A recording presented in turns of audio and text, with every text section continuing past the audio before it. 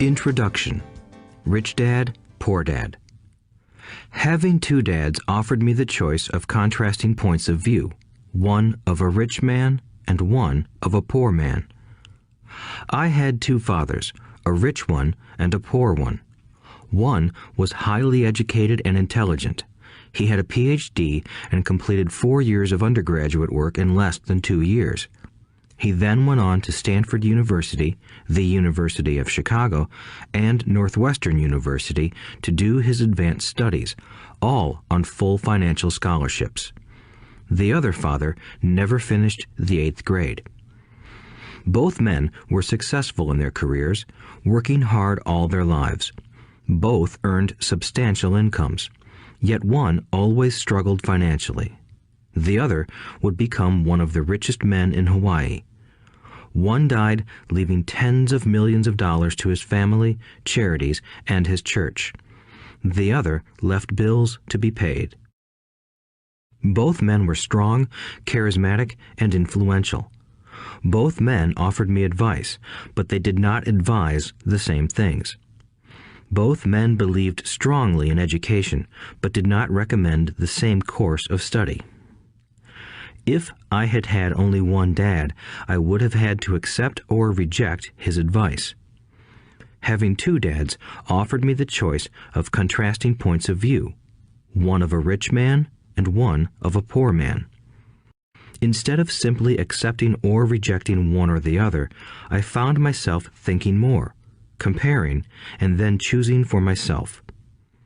The problem was that the rich man was not rich yet, and the poor man was not yet poor. Both were just starting out on their careers, and both were struggling with money and families. But they had very different points of view about money. For example, one dad would say, "The love of money is the root of all evil." The other said, "The lack of money is the root of all evil." As a young boy, having two strong fathers, both influencing me, was difficult. I wanted to be a good son and listen, but the two fathers did not say the same things. The contrast in their points of view, particularly about money, was so extreme that I grew curious and intrigued. I began to start thinking for long periods of time about what each was saying. Much of my private time was spent reflecting, asking myself questions such as, "Why does he say that?" and then asking the same question of the other dad's statement. It would have been much easier to simply say, "Yeah, he's right, I agree with that," or to simply reject the point of view by saying, "The old man doesn't know what he's talking about." Instead, having two dads whom I loved forced me to think and ultimately choose a way of thinking for myself. As a process, choosing for myself turned out to be much more valuable in the long run than simply accepting or rejecting a single point of view. One of the reasons the rich get richer, the poor get poorer, and the middle class struggles in debt is that the subject of money is taught at home, not in school. Most of us learn about money from our parents, so what can poor parents tell their child about money? They simply say, "Stay in school and study hard." The child may graduate with excellent grades, but with a poor person's financial programming and mindset. Sadly, money is not taught in schools. Schools focus on scholastic and professional skills, but not on financial skills. This explains how smart bankers, doctors, and accountants who earned excellent grades may struggle financially all of their lives. Our staggering national debt is due in large part to highly educated politicians and government officials making financial decisions with little or no training in the subject of money. Today, I often wonder what will soon happen when we have millions of people who need financial and medical assistance. They will be dependent upon their families or the government for financial support. What will happen when Medicare and Social Security run out of money? How will a nation survive if teaching children about money continues to be left to parents, most of whom will be, or already are, poor? Because I had two influential fathers, I learned from both of them. I had to think about each dad's advice, and in doing so, I gained valuable insight into the power and effect of one's thoughts on one's life. For example, one dad had a habit of saying, "I can't afford it." The other dad forbade those words to be used. He insisted I ask, "How can I afford it?" One is a statement, and the other is a question. One lets you off the hook, and the other forces you to think. My soon-to-be rich dad would explain that by automatically saying the words, "I can't afford it," your brain stops working. By asking the question, "How can I afford it?" your brain is put to work. He did not mean that you should buy everything you want. He was fanatical about exercising your mind, the most powerful computer in the world. He'd say, "My brain gets stronger every day because I exercise it. The stronger it gets, the more money I can make." He believed that automatically saying, "I can't afford it," was a sign of mental laziness. Although both dads worked hard, I noticed that one dad had a habit of putting his brain to sleep when it came to finances, and the other had a habit of exercising his brain. The long-term result was that one dad grew stronger financially and the other grew weaker. It is not much different from a person who goes to the gym to exercise on a regular basis versus someone who sits on the couch watching television. Proper physical exercise increases your chances for health, and proper mental exercise increases your chances for wealth. My two dads had opposing attitudes, and that affected the way they thought. One dad thought that the rich should pay more in taxes to take care of those less fortunate. The other said, taxes punish those who produce and reward those who don't produce.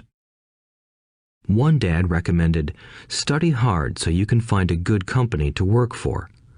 The other recommended, study hard so you can find a good company to buy. One dad said, the reason I'm not rich is because I have you kids.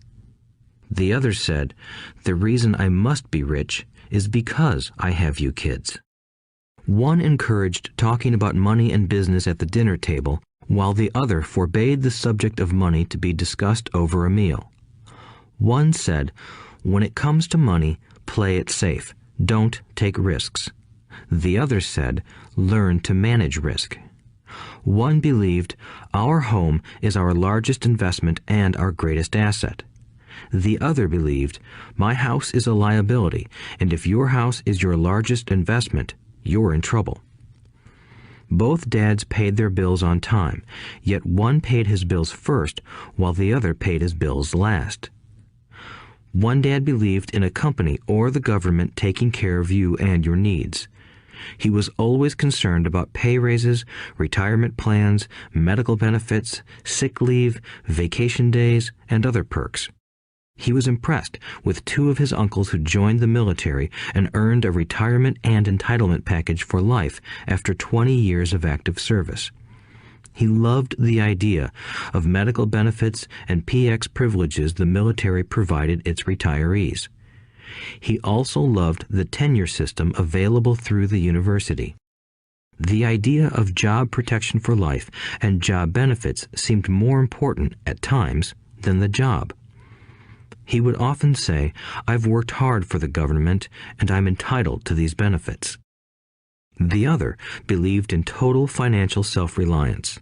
He spoke out against the entitlement mentality and how it created weak and financially needy people.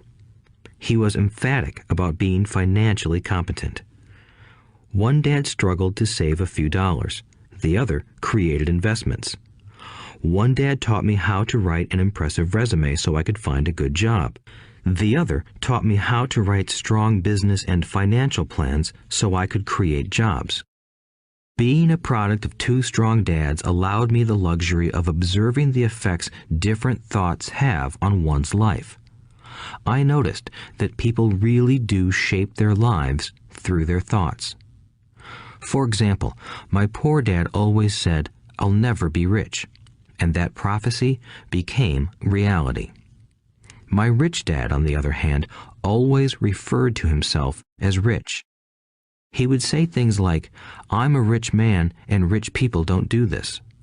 Even when he was flat broke after a major financial setback, he continued to refer to himself as a rich man. He would cover himself by saying, "There is a difference between being poor and being broke. Broke is temporary. Poor is eternal." My poor dad would say, "I'm not interested in money," or "money doesn't matter." My rich dad always said, "Money is power." The power of our thoughts may never be measured or appreciated, but it became obvious to me as a young boy that it was important to be aware of my thoughts and how I expressed myself. I noticed that my poor dad was poor, not because of the amount of money he earned, which was significant, but because of his thoughts and actions. As a young boy having two fathers, I became acutely aware of being careful about which thoughts I chose to adopt as my own. Should I listen to my rich dad or to my poor dad?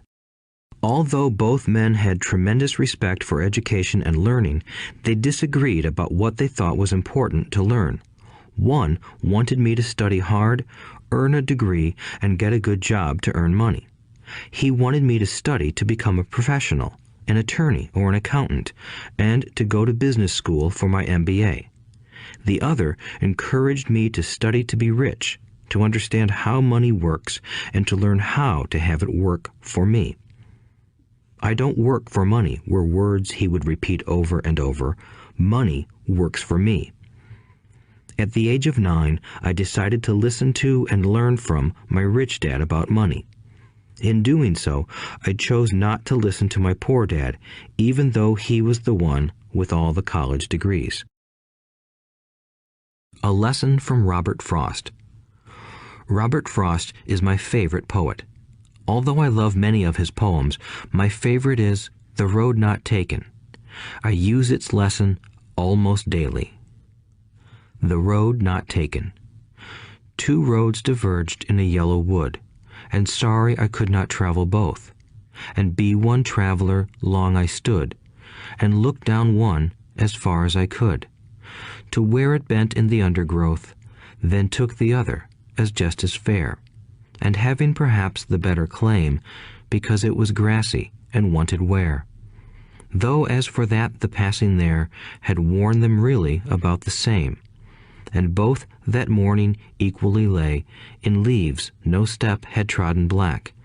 Oh, I kept the first for another day, yet knowing how way leads on to way, I doubted if I should ever come back. I shall be telling this with a sigh, somewhere ages and ages hence. Two roads diverged in a wood, and I took the one less traveled by, and that has made all the difference. And that has made all the difference. Over the years, I have often reflected upon Robert Frost's poem. Choosing not to listen to my highly educated dad's advice and attitude about money was a painful decision, but it was a decision that shaped the rest of my life. Once I made up my mind about whom to listen to, my education about money began. My rich dad taught me over a period of 30 years until I was 39 years old. He stopped once he realized that I knew and fully understood what he had been trying to drum into my often thick skull. Money is one form of power, but what is more powerful is financial education. Money comes and goes, but if you have the education about how money works, you gain power over it and can begin building wealth.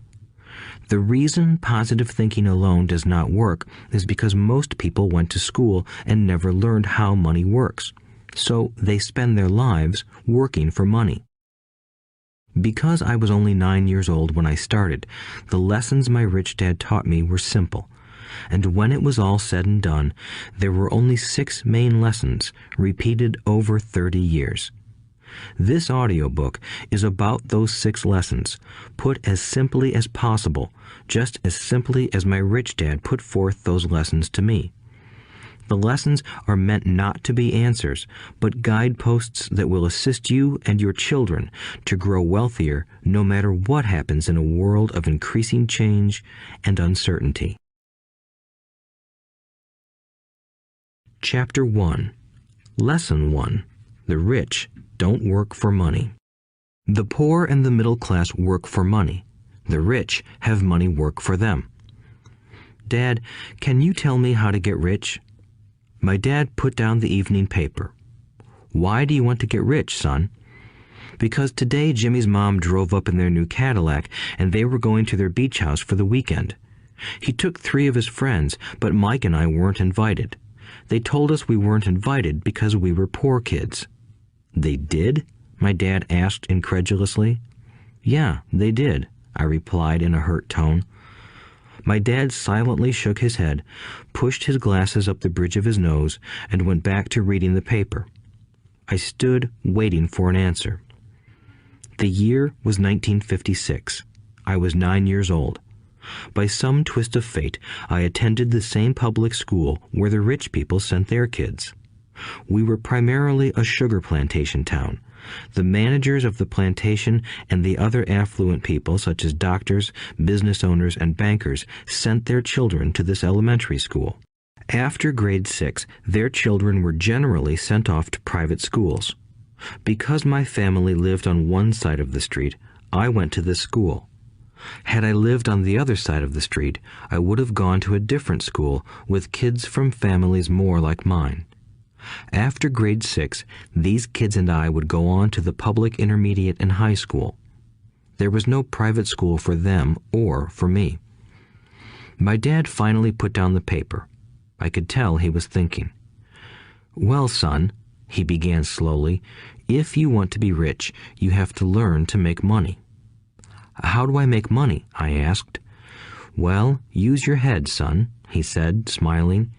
Even then, I knew that really meant, that's all I'm going to tell you, or, I don't know the answer, so don't embarrass me. A partnership is formed. The next morning, I told my best friend, Mike, what my dad had said. As best as I could tell, Mike and I were the only poor kids in this school. Mike was also in this school by a twist of fate. Someone had drawn a jog in the line for the school district, and we wound up in school with the rich kids. We weren't really poor, but we felt as if we were because all the other boys had new baseball gloves, new bicycles, new everything. Mom and Dad provided us with the basics, like food and shelter and clothes, but that was about it. My dad used to say, if you want something, work for it.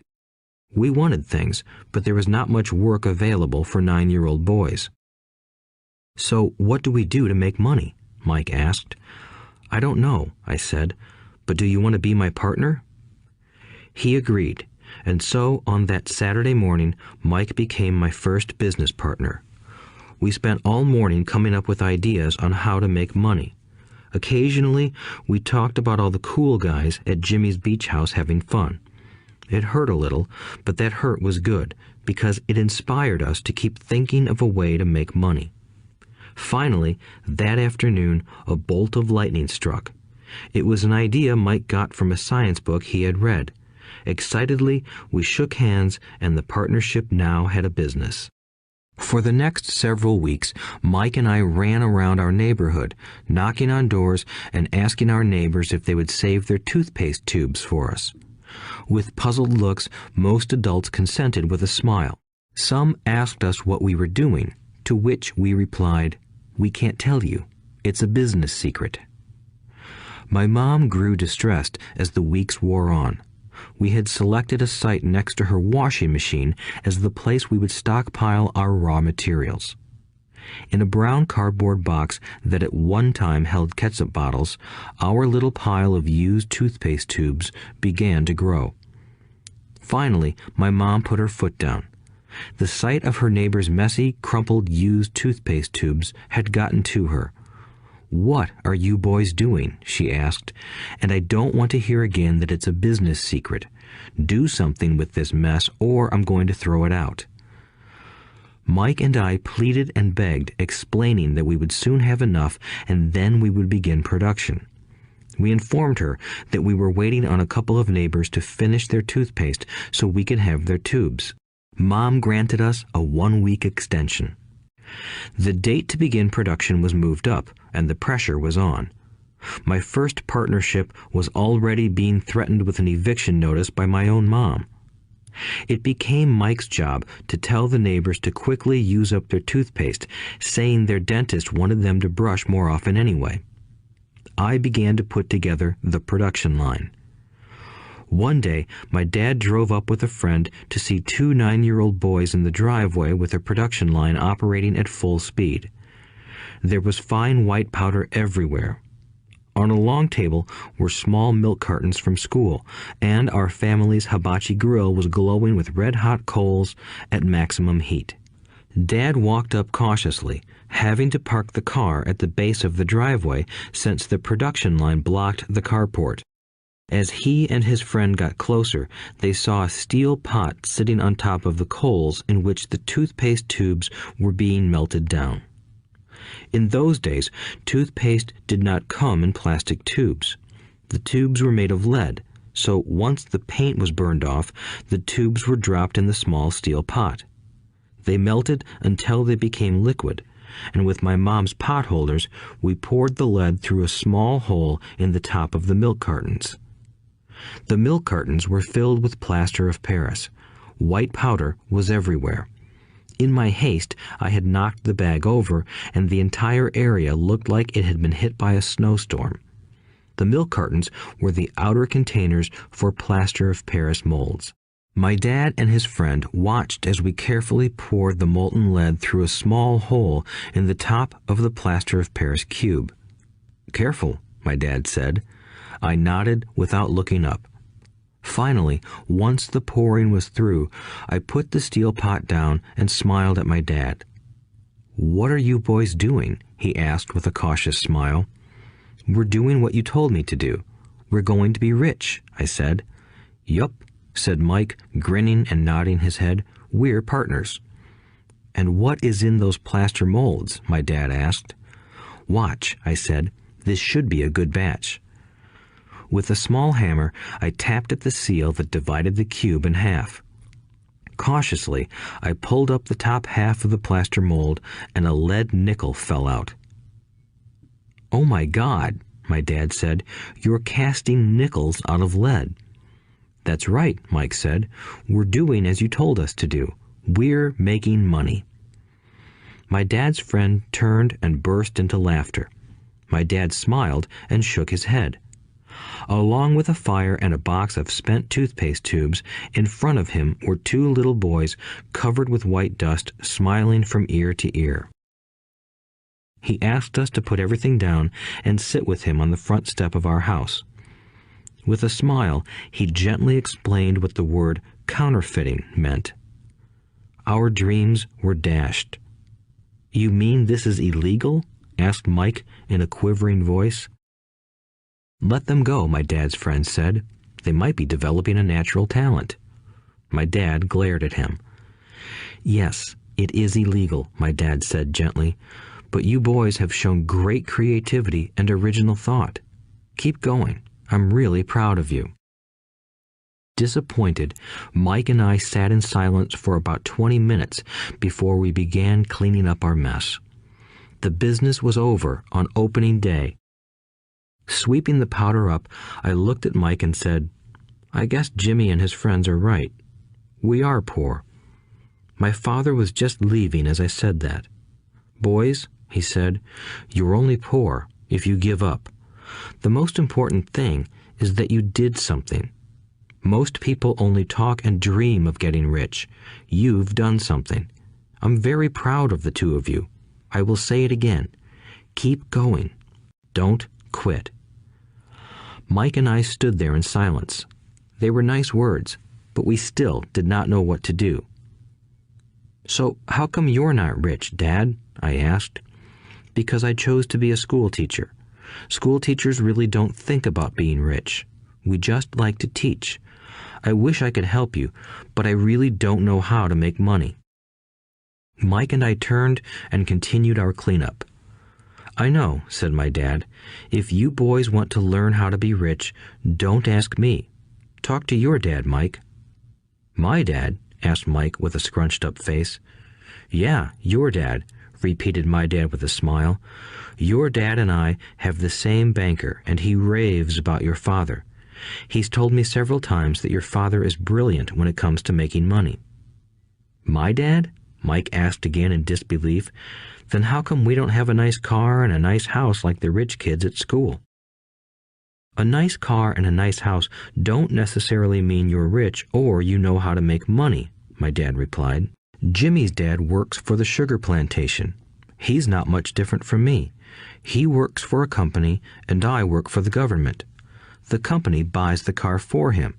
The sugar company is in financial trouble, and Jimmy's dad may soon have nothing. Your dad is different, Mike. He seems to be building an empire, and I suspect in a few years he will be a very rich man." With that, Mike and I got excited again. With new vigor, we began cleaning up the mess caused by our now defunct first business. As we were cleaning, we made plans for how and when to talk to Mike's dad. The problem was that Mike's dad worked long hours and often did not come home until late. His father owned warehouses, a construction company, a chain of stores, and 3 restaurants. It was the restaurants that kept him out late. Mike caught the bus home after we had finished cleaning up. He was going to talk to his dad when he got home that night and ask him if he would teach us how to become rich. Mike promised to call as soon as he had talked to his dad, even if it was late. The phone rang at 8:30 p.m. "Okay," I said, "next Saturday." I put the phone down. Mike's dad had agreed to meet with us. On Saturday, I caught the 7:30 a.m. bus to the poor side of town. The lessons begin. Mike and I met with his dad that morning at 8 o'clock. He was already busy, having been at work for more than an hour.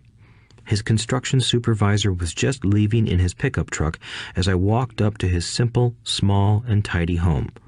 Mike met me at the door. "Dad's on the phone, and he said to wait on the back porch," Mike said as he opened the door. The old wooden floor creaked as I stepped across the threshold of the aging house. There was a cheap mat just inside the door.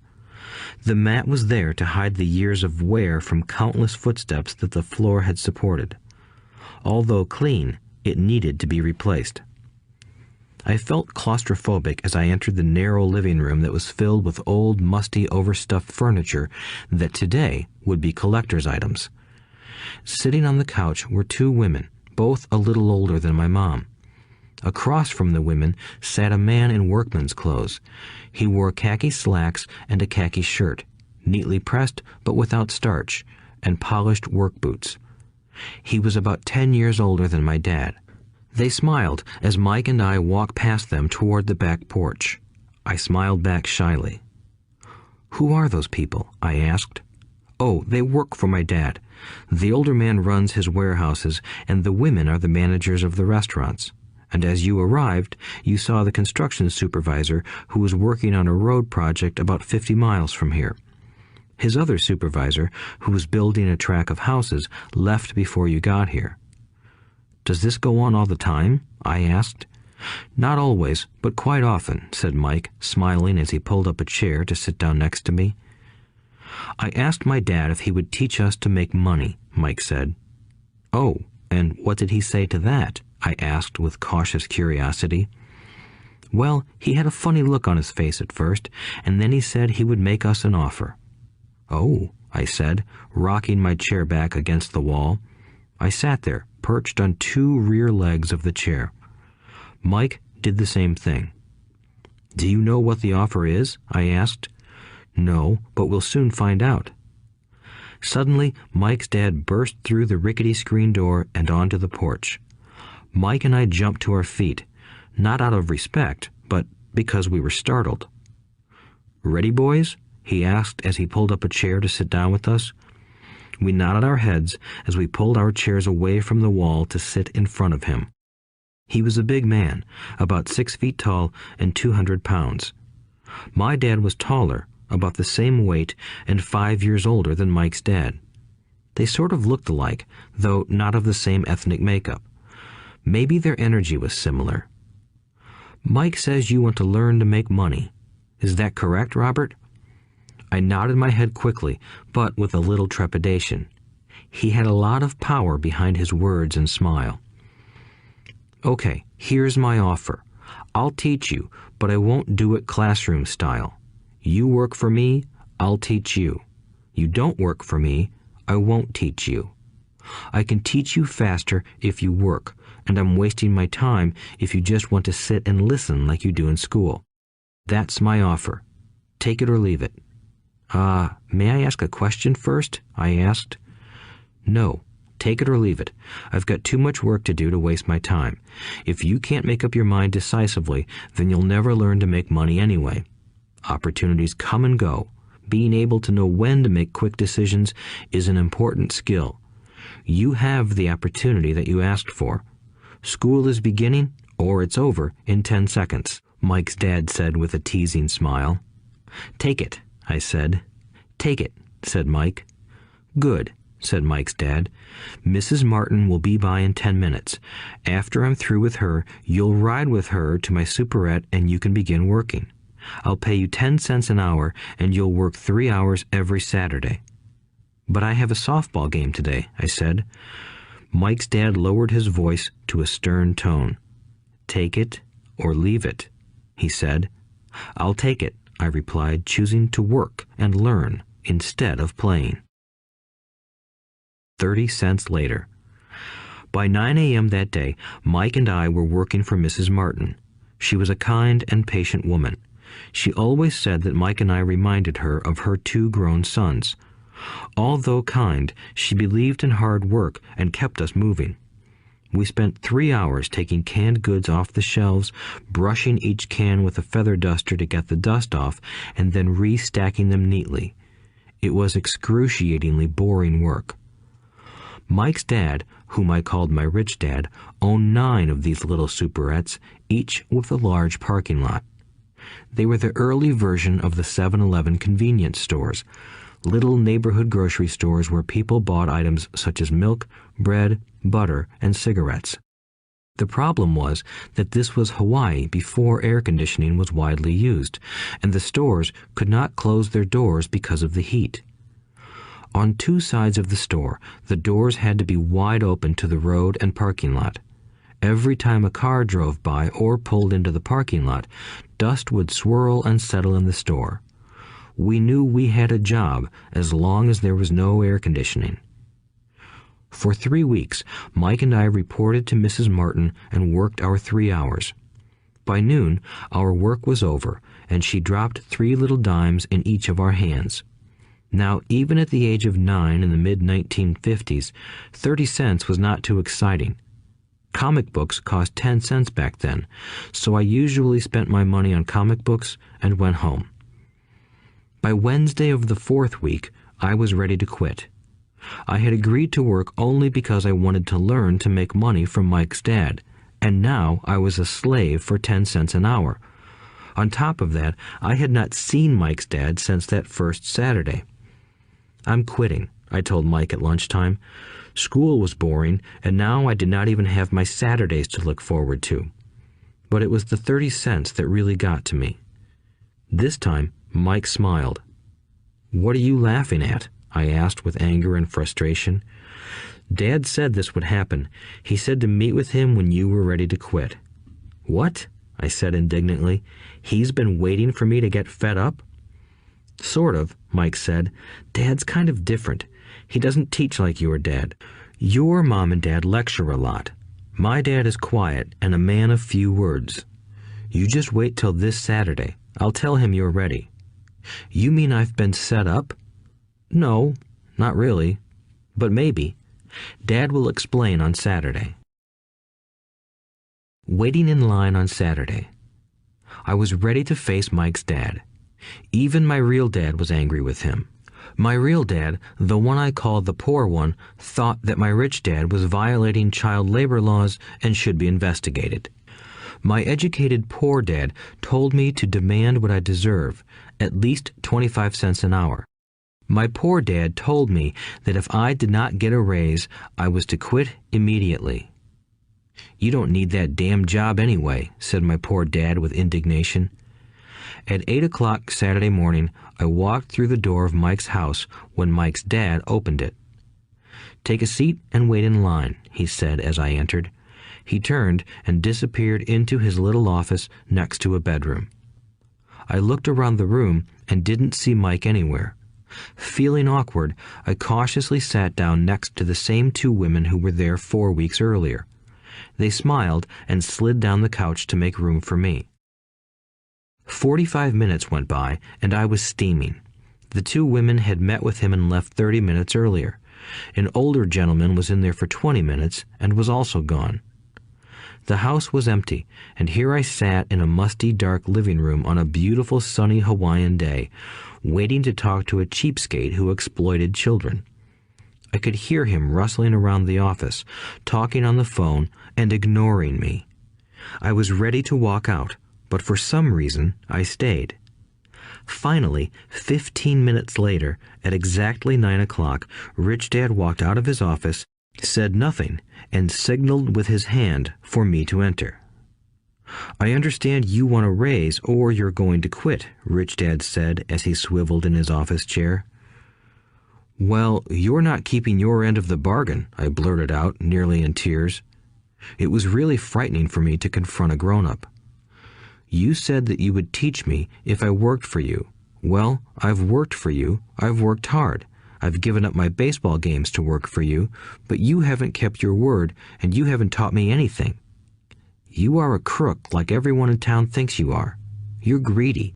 You want all the money and don't take care of your employees. You made me wait and don't show me any respect.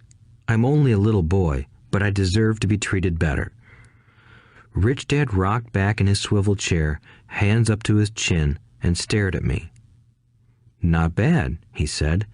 "In less than a month, you sound like most of my employees." "What?" I asked. Not understanding what he was saying, I continued with my grievance. "I thought you were going to keep your end of the bargain and teach me. Instead, you want to torture me? That's cruel. That's really cruel." "I am teaching you," Rich Dad said quietly. "What have you taught me? Nothing," I said angrily. "You haven't even talked to me once since I agreed to work for peanuts. 10 cents an hour. Ha! I should notify the government about you. We have child labor laws, you know. My dad works for the government, you know." "Wow," said Rich Dad. "Now you sound just like most of the people who used to work for me. People I've either fired or who have quit." "So, what do you have to say?" I demanded, feeling pretty brave for a little kid. "You lied to me. I've worked for you, and you have not kept your word. You haven't taught me anything." "How do you know that I've not taught you anything?" asked Rich Dad calmly. "Well, you've never talked to me. I've worked for 3 weeks, and you have not taught me anything," I said with a pout. "Does teaching mean talking or a lecture?" Rich Dad asked. "Well, yes," I replied. "That's how they teach you in school," he said, smiling. "But that is not how life teaches you, and I would say that life is the best teacher of all. Most of the time, life does not talk to you. It just sort of pushes you around. Each push is life saying, 'Wake up, there's something I want you to learn.'" "What is this man talking about?" I asked myself silently. Life pushing me around was life talking to me? Now I knew I had to quit my job. I was talking to someone who needed to be locked up. If you learn life's lessons, you will do well. If not, life will just continue to push you around. People do two things. Some just let life push them around. Others get angry and push back. But they push back against their boss, or their job, or their husband or wife. They do not know it's life that's pushing. I had no idea what he was talking about. Life pushes all of us around. Some people give up and others fight. A few learn the lesson and move on. They welcome life pushing them around. To these few people, it means they need and want to learn something. They learn and move on. Most quit, and a few, like you, fight. Rich Dad stood and shut the creaky old wooden window that needed repair. If you learn this lesson, you will grow into a wise, wealthy, and happy young man. If you don't, you will spend your life blaming a job, low pay, or your boss for your problems. You'll live life always hoping for that big break that will solve all your money problems. Rich Dad looked over at me to see if I was still listening. His eyes met mine. We stared at each other, communicating through our eyes. Finally, I looked away once I had absorbed his message. I knew he was right. I was blaming him, and I did ask to learn. I was fighting. Rich Dad continued, "Or, if you are the kind of person who has no guts, you just give up every time life pushes you. If you are that kind of person, you'll live all your life playing it safe, doing the right things, saving yourself for some event that never happens. Then you die a boring old man. You'll have lots of friends who really like you because you were such a nice, hard-working guy. But the truth is that you let life push you into submission. Deep down, you were terrified of taking risks. You really wanted to win, but the fear of losing was greater than the excitement of winning. Deep inside, you and only you will know you didn't go for it. You chose to play it safe." Our eyes met again. "You've been pushing me around?" I asked. "Some people might say that," smiled Rich Dad. "I would say that I just gave you a taste of life." "What taste of life?" I asked, still angry, but now curious and ready to learn. "You boys are the first people that have ever asked me to teach them how to make money. I have more than 150 employees, and not one of them has asked me what I know about money. They ask me for a job and a paycheck, but never to teach them about money. So most will spend the best years of their lives working for money, not really understanding what it is they are working for." I sat there listening intently. "So when Mike told me you wanted to learn how to make money, I decided to design a course that mirrored real life. I could talk until I was blue in the face, but you wouldn't hear a thing. So I decided to let life push you around a bit so you could hear me. That's why I only paid you 10 cents. "So what is the lesson I learned from working for only 10 cents an hour?" I asked. "That you're cheap and exploit your workers?" Rich Dad rocked back and laughed heartily. Finally, he said, "You'd best change your point of view. Stop blaming me and thinking I'm the problem. If you think I'm the problem, then you have to change me. If you realize that you're the problem, then you can change yourself, learn something, and grow wiser. Most people want everyone else in the world to change but themselves. Let me tell you, it's easier to change yourself than everyone else." "I don't understand," I said. "Don't blame me for your problems," Rich Dad said, growing impatient. "But you only pay me 10 cents. "So what are you learning?" Rich Dad asked, smiling. "That you're cheap," I said with a sly grin. "See, you think I'm the problem," said Rich Dad. "But you are. Well, keep that attitude and you'll learn nothing. Keep the attitude that I'm the problem, and what choices do you have?" "Well, if you don't pay me more or show me more respect and teach me, I'll quit." "Well put," Rich Dad said, "and that's exactly what most people do. They quit and go looking for another job, a better opportunity and higher pay, actually thinking that this will solve the problem. In most cases, it won't." "So what should I do?" I asked. "Just take this measly 10 cents an hour and smile?" Rich Dad smiled. "That's what the other people do. But that's all they do, waiting for a raise, thinking that more money will solve their problems.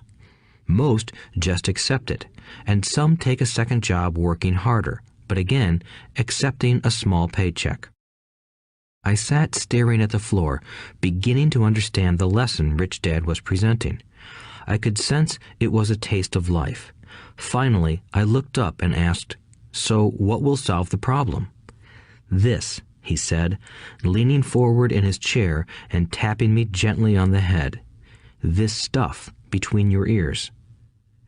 It was at that moment that Rich Dad shared the pivotal point of view that separated him from his employees and my poor dad, and led him to eventually become one of the richest men in Hawaii, while my highly educated but poor dad struggled financially all his life.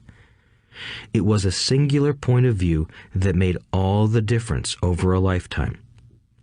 Rich Dad said this point of view over and over, which I call lesson number 1. The poor and the middle class work for money. The rich have money work for them. On that bright Saturday morning, I learned a completely different point of view from what I had been taught by my poor dad. At the age of 9, I understood that both dads wanted me to learn. Both dads encouraged me to study, but not the same things. My highly educated dad recommended that I do what he did. Son, I want you to study hard, get good grades so you can find a safe, secure job with a big company, and make sure it has excellent benefits. My rich dad wanted me to learn how money works so I could make it work for me. These lessons I would learn through life with his guidance, not because of a classroom. My rich dad continued my first lesson. I'm glad you got angry about working for 10 cents an hour. If you hadn't got angry and had simply accepted it, I would have to tell you that I could not teach you. You see, true learning takes energy, passion, and a burning desire. Anger is a big part of that formula, for passion is anger and love combined. When it comes to money, most people want to play it safe and feel secure, so passion does not direct them. Fear does. So is that why they'll take jobs with low pay? I asked. Yes, said Rich Dad. Some people say I exploit people because I don't pay as much as the sugar plantation or the government. I say the people exploit themselves. It's their fear, not mine. But don't you feel you should pay them more? I asked. I don't have to. And besides, more money will not solve their problems. Just look at your dad. He makes a lot of money, and he still can't pay his bills. Most people, given more money, only get into more debt. So that's why the 10 cents an hour, I said, smiling. It's part of the lesson. That's right, smiled Rich Dad. You see, your dad went to school and got an excellent education so he could get a high-paying job. But he still has money problems because he never learned anything about money in school. On top of that, he believes in working for money. And you don't? I asked. No, not really, said Rich Dad. If you want to learn to work for money, then stay in school. That is a great place to learn to do that. But if you want to learn how to have money work for you, then I will teach you that. But only if you want to learn. Wouldn't everyone want to learn that? I asked. No, said Rich Dad, simply because it's easier to learn to work for money, especially if fear is your primary emotion when the subject of money is discussed. I don't understand, I said with a frown. Don't worry about that for now. Just know that it's fear that keeps most people working at a job. The fear of not paying their bills, the fear of being fired, the fear of not having enough money, and the fear of starting over. That's the price of studying to learn a profession or trade and then working for money. Most people become a slave to money and then get angry at their boss. Learning to have money work for you is a completely different course of study? I asked. Absolutely, Rich Dad answered. Absolutely. We sat in the silence on that beautiful Hawaiian Saturday morning. My friends had just started their Little League baseball game, but for some reason I was now thankful I had decided to work for 10 cents an hour. I sensed that I was about to learn something my friends wouldn't learn in school. Ready to learn? Asked Rich Dad. Absolutely, I said with a grin. I have kept my promise. I've been teaching you from afar, my rich dad said. At 9 years old, you've gotten a taste of what it feels like to work for money. Just multiply your last month by 50 years, and you will have an idea of what most people spend their life doing. I don't understand, I said. How did you feel waiting in line to see me, once to get hired and once to ask for more money? Terrible, I said. If you choose to work for money, that is what life will be like, said Rich Dad. And how did you feel when Mrs. Martin dropped 3 dimes in your hand for 3 hours of work? I felt like it wasn't enough. It seemed like nothing. I was disappointed, I said. And that is how most employees feel when they look at their paychecks, especially after all the tax and other deductions are taken out. At least you got 100%. You mean most workers don't get paid everything? I asked with amazement. Heavens no, said Rich Dad. The government always takes its share first. How do they do that? I asked. Taxes, said Rich Dad. You're taxed when you earn. You're taxed when you spend. You're taxed when you save. You're taxed when you die. Why do people let the government do that to them? The rich don't, said Rich Dad with a smile. The poor and the middle class do. I'll bet you that I earn more than your dad, yet he pays more in taxes. How can that be? I asked. At my age, that made no sense to me. Why would someone let the government do that to them? Rich Dad rocked slowly and silently in his chair, just looking at me. Ready to learn? He asked. I nodded my head slowly. As I said, there is a lot to learn. Learning how to have money work for you is a lifetime study. Most people go to college for 4 years and their education ends. I already know that my study of money will continue over my lifetime, simply because the more I find out I need to know. Most people never study the subject. They go to work, get their paycheck, balance their checkbooks, and that's it. Then they wonder why they have money problems. They think that more money will solve the problem, and don't realize that it's their lack of financial education that is the problem. So my dad has tax problems because he doesn't understand money? I asked, confused. Look, said Rich Dad, taxes are just one small section on learning how to have money work for you.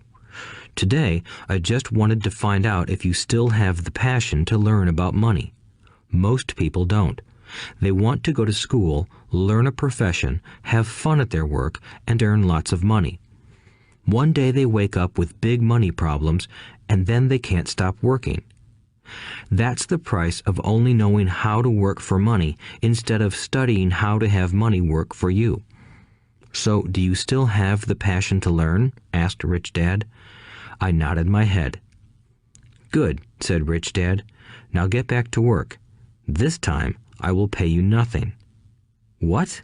I asked in amazement. You heard me. Nothing. You will work the same 3 hours every Saturday, but this time you will not be paid 10 cents per hour. You said you wanted to learn to not work for money, so I'm not going to pay you anything. I couldn't believe what I was hearing. I've already had this conversation with Mike, and he's already working, dusting and stacking canned goods for free. You'd better hurry and get back there. That's not fair, I shouted. You've got to pay something. You said you wanted to learn. If you don't learn this now, you'll grow up to be like the 2 women and the older man sitting in my living room, working for money and hoping I don't fire them. Or, like your dad, earning lots of money only to be in debt up to his eyeballs, hoping more money will solve the problem. If that's what you want, I'll go back to our original deal of 10 cents an hour. Or you can do what most adults do. Complain that there is not enough pay, quit, and go looking for another job. But what do I do? I asked. Rich Dad tapped me on the head. Use this, he said. If you use it well, you will soon thank me for giving you an opportunity, and you will grow into a rich man. I stood there, still not believing what a raw deal I was handed. I came to ask for a raise, and somehow I was instead working for nothing. Rich Dad tapped me on the head again and said, use this. Now, get out of here and get back to work. Lesson number 1. The rich don't work for money. I didn't tell my poor dad I wasn't being paid.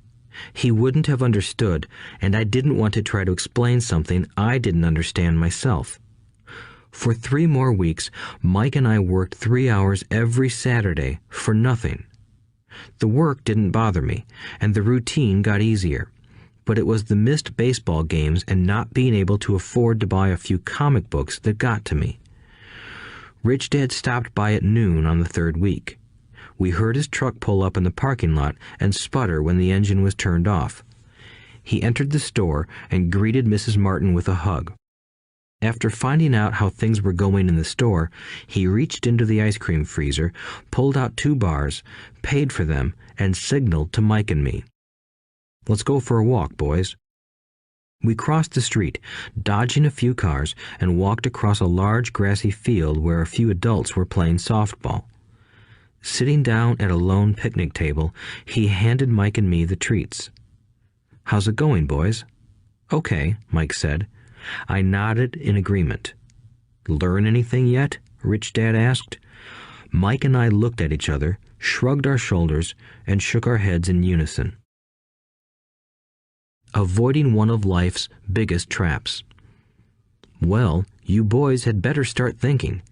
You're staring at one of life's biggest lessons. If you learn it, you'll enjoy a life of great freedom and security. If you don't, you'll wind up like Mrs. Martin and most of the people playing softball in this park. They work very hard for little money, clinging to the illusion of job security and looking forward to a 3-week vacation each year and maybe a skimpy pension after 45 years of service. If that excites you, I'll give you a raise to 25 cents an hour. But these are good, hard-working people. Are you making fun of them? I demanded. A smile came over Rich Dad's face. Mrs. Martin is like a mother to me. I would never be that cruel. I may sound unkind because I'm doing my best to point something out to the 2 of you. I want to expand your point of view so you can see something most people never have the benefit of seeing because their vision is too narrow. Most people never see the trap they are in. Mike and I sat there, uncertain of his message. He sounded cruel, yet we could sense he was trying to drive home a point. With a smile, Rich Dad said, "Doesn't that 25 cents an hour sound good? Doesn't it make your heart beat a little faster?" I shook my head no, but it really did. 25 cents an hour would be big bucks to me. "Okay, I'll pay you $1 an hour," Rich Dad said, with a sly grin. Now my heart started to race. My brain was screaming, "Take it, take it." I could not believe what I was hearing. Still, I said nothing.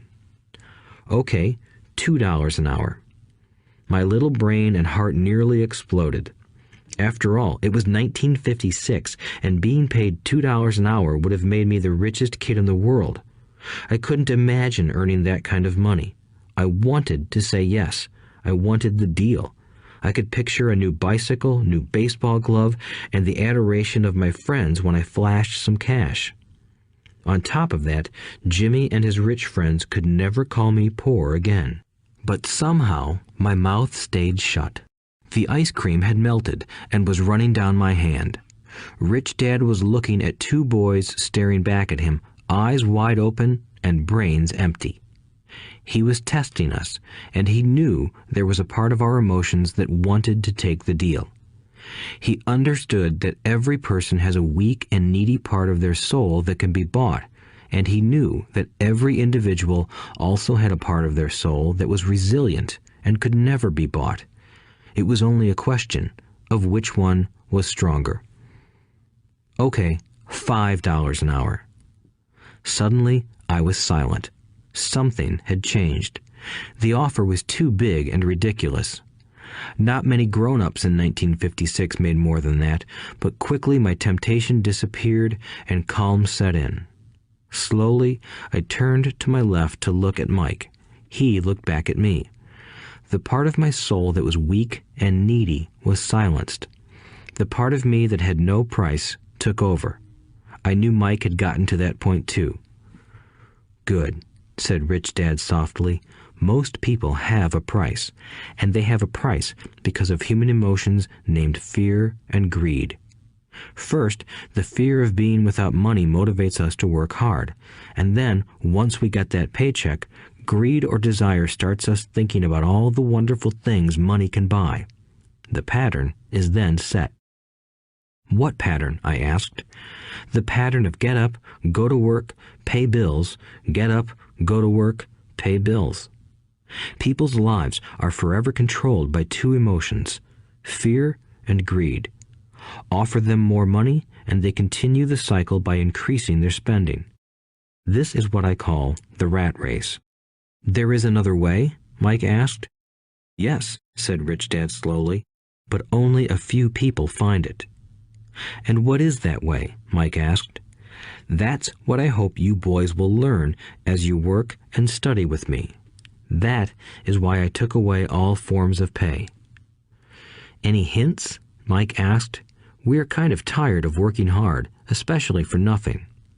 Well, the first step is telling the truth, said Rich Dad. We haven't been lying, I said. I did not say you were lying. I said to tell the truth, Rich Dad retorted. The truth about what? I asked. How you're feeling, Rich Dad said. You don't have to say it to anyone else. Just admit it to yourself. You mean the people in this park, the people who work for you, Mrs. Martin, they don't do that? I asked. I doubt it, said Rich Dad. Instead, they feel the fear of not having money. They don't confront it logically. They react emotionally instead of using their heads, Rich Dad said. Then, they get a few bucks in their hands, and again, the emotions of joy, desire, and greed take over. And again they react instead of think. So their emotions control their brain, Mike said. That's correct, said Rich Dad. Instead of admitting the truth about how they feel, they react to their feelings and fail to think. They feel the fear, so they go to work, hoping that money will soothe the fear, but it doesn't. It continues to haunt them, and they return to work, hoping again that money will calm their fears, and again it doesn't. Fear keeps them in this trap of working, earning money, working, earning money, hoping the fear will go away. But every day they get up, and that old fear wakes up with them. For millions of people, that old fear keeps them awake all night, causing a night of turmoil and worry. So they get up and go to work, hoping that a paycheck will kill that fear gnawing at their souls. Money is running their lives, and they refuse to tell the truth about that. Money is in control of their emotions and their souls. Rich Dad sat quietly, letting his words sink in. Mike and I had heard what he said, but didn't understand fully what he was talking about. I just knew that I often wondered why grown-ups hurried off to work. It did not seem like much fun, and they never looked that happy, but something kept them going. Realizing we had absorbed as much as possible of what he was talking about, Rich Dad said, I want you boys to avoid that trap. That is really what I want to teach you. Not just to be rich, because being rich does not solve the problem. It doesn't? I asked, surprised. No, it doesn't. Let me explain the other emotion, desire. Some call it greed, but I prefer desire. It's perfectly normal to desire something better, prettier, more fun, or exciting. So people also work for money because of desire. They desire money for the joy they think it can buy.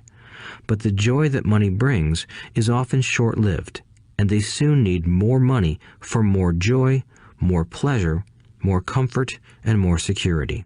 So they keep working, thinking money will soothe their souls that are troubled by fear and desire. But money can't do that.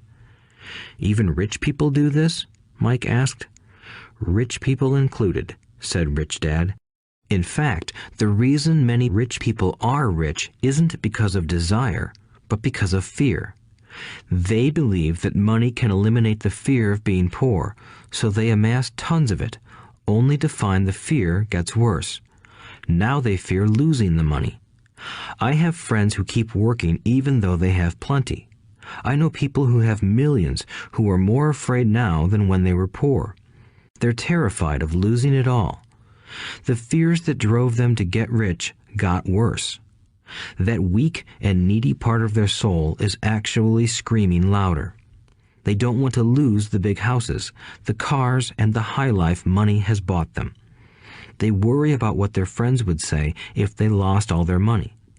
Many are emotionally desperate and neurotic, although they look rich and have more money. So, is a poor man happier? I asked. No, I don't think so, replied Rich Dad. The avoidance of money is just as psychotic as being attached to money. As if on cue, the town derelict went past our table, stopping by the large rubbish can and rummaging around in it. The three of us watched him with great interest, when before we probably would have just ignored him. Rich Dad pulled $1 out of his wallet and gestured to the older man. Seeing the money, the derelict came over immediately, took the bill, thanked Rich Dad profusely, and hurried off, ecstatic with his good fortune. He's not much different from most of my employees, said Rich Dad. I've met so many people who say, "Oh, I'm not interested in money," yet they'll work at a job for 8 hours a day. That's a denial of truth. If they weren't interested in money, then why are they working?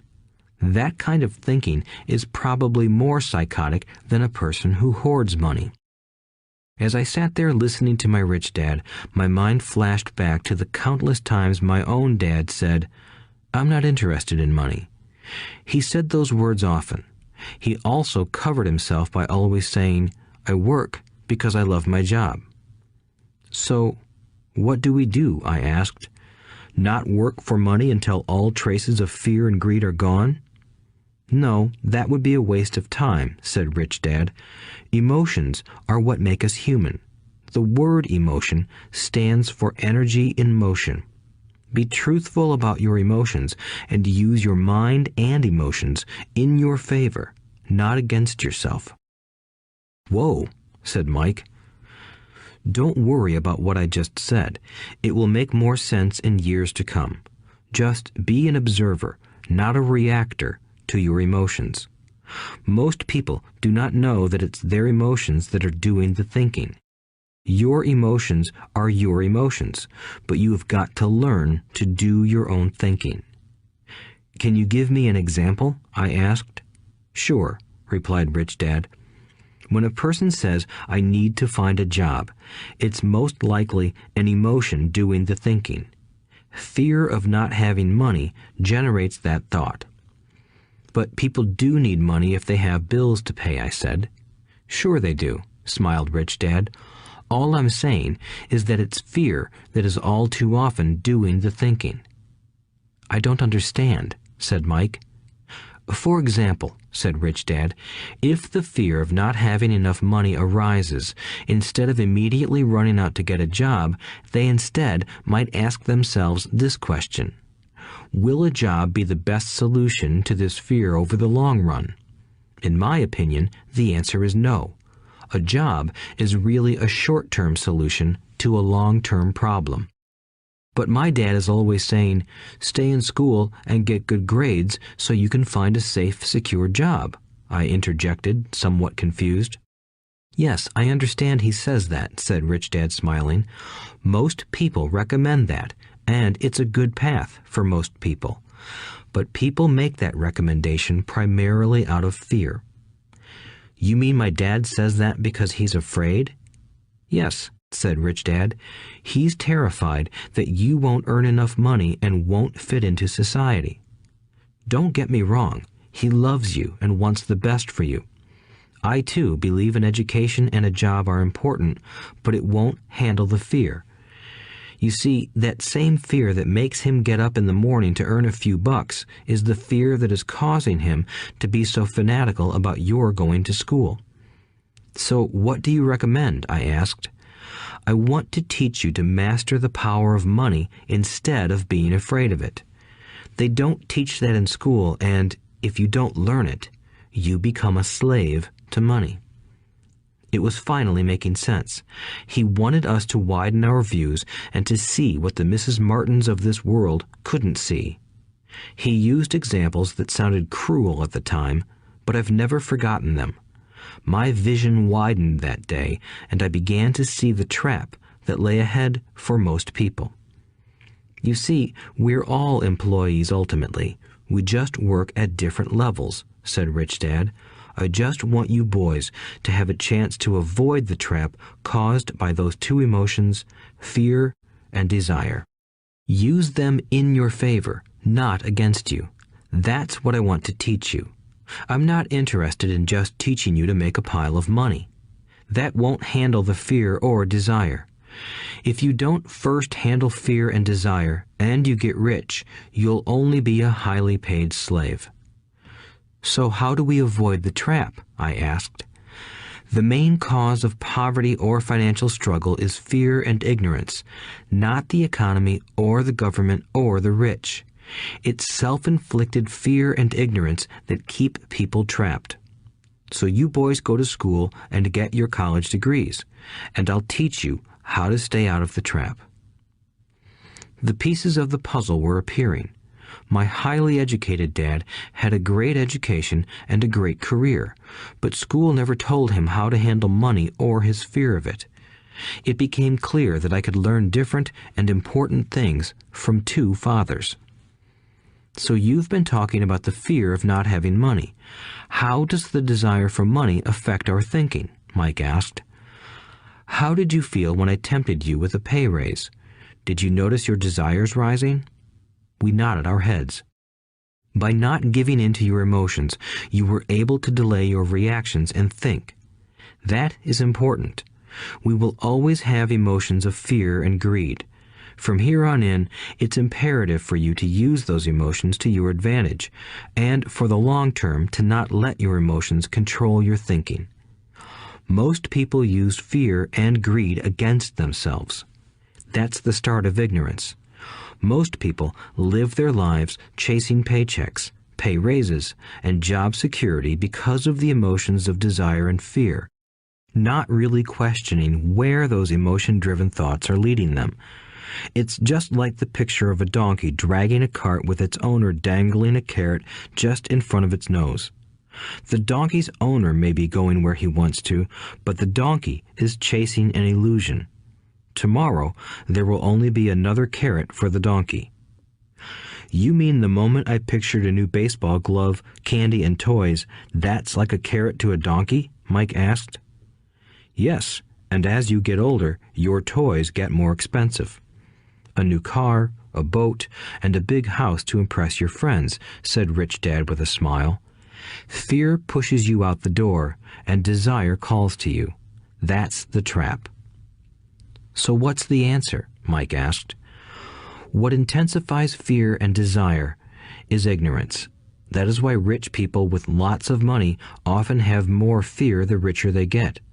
Money is the carrot, the illusion. If the donkey could see the whole picture, it might rethink its choice to chase the carrot. Rich Dad went on to explain that a human's life is a struggle between ignorance and illumination.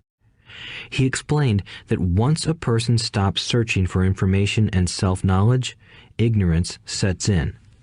That struggle is a moment-to-moment decision to learn to open or close one's mind. Look, school is very important. You go to school to learn a skill or profession to become a contributing member of society. Every culture needs teachers, doctors, mechanics, artists, cooks, business people, police officers, firefighters, and soldiers. Schools train them so society can thrive and flourish, said Rich Dad. Unfortunately, for many people, school is the end, not the beginning. There was a long silence. Rich Dad was smiling. I didn't comprehend everything he said that day, but as with most great teachers, his words continued to teach for years. "I've been a little cruel today," said Rich Dad, "but I want you to always remember this talk. I want you to always think of Mrs. Martin, and I want you always to remember that donkey. Never forget that fear and desire can lead you into life's biggest trap if you are not aware of them controlling your thinking. To spend your life living in fear, never exploring your dreams, is cruel. To work hard for money, thinking that it will buy you things that will make you happy, is also cruel. To wake up in the middle of the night terrified about paying bills is a horrible way to live.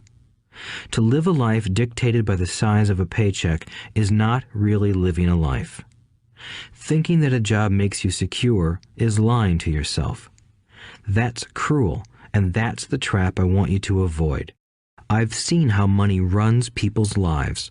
Don't let that happen to you. Please, don't let money run your life." A softball rolled under our table. Rich Dad picked it up and threw it back. "So what does ignorance have to do with greed and fear?" I asked. "Because it is ignorance about money that causes so much greed and fear," said Rich Dad. "Let me give you some examples. A doctor, wanting more money to better provide for his family, raises his fees. By raising his fees, it makes healthcare more expensive for everyone. It hurts the poor people the most, so they have worse health than those with money. Because the doctors raise their fees, the attorneys raise their fees.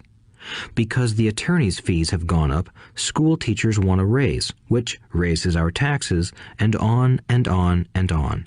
Soon, there will be such a horrifying gap between the rich and the poor that chaos will break out and another great civilization will collapse. History proves that great civilizations collapse when the gap between the haves and have-nots is too great. Sadly, America is on that same course because we haven't learned from history. We only memorize historical dates and names, not the lesson." "Aren't prices supposed to go up?" I asked. "In an educated society with a well-run government, prices should actually come down. Of course, that is often only true in theory. Prices go up because of greed and fear caused by ignorance. If schools taught people about money, there would be more money and lower prices. But schools focus only on teaching people to work for money, not how to harness money's power." "But don't we have business schools?" Mike asked. "And haven't you encouraged me to go for my MBA?" "Yes," said Rich Dad, "but all too often business schools train employees to become sophisticated bean counters. Heaven forbid a bean counter takes over a business. All they do is look at the numbers, fire people, and kill the business. I know this because I hire bean counters. All they think about is cutting costs and raising prices, which cause more problems. Bean counting is important. I wish more people knew it, but it, too, is not the whole picture," added Rich Dad angrily. "So, is there an answer?" asked Mike. "Yes," said Rich Dad. "Learn to use your emotions to think, not think with your emotions. When you boys mastered your emotions by agreeing to work for free, I knew there was hope. When you again resisted your emotions when I tempted you with more money, you were again learning to think in spite of being emotionally charged. That's the first step." "Why is that step so important?" I asked. "Well, that's up to you to find out. If you want to learn, I'll take you boys into the briar patch, a place almost everyone else avoids. If you go with me, you'll let go of the idea of working for money and instead learn to have money work for you." "And what will we get if we go with you? What if we agree to learn from you? What will we get?" I asked. "The same thing Brer Rabbit got," said Rich Dad, referring to the classic children's story. "Is there a briar patch?" I asked. "Yes," said Rich Dad. "The briar patch is our fear and greed. Confronting fear, weaknesses, and neediness by choosing our own thoughts is the way out." "Choosing our thoughts?" Mike asked, puzzled. "Yes, choosing what we think rather than reacting to our emotions. Instead of just getting up and going to work because not having the money to pay your bills is scaring you, ask yourself, is working harder at this the best solution to this problem? Most people are too afraid to rationally think things through and instead run out the door to a job they hate. The tar baby is in control. That's what I mean by choosing your thoughts. And how do we do that? Mike asked. That's what I will teach you. I'll teach you to have a choice of thoughts rather than a knee-jerk reaction, like gulping down your morning coffee and running out the door. Remember what I said before. A job is only a short-term solution to a long-term problem. Most people have only one problem in mind, and it's short-term. It's the bills at the end of the month, the tar baby. Money controls their lives, or should I say the fear and ignorance about money controls it. So they do as their parents did. They get up every day and go work for money, not taking the time to ask the question, is there another way? Their emotions now control their thinking, not their heads. Can you tell the difference between emotions thinking and the head thinking? Mike asked. Oh yes, I hear it all the time, said Rich Dad. I hear things like, well, everyone has to work, or the rich are crooks, or I'll get another job, I deserve this raise, you can't push me around, or I like this job because it's secure. No one asks, is there something I'm missing here? Which would break through the emotional thought and give you time to think clearly. As we headed back to the store, Rich Dad explained that the rich really did make money. They did not work for it. He went on to explain that when Mike and I were casting 5-cent pieces out of lead, thinking we were making money, we were very close to thinking the way the rich think. The problem was that creating money is legal for the government and banks to do, but illegal for us to do. There are legal ways to create money from nothing, he told us.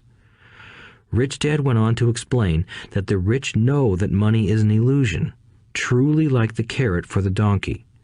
It's only out of fear and greed that the illusion of money is held together by billions of people who believe that money is real.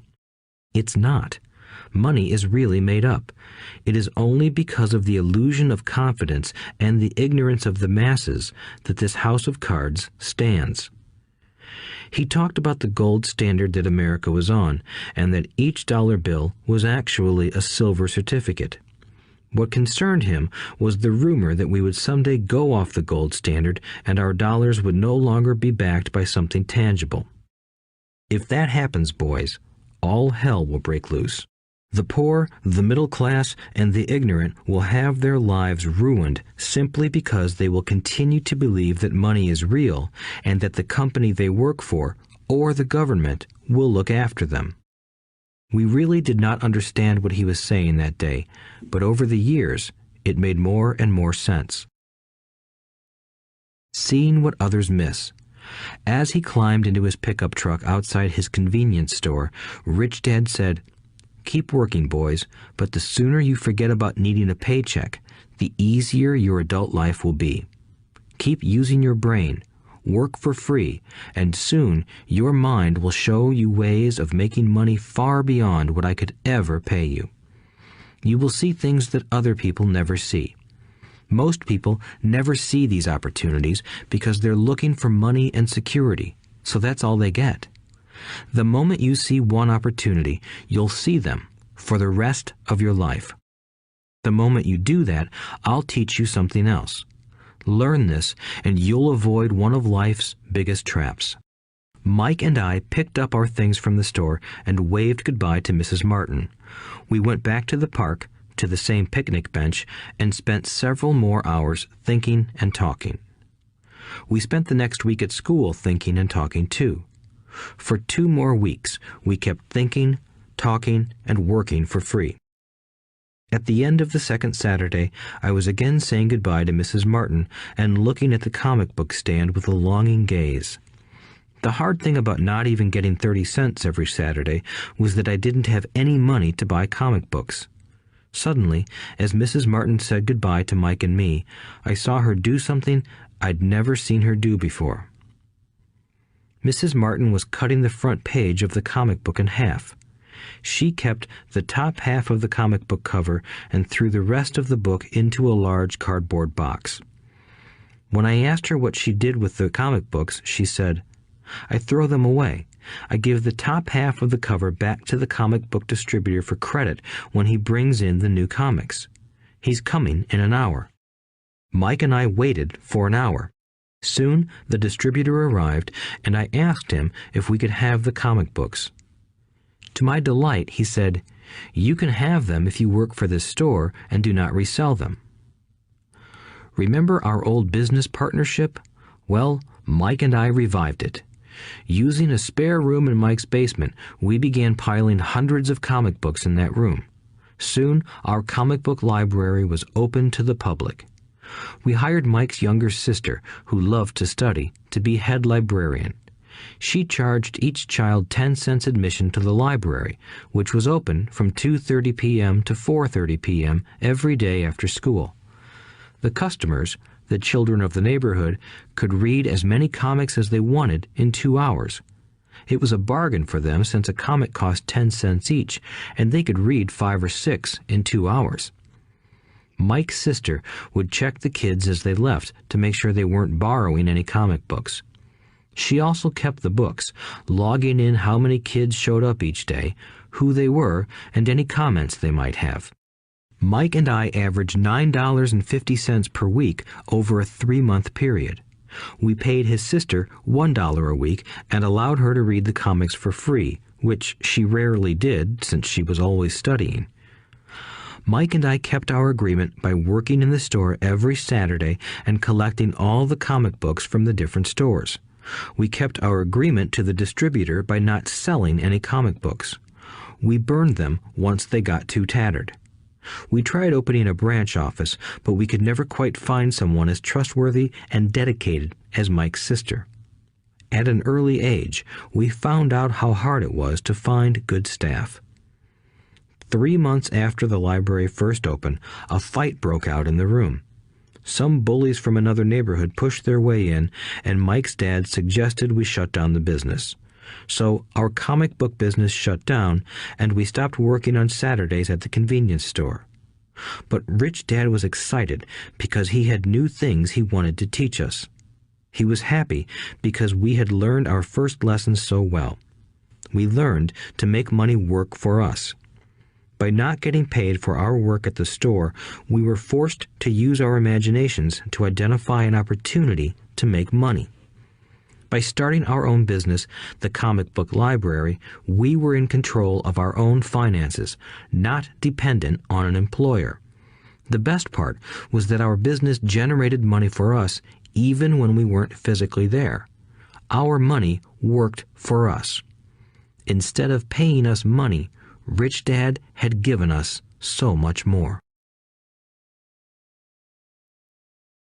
Chapter 2. Lesson 2. Why teach financial literacy? It's not how much money you make, it's how much money you keep. In 1990, Mike took over his father's empire and is, in fact, doing a better job than his dad did. We see each other once or twice a year on the golf course. He and his wife are wealthier than you can imagine. Rich Dad's empire is in great hands, and Mike is now grooming his son to take his place, as his dad had groomed us. In 1994, I retired at the age of 47, and my wife Kim was 37. Retirement does not mean not working. For us, it means that, barring unforeseen cataclysmic changes, we can work or not work, and our wealth grows automatically, staying ahead of inflation. Our assets are large enough to grow by themselves. It's like planting a tree. You water it for years, and then one day it doesn't need you anymore. Its roots are implanted deep enough. Then the tree provides shade for your enjoyment. Mike chose to run the empire, and I chose to retire. Whenever I speak to groups of people, they often ask what I would recommend that they do. How do I get started? Is there a book you would recommend? What should I do to prepare my children? What is your secret to success? How do I make millions? Whenever I hear one of these questions, I'm reminded of the following story. The Richest Businessmen. In 1923, a group of our greatest leaders and richest businessmen held a meeting at the Edgewater Beach Hotel in Chicago. Among them were Charles Schwab, head of the largest independent steel company; Samuel Insull, president of the world's largest utility; Howard Hobson, head of the largest gas company; Ivar Kruger, president of International Match Company, one of the world's largest companies at that time; Leon Fraser, president of the Bank of International Settlements; Richard Whitney, president of the New York Stock Exchange; Arthur Cotton and Jesse Livermore, two of the biggest stock speculators; and Albert Fall, a member of President Harding's cabinet. 25 years later, 9 of these titans ended their lives as follows. Schwab died penniless after living for 5 years on borrowed money. Insull died broke in a foreign land, and Kruger and Cotton also died broke. Hobson went insane. Whitney and Albert Fall were released from prison, and Fraser and Livermore committed suicide. I doubt if anyone can say what really happened to these men. If you look at the date, 1923, it was just before the 1929 market crash and the Great Depression, which I suspect had a great impact on these men and their lives. The point is this. Today, we live in times of greater and faster change than these men did. I suspect there will be many booms and busts in the coming years that will parallel the ups and downs these men faced. I am concerned that too many people are too focused on money and not on their greatest wealth, their education. If people are prepared to be flexible, keep an open mind and learn, they will grow richer and richer despite tough changes. If they think money will solve problems, they will have a rough ride. Intelligence solves problems and produces money. Money without financial intelligence is money soon gone. Most people fail to realize that in life, it's not how much money you make, it's how much money you keep. We've all heard stories of lottery winners who are poor, then suddenly rich, and then poor again. They win millions, yet are soon back where they started. Or stories of professional athletes who at the age of 24 are earning millions but are sleeping under a bridge 10 years later. I remember a story of a young basketball player who a year ago had millions. Today, at just 29, he claims his friends, attorney, and accountant took his money and he was forced to work at a car wash for minimum wage. He was fired from the car wash because he refused to take off his championship ring as he was wiping off the cars. His story made national news, and he is appealing his termination, claiming hardship and discrimination. He claims that the ring is all he has left, and if it was stripped away, he'll crumble. I know so many people who became instant millionaires, and while I am glad some people have become richer and richer, I caution them that in the long run, it's not how much money you make, it's how much you keep and how many generations you keep it. So when people ask, "Where do I get started?" or "Tell me how to get rich quick," they often are greatly disappointed with my answer. I simply say to them what my rich dad said to me when I was a little kid. If you want to be rich, you need to be financially literate. That idea was drummed into my head every time we were together. As I said, my educated dad stressed the importance of reading books, while my rich dad stressed the need to master financial literacy. If you are going to build the Empire State Building, the first thing you need to do is dig a deep hole and pour a strong foundation. If you are going to build a home in the suburbs, all you need to do is pour a 6-inch slab of concrete. Most people, in their drive to get rich, are trying to build an Empire State Building on a 6-inch slab. Our school system, created in the agrarian age, still believes in homes with no foundation. Dirt floors are still the rage, so kids graduate from school with virtually no financial foundation. One day, sleepless and deep in debt in suburbia, living the American dream, they decide that the answer to their financial problems is to find a way to get rich quick. Construction on the skyscraper begins. It goes up quickly, and soon, instead of the Empire State Building, we have the Leaning Tower of suburbia. The sleepless nights return. As for Mike and me in our adult years, both of our choices were possible because we were taught to pour a strong financial foundation when we were just kids. Accounting is possibly the most confusing, boring subject in the world, but if you want to be rich long term, it could be the most important subject. For Rich Dad, the question was how to take a boring and confusing subject and teach it to kids. The answer he found was to make it simple by teaching it in pictures. My rich dad poured a strong financial foundation for Mike and me. Since we were just kids, he created a simple way to teach us. For years, he only drew pictures and used few words. Mike and I understood the simple drawings, the jargon, the movement of money, and then in later years, Rich Dad began adding numbers. Today, Mike has gone on to master much more complex and sophisticated accounting analysis because he had to in order to run his empire. I am not as sophisticated because my empire is smaller, yet we come from the same simple foundation. Over the following pages, we will discuss those same simple line drawings Mike's dad created for us.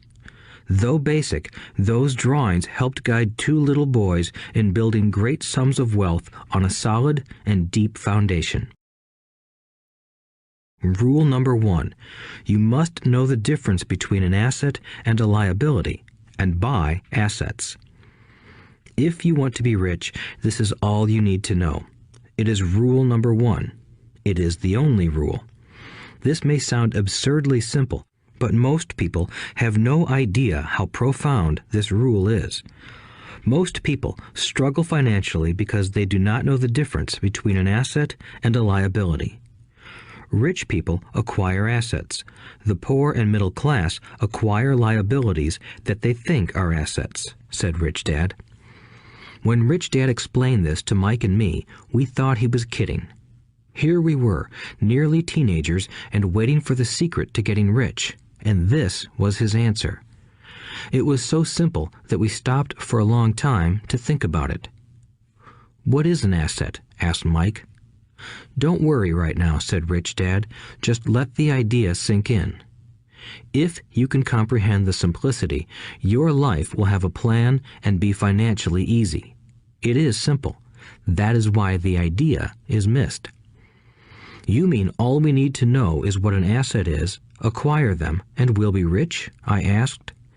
Rich Dad nodded his head. "It's that simple." "If it's that simple, how come everyone is not rich?" I asked. Rich Dad smiled. "Because people do not know the difference between an asset and a liability." I remember asking, how could adults be so misguided? If it is that simple, if it is that important, why would everyone not want to find out? It took Rich Dad only a few minutes to explain what assets and liabilities were. As an adult, I have difficulty explaining it to other adults.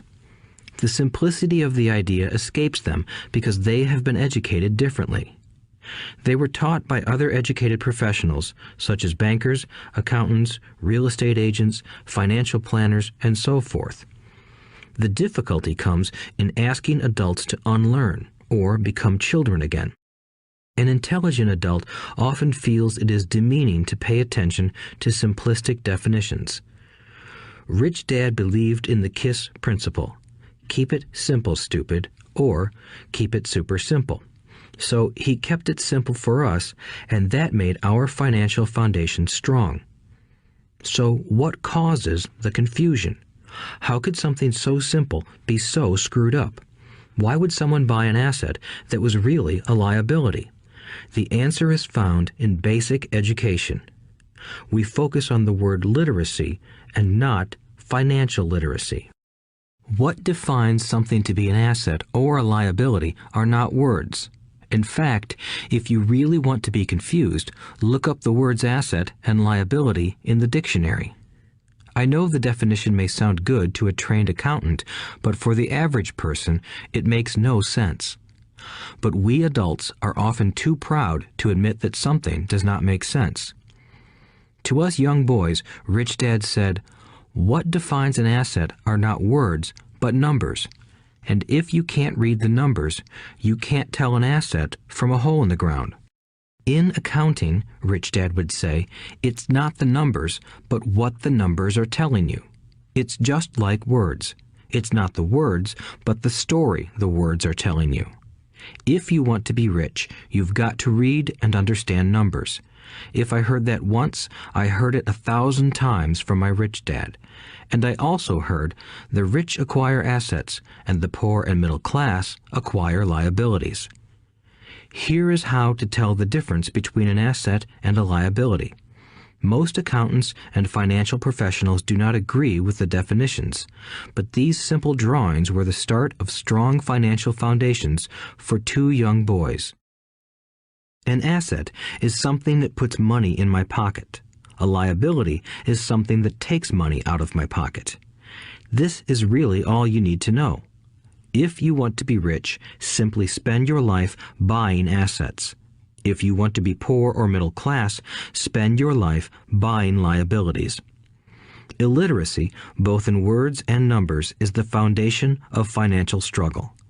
If people are having difficulties financially, there is something that they don't understand, either in words or numbers. The rich are rich because they are more literate in different areas than people who struggle financially.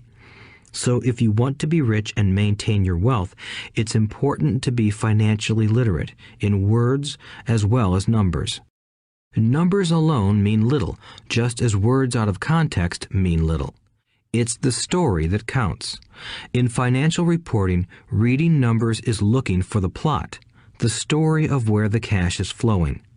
In 80% of most families, the financial story paints a picture of hard work to get ahead. However, this effort is for naught because they spend their lives buying liabilities instead of assets. Everyone has living expenses, the need for food, shelter, and clothing. It is the cash flow that tells the story of how a person handles their money. The reason I started with the story of the richest men in America is to illustrate the flaw in believing that money will solve all problems. That is why I cringe whenever I hear people ask me how to get rich quicker or where they should start. I often hear, "I'm in debt, so I need to make more money." But more money will often not solve the problem. In fact, it may compound the problem. Money often makes obvious our tragic human flaws, putting a spotlight on what we don't know. That is why, all too often, a person who comes into a sudden windfall of cash, let's say an inheritance, a pay raise, or lottery winnings, soon returns to the same financial mess, if not worse than the mess they were in before. Money only accentuates the cash flow pattern running in your head. If your pattern is to spend everything you get, most likely an increase in cash will just result in an increase in spending. Thus the saying, "A fool and his money is one big party." I have said many times that we go to school to gain scholastic and professional skills, both of which are important. We learn to make money with our professional skills. In the 1960s, when I was in high school, if someone did well academically, people assumed this bright student would go on to be a medical doctor because it was the profession with the promise of the greatest financial reward. Today, doctors face financial challenges I wouldn't wish on my worst enemy. Insurance companies taking control of the business, managed healthcare, government intervention, and malpractice suits. Today, kids want to be famous athletes, movie stars, rock stars, beauty queens, or CEOs because that is where the fame, money, and prestige are. That is the reason it is so hard to motivate kids in school today. They know that professional success is no longer solely linked to academic success, as it once was. Because students leave school without financial skills, millions of educated people pursue their profession successfully, but later find themselves struggling financially. They work harder, but don't get ahead. What is missing from their education is not how to make money, but how to manage money. It's called financial aptitude, what you do with the money once you make it, how to keep people from taking it from you, how to keep it longer, and how to make that money work hard for you. Most people don't understand why they struggle financially because they don't understand cash flow. A person can be highly educated, professionally successful, and financially illiterate. These people often work harder than they need to because they learned how to work hard, but not how to have their money work hard for them. The story of how the quest for a financial dream turns into a financial nightmare. The classic story of hardworking people has set a pattern. Recently married, the happy, highly educated young couple moves into one of their cramped, rented apartments. Immediately, they realize that they are saving money because two can live as cheaply as one. The problem is, the apartment is cramped. They decide to save money to buy their dream home so they can have kids. They now have two incomes, and they begin to focus on their careers. Their incomes begin to increase. As their incomes go up, their expenses go up as well. The number one expense for most people is taxes. Many people think it's income tax, but for most Americans, their highest tax is Social Security. As an employee, it appears as if the Social Security tax combined with the Medicare tax rate is roughly 7.5%, but it's really 15% since the employer must match the Social Security amount. In essence, it is money the employer can't pay you. On top of that, you still have to pay income tax on the amount deducted from your wages for Social Security tax. Income you never received because it went directly to Social Security through withholding. Going back to the young couple, as a result of their incomes increasing, they decide to buy the house of their dreams. Once in their house, they have a new tax called property tax. Then they buy a new car, new furniture, and new appliances to match their new house. All of a sudden, they wake up and their liabilities column is full of mortgage and credit card debt. Their liabilities go up. They're now trapped in the rat race. Pretty soon, a baby comes along and they work harder. The process repeats itself. Higher incomes cause higher taxes, also called bracket creep. A credit card comes in the mail. They use it. It maxes out. A loan company calls and says their greatest asset, their home, has appreciated in value. Because their credit is so good, the company offers a bill consolidation loan and tells them the intelligent thing to do is clear off the high-interest consumer debt by paying off their credit card. And besides, interest on their home is a tax deduction. They go for it and pay off those high-interest credit cards. They breathe a sigh of relief. Their credit cards are paid off. They've now folded their consumer debt into their home mortgage. Their payments go down because they extend their debt over 30 years. It is the smart thing to do. Their neighbor calls to invite them to go shopping. The Memorial Day sale is on. They promise themselves they'll just window shop, but they take a credit card, just in case. I run into this young couple all the time. Their names change, but their financial dilemma is the same. They come to one of my talks to hear what I have to say. They ask me, "Can you tell us how to make more money?" They don't understand that their trouble is really how they choose to spend the money they do have. It is caused by financial illiteracy and not understanding the difference between an asset and a liability. More money seldom solves someone's money problems. Intelligence solves problems. There is a saying a friend of mine says over and over to people in debt. If you find you have dug yourself into a hole, stop digging. As a child, my dad often told us that the Japanese were aware of 3 powers: the power of the sword, the jewel, and the mirror. The sword symbolizes the power of weapons. America has spent trillions of dollars on weapons, and because of this is a powerful military presence in the world. The jewel symbolizes the power of money. There is some degree of truth to the saying, "Remember the golden rule. He who has the gold makes the rules." The mirror symbolizes the power of self-knowledge. This self-knowledge, according to Japanese legend, was the most treasured of the three. All too often, the poor and middle class allow the power of money to control them. By simply getting up and working harder, failing to ask themselves if what they do makes sense, they shoot themselves in the foot as they leave for work every morning. By not fully understanding money, the vast majority of people allow its awesome power to control them. If they used the power of the mirror, they would have asked themselves, "Does this make sense?" All too often, instead of trusting their inner wisdom, that genius inside, most people follow the crowd. They do things because everybody else does them. They conform rather than question. Often, they mindlessly repeat what they have been told. Diversify. Your home is an asset. Your home is your biggest investment. You get a tax break for going into greater debt. Get a safe job. Don't make mistakes. Don't take risks. It is said that the fear of public speaking is a fear greater than death for most people. According to psychiatrists, the fear of public speaking is caused by the fear of ostracism, the fear of standing out, the fear of criticism, the fear of ridicule, and the fear of being an outcast. The fear of being different prevents most people from seeking new ways to solve their problems. That is why my educated dad said the Japanese valued the power of the mirror the most, for it is only when we look into it that we find truth.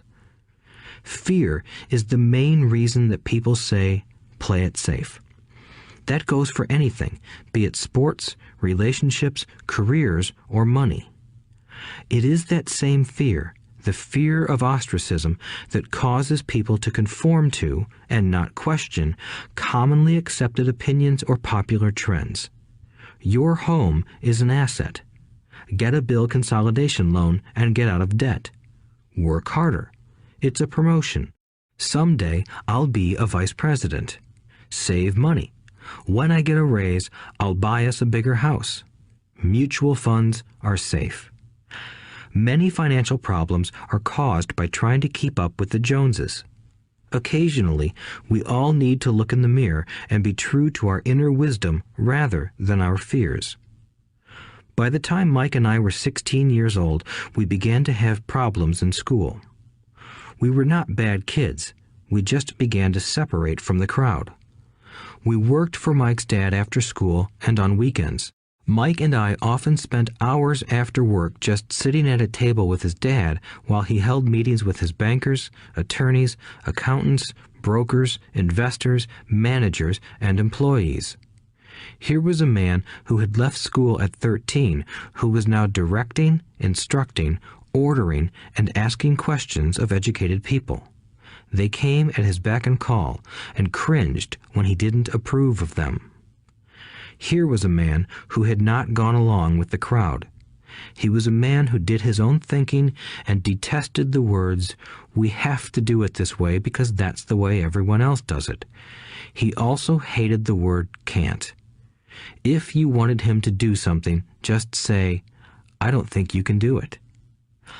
Mike and I learned more sitting in on his meetings than we did in all our years of school, college included. Mike's dad was not book smart, but he was financially educated and successful as a result. He told us over and over again, an intelligent person hires people who are more intelligent than he is. So Mike and I had the benefit of spending hours listening to and learning from intelligent people. But because of this, Mike and I couldn't go along with the standard dogma our teachers preached, and that caused problems. Whenever the teacher said, "If you don't get good grades, you won't do well in the real world," Mike and I just raised our eyebrows. When we were told to follow set procedures and not deviate from the rules, we could see how school discouraged creativity. We started to understand why our rich dad told us that schools were designed to produce good employees instead of employers. Occasionally, Mike or I would ask our teachers how what we studied was applicable to the real world, or why we never studied money and how it worked. To the latter question, we often got the answer that money was not important, that if we excelled in our education, the money would follow. The more we knew about the power of money, the more distant we grew from the teachers and our classmates. My highly educated dad never pressured me about my grades, but we did begin to argue about money. By the time I was 16, I probably had a far better foundation with money than both my parents. I could keep books, I listened to tax accountants, corporate attorneys, bankers, real estate brokers, investors, and so forth. By contrast, my dad talked to other teachers. One day, my dad told me that our home was his greatest investment. A not too pleasant argument took place when I showed him why I thought a house was not a good investment. I showed him the ancillary expenses that went along with owning the home.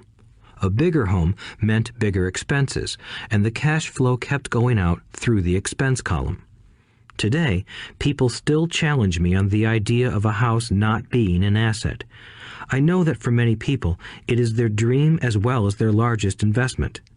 And owning your own home is better than nothing. I simply offer an alternative way of looking at this popular dogma. If my wife and I were to buy a bigger, flashier house, we realize it wouldn't be an asset. It would be a liability since it would take money out of our pocket.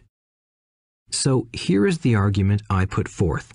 I really don't expect most people to agree with it because your home is an emotional thing, and when it comes to money, high emotions tend to lower financial intelligence. I know from personal experience that money has a way of making every decision emotional. 1. When it comes to houses, most people work all their lives paying for a home they never own. In other words, most people buy a new house every few years, each time incurring a new 30-year loan to pay off the previous one. 2. Even though people receive a tax deduction for interest on mortgage payments, they pay for all their other expenses with after-tax dollars, even after they pay off their mortgage. 3. My wife's parents were shocked when the property taxes on their home increased to $1,000 a month. This was after they had retired, so the increase put a strain on their retirement budget and they felt forced to move. 4. Houses do not always go up in value. I have friends who owe $1 million for a home that today would sell for far less. 5. The greatest losses of all are those from missed opportunities. If all your money is tied up in your house, you may be forced to work harder because your money continues blowing out of the expense column instead of adding to the asset column, the classic middle-class cash flow pattern. If a young couple would put more money into their asset column early on, their later years would be easier. Their assets would have grown and would be available to help cover expenses. All too often, a house only serves as a vehicle for incurring a home equity loan to pay for mounting expenses. In summary, the end result in making a decision to own a house that is too expensive in lieu of starting an investment portfolio impacts an individual in at least the following 3 ways. 1. Loss of time during which other assets could have grown in value. 2. Loss of additional capital which could have been invested instead of paying for high-maintenance expenses related directly to the home. 3.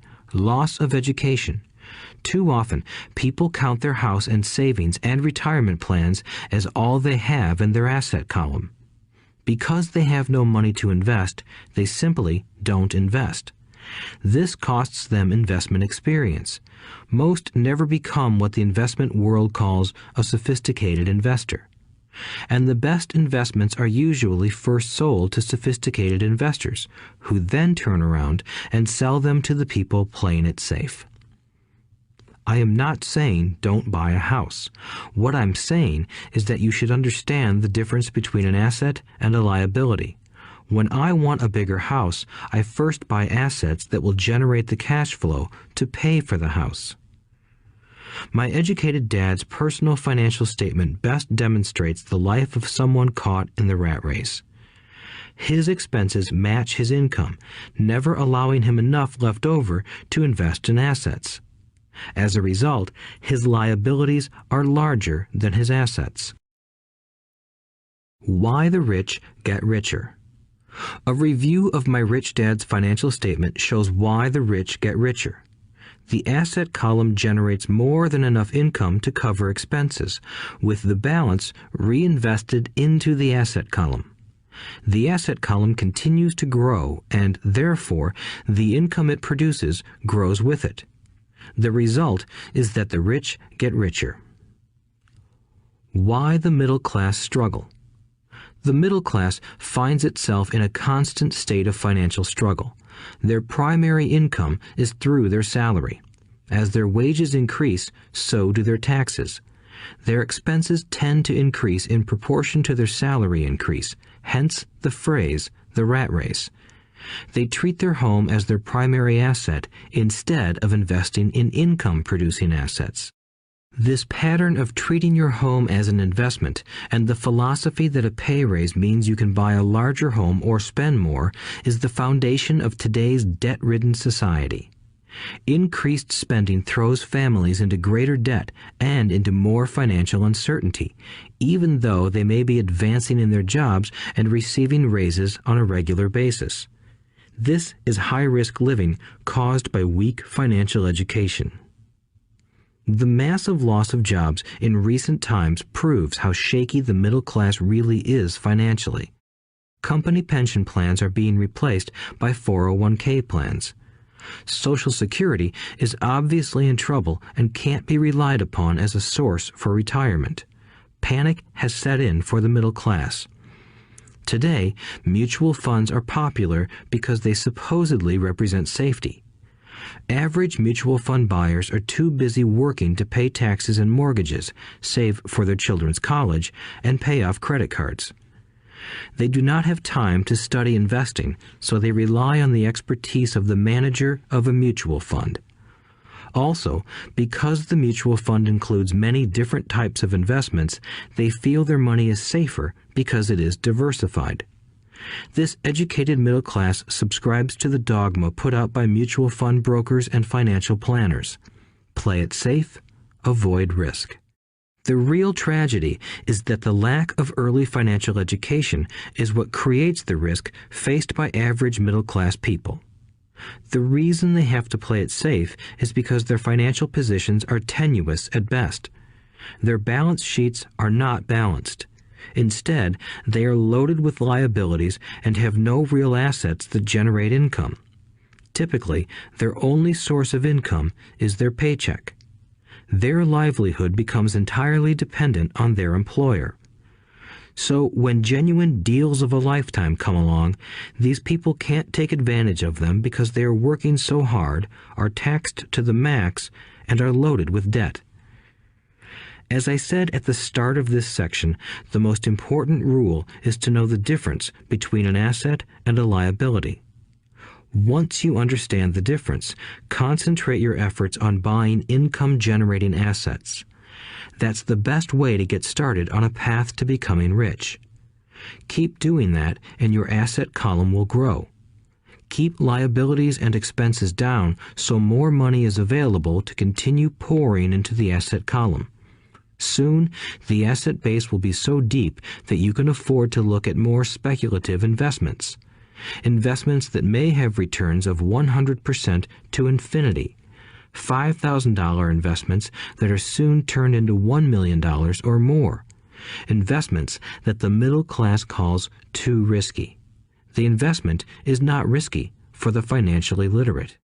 As an employee who is also a homeowner, your working efforts are generally as follows. 1. You work for the company. Employees make their business owner or the shareholders rich, not themselves. Your efforts and success will help provide for the owner's success and retirement. 2. You work for the government. The government takes its share from your paycheck before you even see it. By working harder, you simply increase the amount of taxes taken by the government. Most people work from January to May just for the government. 3. You work for the bank. After taxes, your next largest expense is usually your mortgage and credit card debt. The problem with simply working harder is that each of these 3 levels takes a greater share of your increased efforts. You need to learn how to have your increased efforts benefit you and your family directly. Once you have decided to concentrate on minding your own business, focusing your efforts on acquiring assets instead of a bigger paycheck, how do you set your goals? Most people must keep their job and rely on their wages to fund their acquisition of assets. As their assets grow, how do they measure the extent of their success? When does someone know that they are rich, that they have wealth? As well as having my own definitions for assets and liabilities, I also have my own definition for wealth. Actually, I borrowed it from a man named R. Buckminster Fuller. Some call him a quack, and others call him a genius.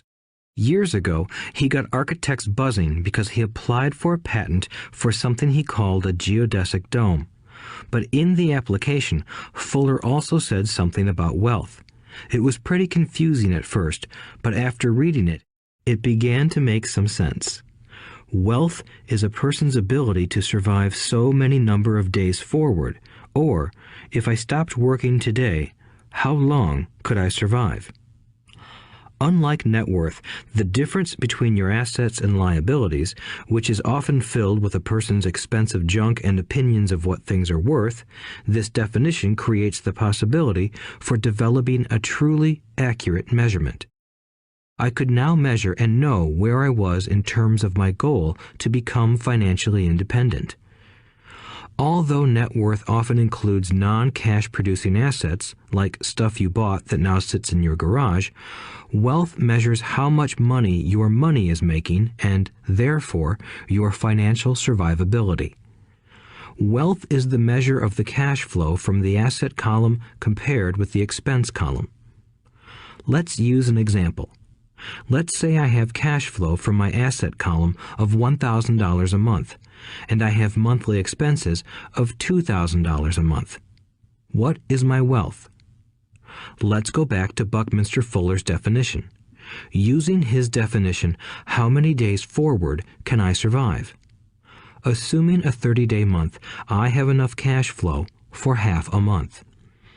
When I achieve $2,000 a month cash flow from my assets, then I will be wealthy. So, while I'm not yet rich, I am wealthy. I now have income generated from assets each month that fully cover my monthly expenses. If I want to increase my expenses, I first must increase my cash flow to maintain this level of wealth. Also note that it is at this point that I'm no longer dependent on my wages. I have focused on and been successful in building an asset column that has made me financially independent. If I quit my job today, I would be able to cover my monthly expenses with the cash flow from my assets. My next goal would be to have the excess cash flow from my assets reinvested into the asset column. The more money that goes into my asset column, the more my asset column grows. The more my assets grow, the more my cash flow grows. And as long as I keep my expenses less than the cash flow from these assets, I grow richer with more and more income from sources other than my physical labor. As this reinvestment process continues, I am well on my way to becoming rich. Just remember this simple observation. The rich buy assets. The poor only have expenses. The middle class buy liabilities they think are assets. So how do I start minding my own business? What is the answer? Listen to the founder of McDonald's in the next chapter. Chapter 3. Lesson 3. Mind your own business. The rich focus on their asset columns while everyone else focuses on their income statements. In 1974, Ray Kroc, the founder of McDonald's, was asked to speak to the MBA class at the University of Texas at Austin. A friend of mine was a student in that MBA class. After a powerful and inspiring talk, the class adjourned and the students asked Ray if he would join them at their favorite hangout to have a few beers. Ray graciously accepted. "What business am I in?" Ray asked once the group had all their beers in hand. Everyone laughed, my friend said. Most of the MBA students thought Ray was just fooling around. No one answered, so Ray asked again. "What business do you think I'm in?" The students laughed again, and finally one brave soul yelled out, "Ray, who in the world doesn't know that you're in the hamburger business?" Ray chuckled. "That's what I thought you would say." He paused and then quickly added, "Ladies and gentlemen, I'm not in the hamburger business. My business is real estate." As my friend tells the story, Ray spent a good amount of time explaining his viewpoint. In his business plan, Ray knew that the primary business focus was to sell hamburger franchises, but what he never lost sight of was the location of each franchise. He knew that the land and its location were the most significant factors in the success of each franchise. Basically, the person who bought the franchise was also buying the real estate under the franchise for Ray Kroc's organization. Today, McDonald's is the largest single owner of real estate in the world, owning even more than the Catholic Church. McDonald's owns some of the most valuable intersections and street corners in America and around the globe. My friend considers this as one of the most important lessons in his life. Today, he owns car washes, but his business is the real estate under those car washes. The previous chapter presented that most people work for everyone but themselves. They work first for the owners of the company, then for the government through taxes, and finally for the bank that owns their mortgage. When I was a young boy, we did not have a McDonald's nearby. Yet my rich dad was responsible for teaching Mike and me the same lesson that Ray Kroc talked about at the University of Texas. It is secret number 3 of the rich. The secret is mind your own business. Financial struggle is often directly the result of people working all their lives for someone else. Many people will simply have nothing at the end of their working days to show for their efforts. Our current educational system focuses on preparing today's youth to get good jobs by developing scholastic skills. Their lives will revolve around their wages or, as described earlier, their income column. Many will study further to become engineers, scientists, cooks, police officers, artists, writers, and so on.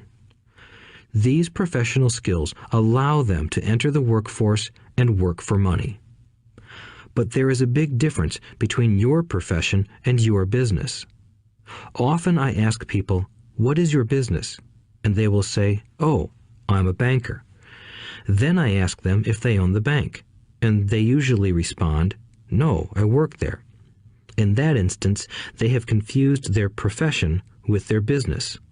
Their profession may be a banker, but they still need their own business. A problem with school is that you often become what you study. So if you study cooking, you become a chef. If you study the law, you become an attorney.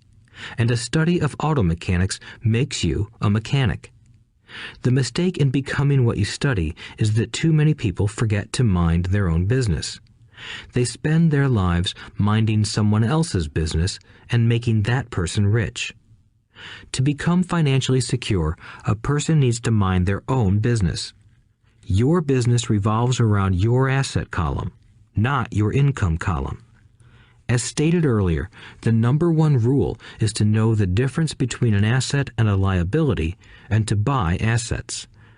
The rich focus on their asset columns, while everyone else focuses on their income statements. That is why we hear so often, "I need a raise. If only I had a promotion. I am going back to school to get more training so I can get a better job. I am going to work overtime. Maybe I can get a second job." In some circles, these are sensible ideas, but you are still not minding your own business. These ideas all still focus on the income column and will only help a person become more financially secure if the additional money is used to purchase income-generating assets. The primary reason the majority of the poor and middle class are fiscally conservative, which means I can't afford to take risks, is that they have no financial foundation. They have to cling to their jobs and play it safe. When downsizing became the in thing to do, millions of workers found out their largest so-called asset, their home, was eating them alive. Their asset was costing them money every month. Their car, another asset, was eating them alive. The golf clubs in the garage that cost $1,000 were not worth $1,000 anymore. Without job security, they had nothing to fall back on. What they thought were assets could not help them survive in a time of financial crisis. I assume most of us have filled out a credit application to buy a house or a car. It's always interesting to look at the net worth section because of what accepted banking and accounting practices allow a person to count as assets. One day when I wanted a loan, my financial position did not look too good. So I added my new golf clubs, my art collection, books, electronics, Armani suits, wristwatches, shoes, and other personal effects to boost the number in the asset column. But I was turned down because I had too much investment real estate. The loan committee didn't like that I made so much money from rent. They wanted to know why I did not have a normal job with a salary. They did not question the Armani suits, golf clubs, or art collection. Life is sometimes tough when you do not fit the standard profile. I cringe every time I hear someone say to me that their net worth is $1 million or $100,000 or whatever. One of the main reasons net worth is not accurate is simply because the moment you begin selling your assets, you are taxed for any gains. So many people have put themselves in deep financial trouble when they run short of income. To raise cash, they sell their assets, but their personal assets can generally be sold for only a fraction of the value that is listed on their personal balance sheet. Or, if there is a gain on the sale of the assets, they are taxed on the gain. So again, the government takes its share, thus reducing the amount available to help them out of debt. That is why I say someone's net worth is often worth less than they think. Start minding your own business. Keep your daytime job, but start buying real assets, not liabilities or personal effects that have no real value once you get them home. A new car loses nearly 25% of the price you pay for it the moment you drive it off the lot.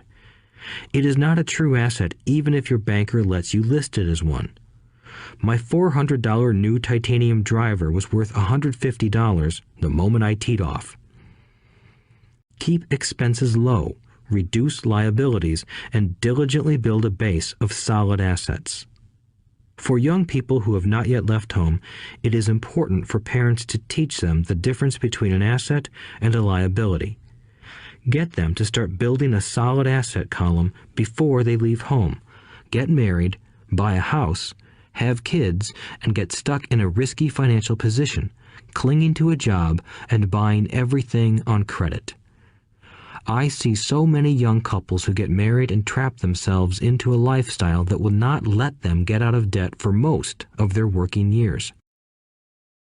For many people, just as the last child leaves home, the parents realize they have not adequately prepared for retirement and they begin to scramble to put some money away. Then their own parents become ill and they find themselves with new responsibilities. So what kind of assets am I suggesting that you or your children acquire? In my world, real assets fall into the following categories. businesses that do not require my presence. I own them, but they are managed or run by other people. If I have to work there, it's not a business. It becomes my job. Stocks, bonds, income-generating real estate, notes, IOUs, royalties from intellectual property such as music, scripts, and patents. Anything else that has value, produces income, or appreciates, and has a ready market. As a young boy, my educated dad encouraged me to find a safe job, but my rich dad encouraged me to begin acquiring assets that I loved. If you don't love it, you won't take care of it. I collect real estate simply because I love buildings and land. I love shopping for them, and I could look at them all day long. When problems arise, the problems aren't so bad that it changes my love for real estate. For people who hate real estate, they shouldn't buy it. I also love stocks of small companies, especially startups, because I am an entrepreneur, not a corporate person. In my early years, I worked in large organizations such as Standard Oil of California, the U.S. Marine Corps, and Xerox Corporation. I enjoyed my time with those organizations and have fond memories, but I know deep down I am not a company man. I like starting companies, not running them. So my stock buys are usually of small companies. Sometimes I even start the company and take it public. Fortunes are made in new stock issues, and I love the game. Many people are afraid of small cap companies and call them risky, and they are. But that risk is diminished if you love what the investment is, understand it, and know the game. With small companies, my investment strategy is to be out of the stock in a year. On the other hand, my real estate strategy is to start small and keep trading up for bigger properties, and, therefore, delay paying taxes on the gain. This allows the value to increase dramatically. I generally hold real estate less than 7 years. For years, even while I was with the Marine Corps and Xerox, I did what my rich dad recommended. I kept my day job, but I still minded my own business. I was active in my asset column trading real estate and small stocks. Rich Dad always stressed the importance of financial literacy. The better I was at understanding the accounting and cash management, the better I would be at analyzing investments and eventually starting and building my own company. I don't encourage anyone to start a company unless they really want to. Knowing what I know about running a company, I wouldn't wish that task on anyone. There are times when people can't find employment and starting a company seems like the best solution. But the odds are against success. 9 out of 10 companies fail in 5 years. Of those that survive the first 5 years, 9 out of every 10 of those eventually fail as well. So only if you really have the desire to own your own company do I recommend it. Otherwise, keep your day job and mind your own business. When I say mind your own business, I mean to build and keep your asset column strong. Once a dollar goes into it, never let it come out. Think of it this way. Once a dollar goes into your asset column, it becomes your employee. The best thing about money is that it works 24 hours a day and can work for generations. Keep your day job, be a great hard-working employee, but keep building that asset column. As your cash flow grows, you can indulge in some luxuries. An important distinction is that rich people buy luxuries last, while the poor and middle class tend to buy luxuries first. The poor and the middle class often buy luxury items like big houses, diamonds, furs, jewelry, or boats because they want to look rich. They look rich, but in reality they just get deeper in debt on credit. The old money people, the long-term rich, build their asset column first. Then the income generated from the asset column buys their luxuries. The poor and middle class buy luxuries with their own sweat, blood, and children's inheritance. A true luxury is a reward for investing in and developing a real asset. For example, when my wife Kim and I had extra money coming from our apartment houses, she went out and bought her Mercedes. It didn't take any extra work or risk on her part because the apartment house bought the car. She did, however, have to wait 4 years while the real estate investment portfolio grew and began generating enough extra cash flow to pay for the car. But the luxury, the Mercedes, was a true reward because she proved she knew how to grow her asset column. That car now means a lot more to her than simply another pretty car. It means she used her financial intelligence to afford it. Instead, most people impulsively go out and buy a new car or some other luxury on credit. They may feel bored and just want a new toy. Buying a luxury on credit often causes a person to eventually resent that luxury because the debt becomes a financial burden. After you've taken the time and invested in and built your own business, you are now ready to learn the biggest secret of the rich, the secret that puts the rich way ahead of the pack. Chapter 4. Lesson 4. The History of Taxes and the Power of Corporations. My rich dad just played the game smart, and he did it through corporations, the biggest secret of the rich. I remember in school being told the story of Robin Hood and his merry men. My teacher thought it was a wonderful story of a romantic hero who robbed from the rich and gave to the poor. My rich dad did not see Robin Hood as a hero. He called Robin Hood a crook. Robin Hood may be long gone, but his followers live on. I often still hear people say, "Why don't the rich pay for it?" or "The rich should pay more in taxes and give it to the poor." It is this Robin Hood fantasy, or taking from the rich to give to the poor, that has caused the most pain for the poor and the middle class. The reason the middle class is so heavily taxed is because of the Robin Hood ideal. The reality is that the rich are not taxed. It's the middle class who pays for the poor, especially the educated upper-income middle class. Again, to understand fully how things happen, we need to look at the history of taxes. Although my highly educated dad was an expert on the history of education, my rich dad fashioned himself an expert on the history of taxes. Rich Dad explained to Mike and me that originally in England and America, there were no taxes. Occasionally, there were temporary taxes levied in order to pay for wars. The king or the president would put the word out and ask everyone to chip in. Taxes were levied in Britain for the fight against Napoleon from 1799 to 1816, and in America to pay for the Civil War from 1861 to 1865. In 1874, England made income tax a permanent levy on its citizens. In 1913, an income tax became permanent in the United States with the adoption of the 16th Amendment to the U.S. Constitution. At one time, Americans were anti-tax. It had been the tax on tea that led to the famous Tea Party in Boston Harbor, an incident that helped ignite the Revolutionary War. It took approximately 50 years in both England and the United States to sell the idea of a regular income tax. What these historical dates fail to reveal is that both of these taxes were initially levied against only the rich. It was this point that Rich Dad wanted Mike and me to understand.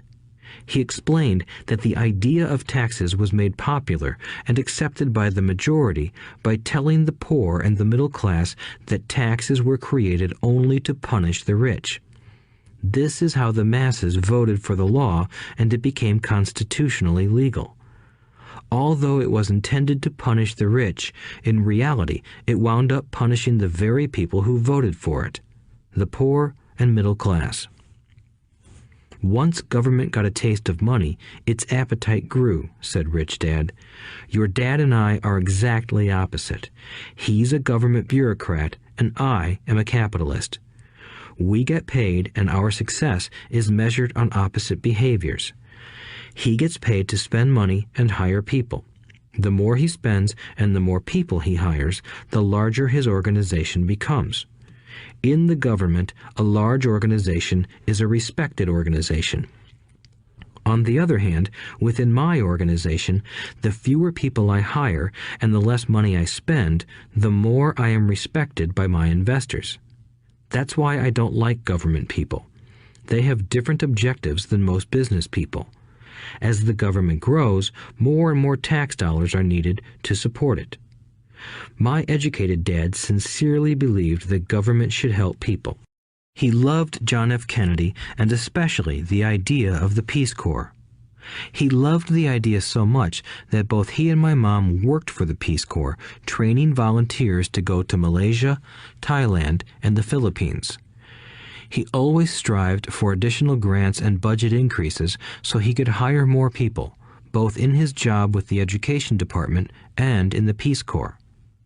From the time I was about 10 years old, I would hear from my rich dad that government workers were a pack of lazy thieves, and from my poor dad I would hear how the rich were greedy crooks who should be made to pay more taxes. Both sides had valid points. It was difficult to go to work for one of the biggest capitalists in town and come home to a father who was a prominent government leader. It was not easy to know which dad to believe. Yet, when you study the history of taxes, an interesting perspective emerges. As I said, the passage of taxes was only possible because the masses believed in the Robin Hood theory of economics. Take from the rich and give to everyone else. The problem was that the government's appetite for money was so great that taxes soon needed to be levied on the middle class, and from there it kept trickling down. However, the rich saw an opportunity because they don't play by the same set of rules. The rich knew about corporations, which became popular in the days of sailing ships. The rich created the corporation as a vehicle to limit their risk to the assets of each voyage. The rich put their money into a corporation to finance the voyage. The corporation would then hire a crew to sail to the New World to look for treasure. If the ship was lost, the crew lost their lives, but the loss to the rich would be limited only to the money they invested for that particular voyage. It is the knowledge of the legal corporate structure that really gives the rich a vast advantage over the poor and middle class. Having two fathers teaching me, one a socialist and the other a capitalist, I quickly began to realize that the philosophy of the capitalist made more financial sense to me. It seemed to me that the socialists ultimately penalized themselves due to their lack of financial education.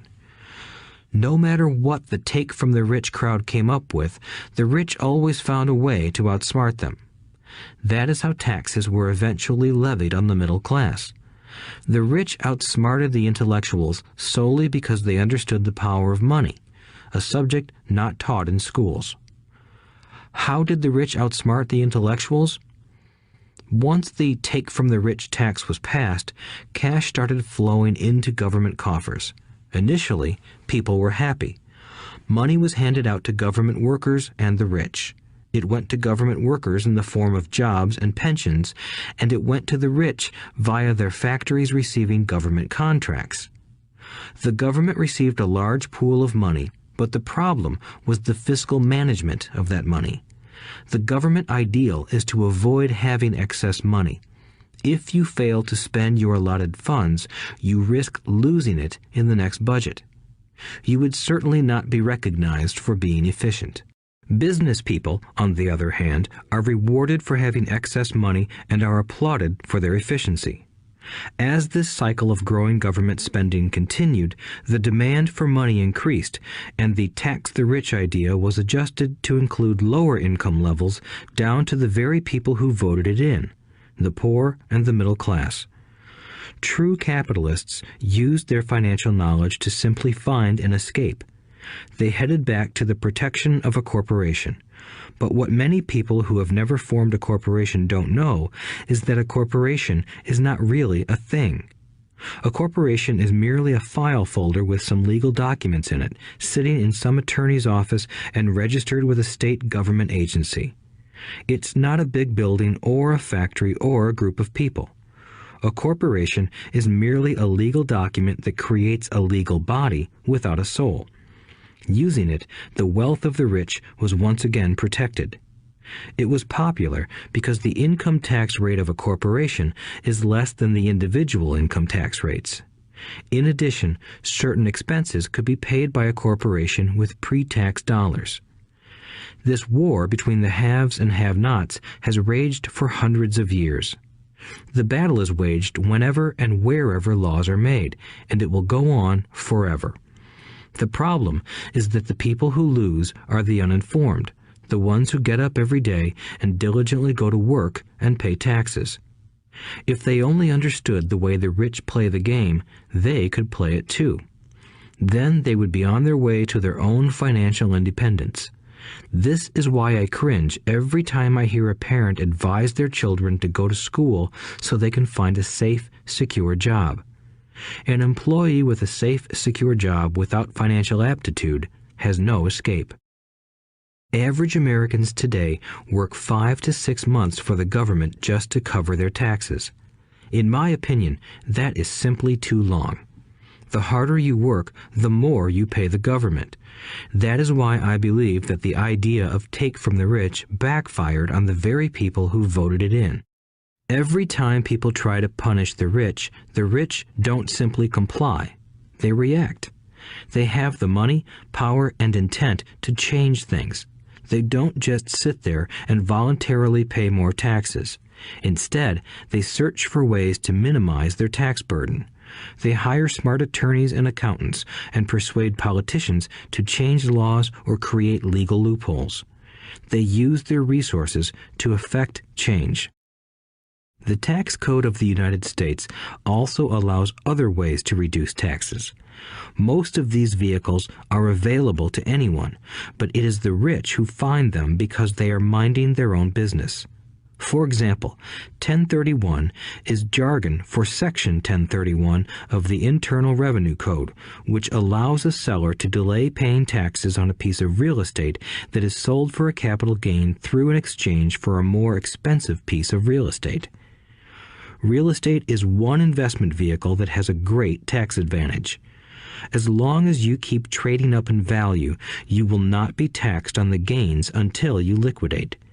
People who don't take advantage of these legal tax savings are missing a great opportunity to build their asset columns. The poor and middle class don't have the same resources. They sit there and let the government's needles enter their arm and allow the blood donation to begin. Today, I am constantly shocked at the number of people who pay more taxes or take fewer deductions simply because they are afraid of the government. I have friends who have had their businesses shut down and destroyed, only to find out it was a mistake on the part of the government. I realize all that, but the price of working from January to May is a high price to pay for that intimidation. My poor dad never fought back. My rich dad didn't either. He just played the game smarter, and he did it through corporations, the biggest secret of the rich. You may remember the first lesson I learned from my rich dad. I was a little boy of 9 who had to sit and wait for him to choose to talk to me. I sat in his office waiting for him to get to me. He was ignoring me on purpose. He wanted me to recognize his power and to desire to have that power for myself one day. During all the years I studied and learned from him, he always reminded me that knowledge is power. And with money comes great power that requires the right knowledge to keep it and make it multiply. Without that knowledge, the world pushes you around. Rich Dad constantly reminded Mike and me that the biggest bully was not the boss or the supervisor, but the tax man. The tax man will always take more if you let him. The first lesson of having money work for you, as opposed to you working for money, is all about power. If you work for money, you give the power to your employer. If money works for you, you keep the power and control it. Once we had this knowledge of the power of money working for us, he wanted us to be financially smart and not let anyone or anything push us around. If you're ignorant, it's easy to be bullied. If you know what you're talking about, you have a fighting chance. That is why he paid so much for smart tax accountants and attorneys. It was less expensive to pay them than to pay the government. His best lesson to me was, be smart and you won't be pushed around as much. He knew the law because he was a law-abiding citizen and because it was expensive to not know the law. If you know you're right, you're not afraid of fighting back, even if you are taking on Robin Hood and his band of merry men. My highly educated dad always encouraged me to land a good job with a strong corporation. He spoke of the virtues of working your way up the corporate ladder. He didn't understand that, by relying solely on a paycheck from a corporate employer, I would be a docile cow ready for milking. When I told my rich dad of my father's advice, he only chuckled. "Why not own the ladder?" was all he said. As a young boy, I did not understand what Rich Dad meant by owning my own corporation. It was an idea that seemed impossible and intimidating. Although I was excited by the idea, my inexperience wouldn't let me envision the possibility that grown-ups would someday work for a company I would own. The point is that, if not for my rich dad, I would have probably followed my educated dad's advice. It was merely the occasional reminder of my rich dad that kept the idea of owning my own corporation alive and kept me on a different path. By the time I was 15 or 16, I knew I wasn't going to continue down the path my educated dad recommended. I didn't know how I was going to do it, but I was determined not to head in the direction most of my classmates were heading. That decision changed my life.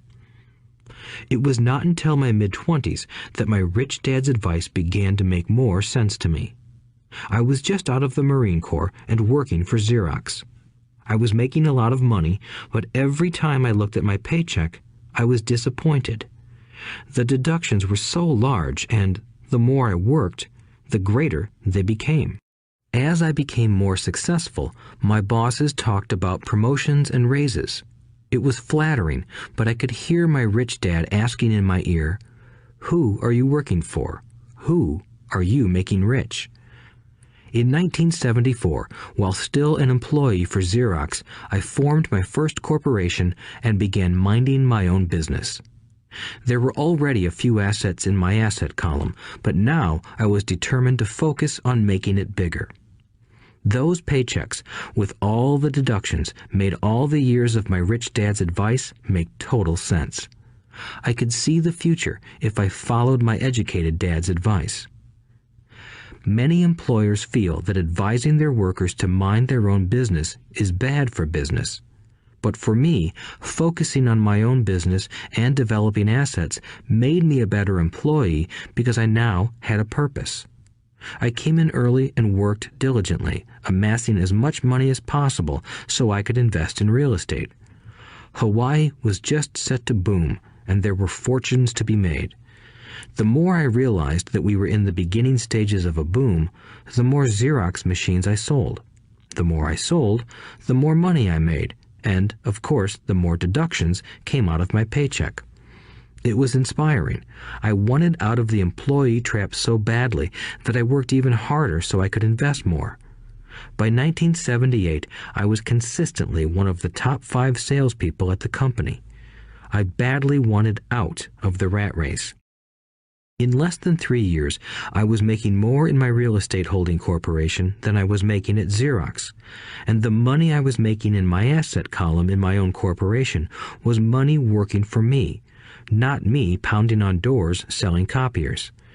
My rich dad's advice made much more sense. Soon, the cash flow from my properties were so strong that my company bought me my first Porsche.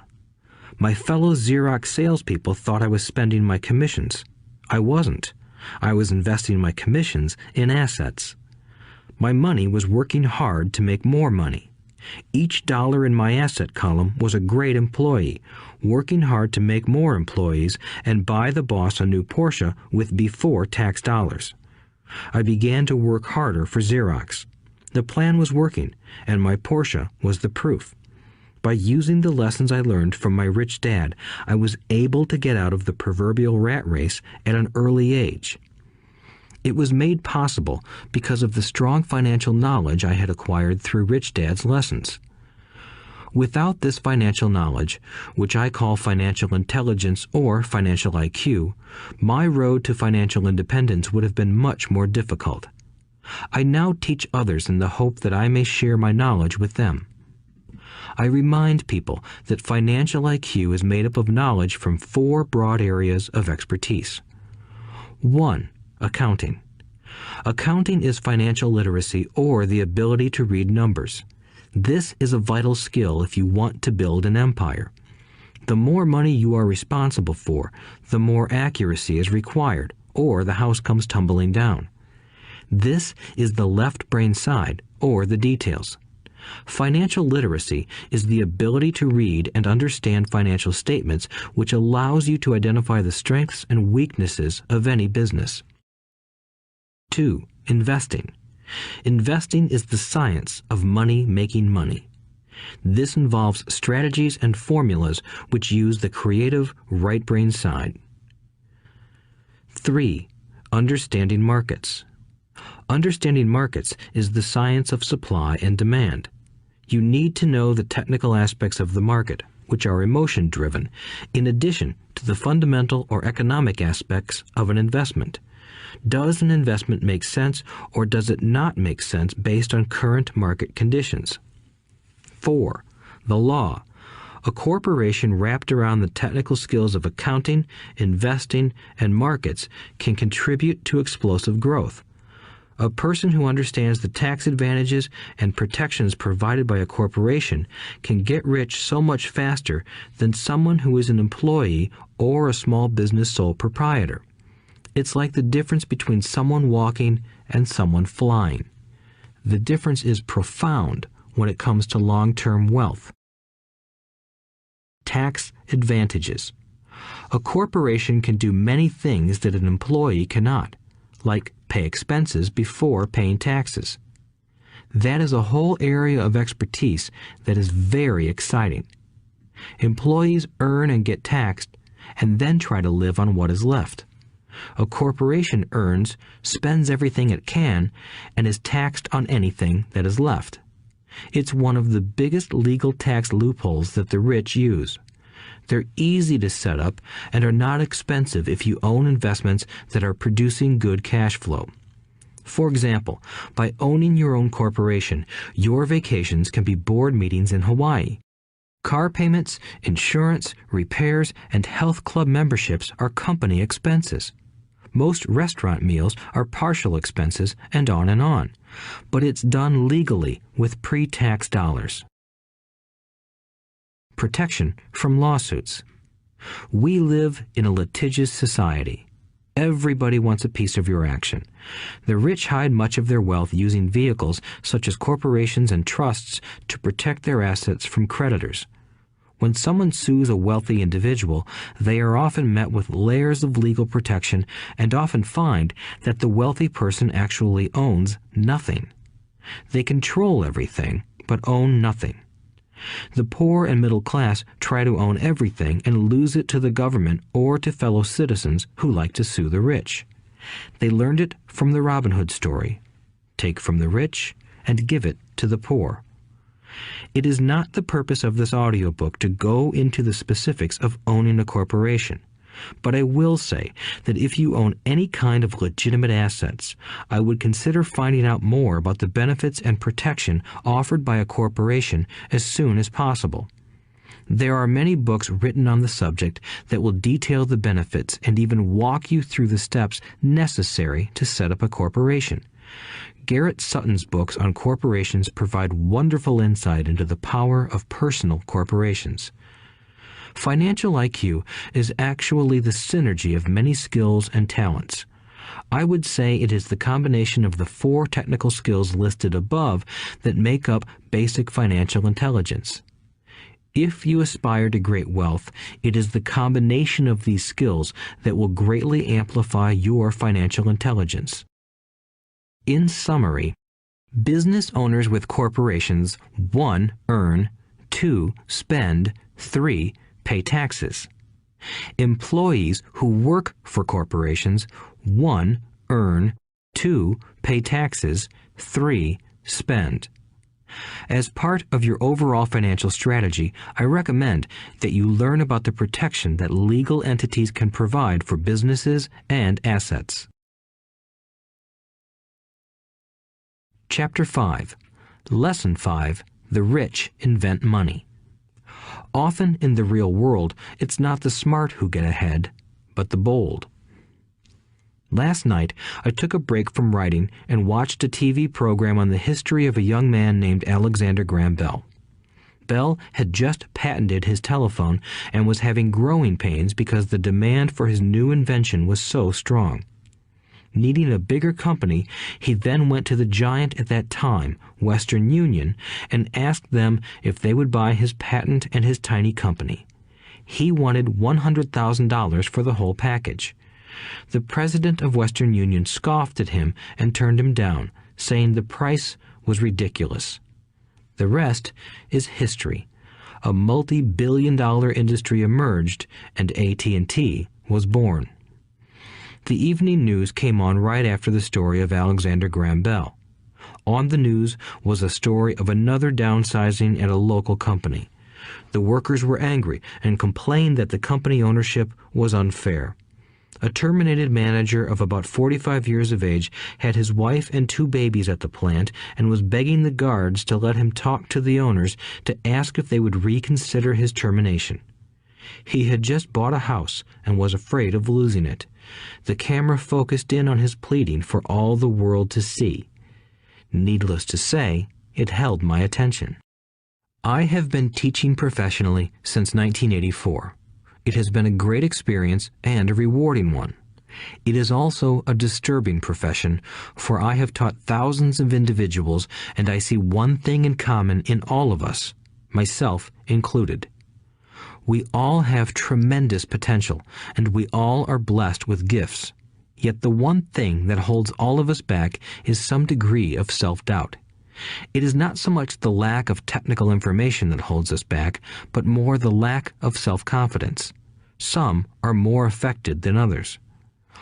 Once we leave school, most of us know that it is not so much a matter of college degrees or good grades that count. In the real world, outside of academics, something more than just grades is required. I have heard it called many things: guts, chutzpah, balls, audacity, bravado, cunning, daring, tenacity, and brilliance. This factor, whatever it is labeled, ultimately decides one's future much more than school grades do. Inside each of us is one of these brave, brilliant, and daring characters. There is also the flip side of that character, people who could get down on their knees and beg if necessary. After a year in Vietnam as a Marine Corps pilot, I got to know both of those characters inside of me intimately. One is not better than the other. Yet, as a teacher, I recognized that it was excessive fear and self-doubt that were the greatest detractors of personal genius. It broke my heart to see students know the answers, yet lack the courage to act on the answer. Often, in the real world, it's not the smart who get ahead, but the bold. In my personal experience, your financial genius requires both technical knowledge as well as courage. If fear is too strong, the genius is suppressed.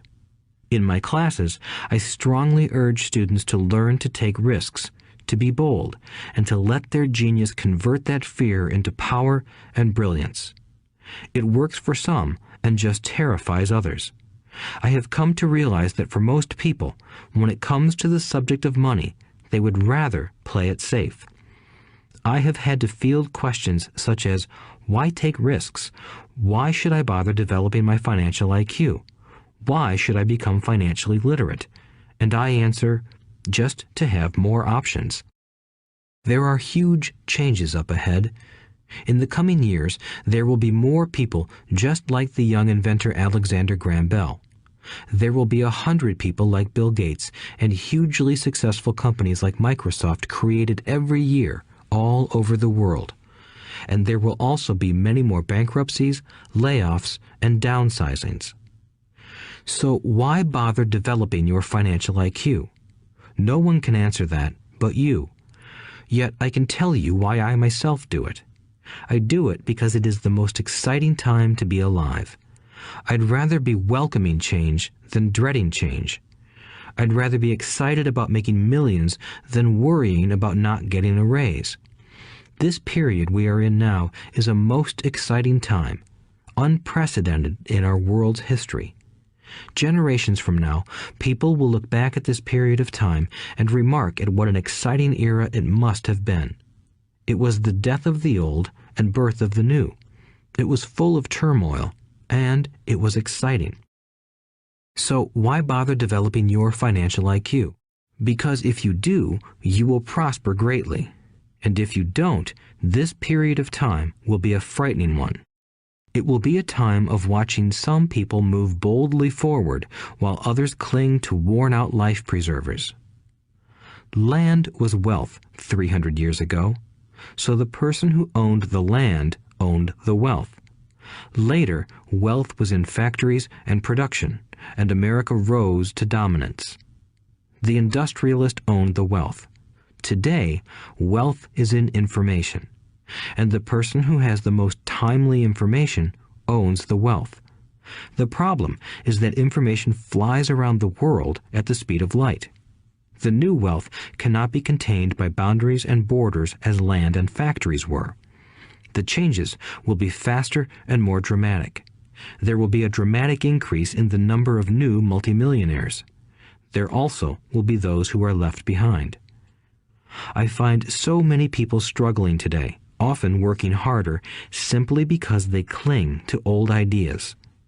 They want things to be the way they were, and they resist change.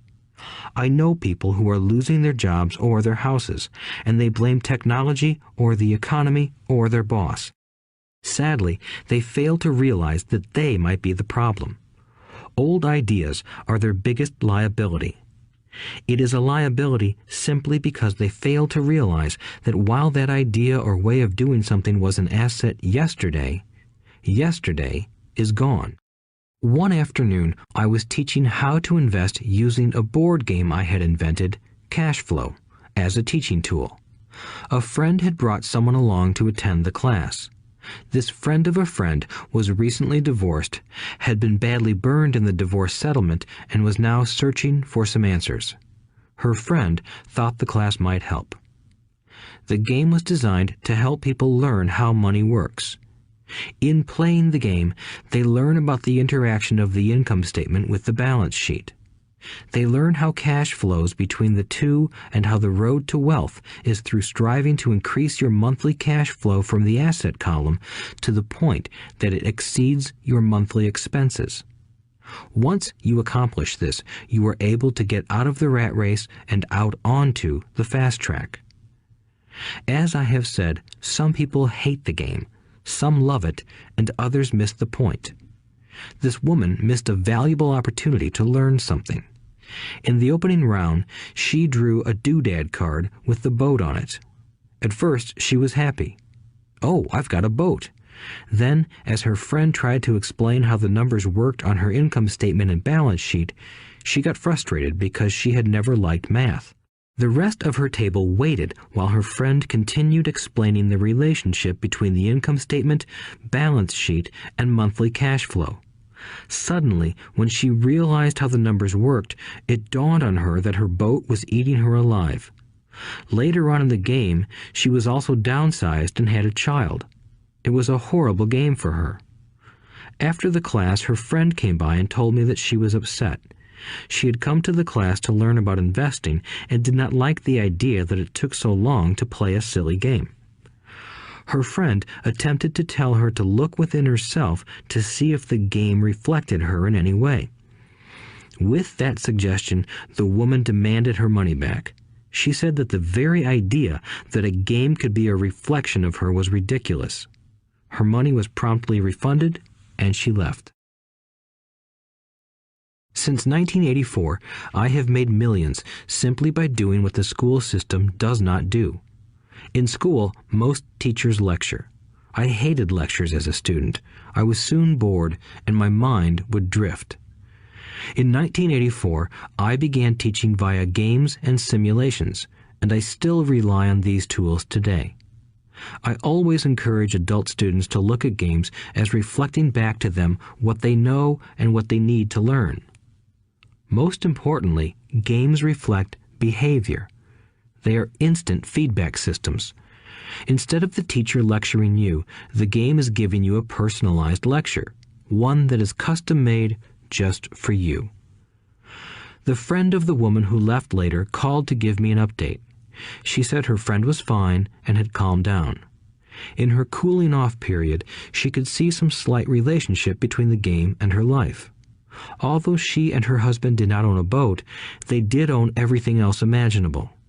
She was angry after their divorce, both because he had run off with a younger woman and because, after 20 years of marriage, they had accumulated little in the way of assets.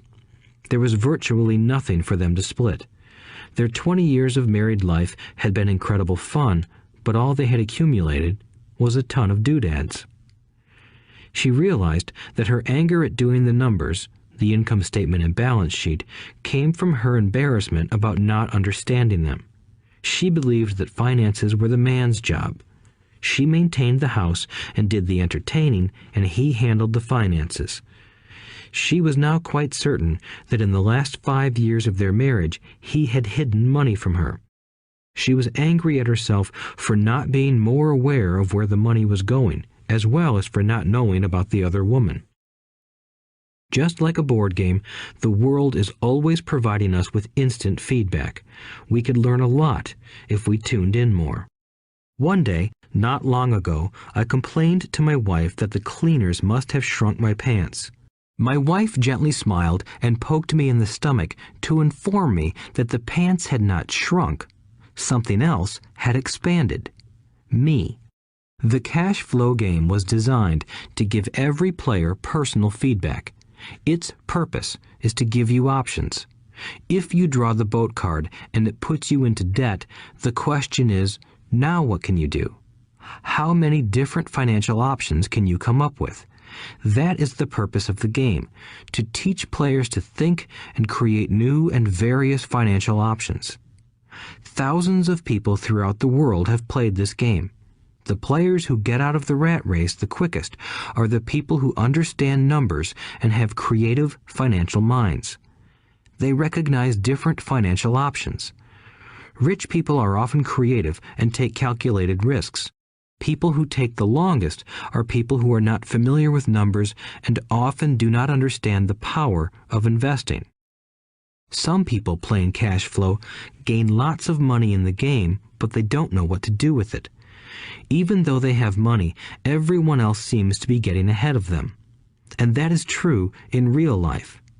There are a lot of people who have a lot of money and do not get ahead financially. Limiting your options is the same as hanging on to old ideas. I have a friend from high school who now works at 3 jobs. Years ago, he was the richest of all my classmates. When the local sugar plantation closed, the company he worked for went down with the plantation. In his mind, he had but one option, and that was the old option: work hard. The problem was that he couldn't find an equivalent job that recognized his seniority from the old company. As a result, he is overqualified for the jobs he currently has, so his salary is lower. He now works 3 jobs to earn enough to survive. I have watched people playing cash flow complain that the right opportunity cards are not coming their way, so they sit there. I know people who do that in real life. They wait for the right opportunity. I have watched people get the right opportunity card and then not have enough money. Then they complain that they would have gotten out of the rat race if they had had more money. So they sit there. I know people in real life who do that also.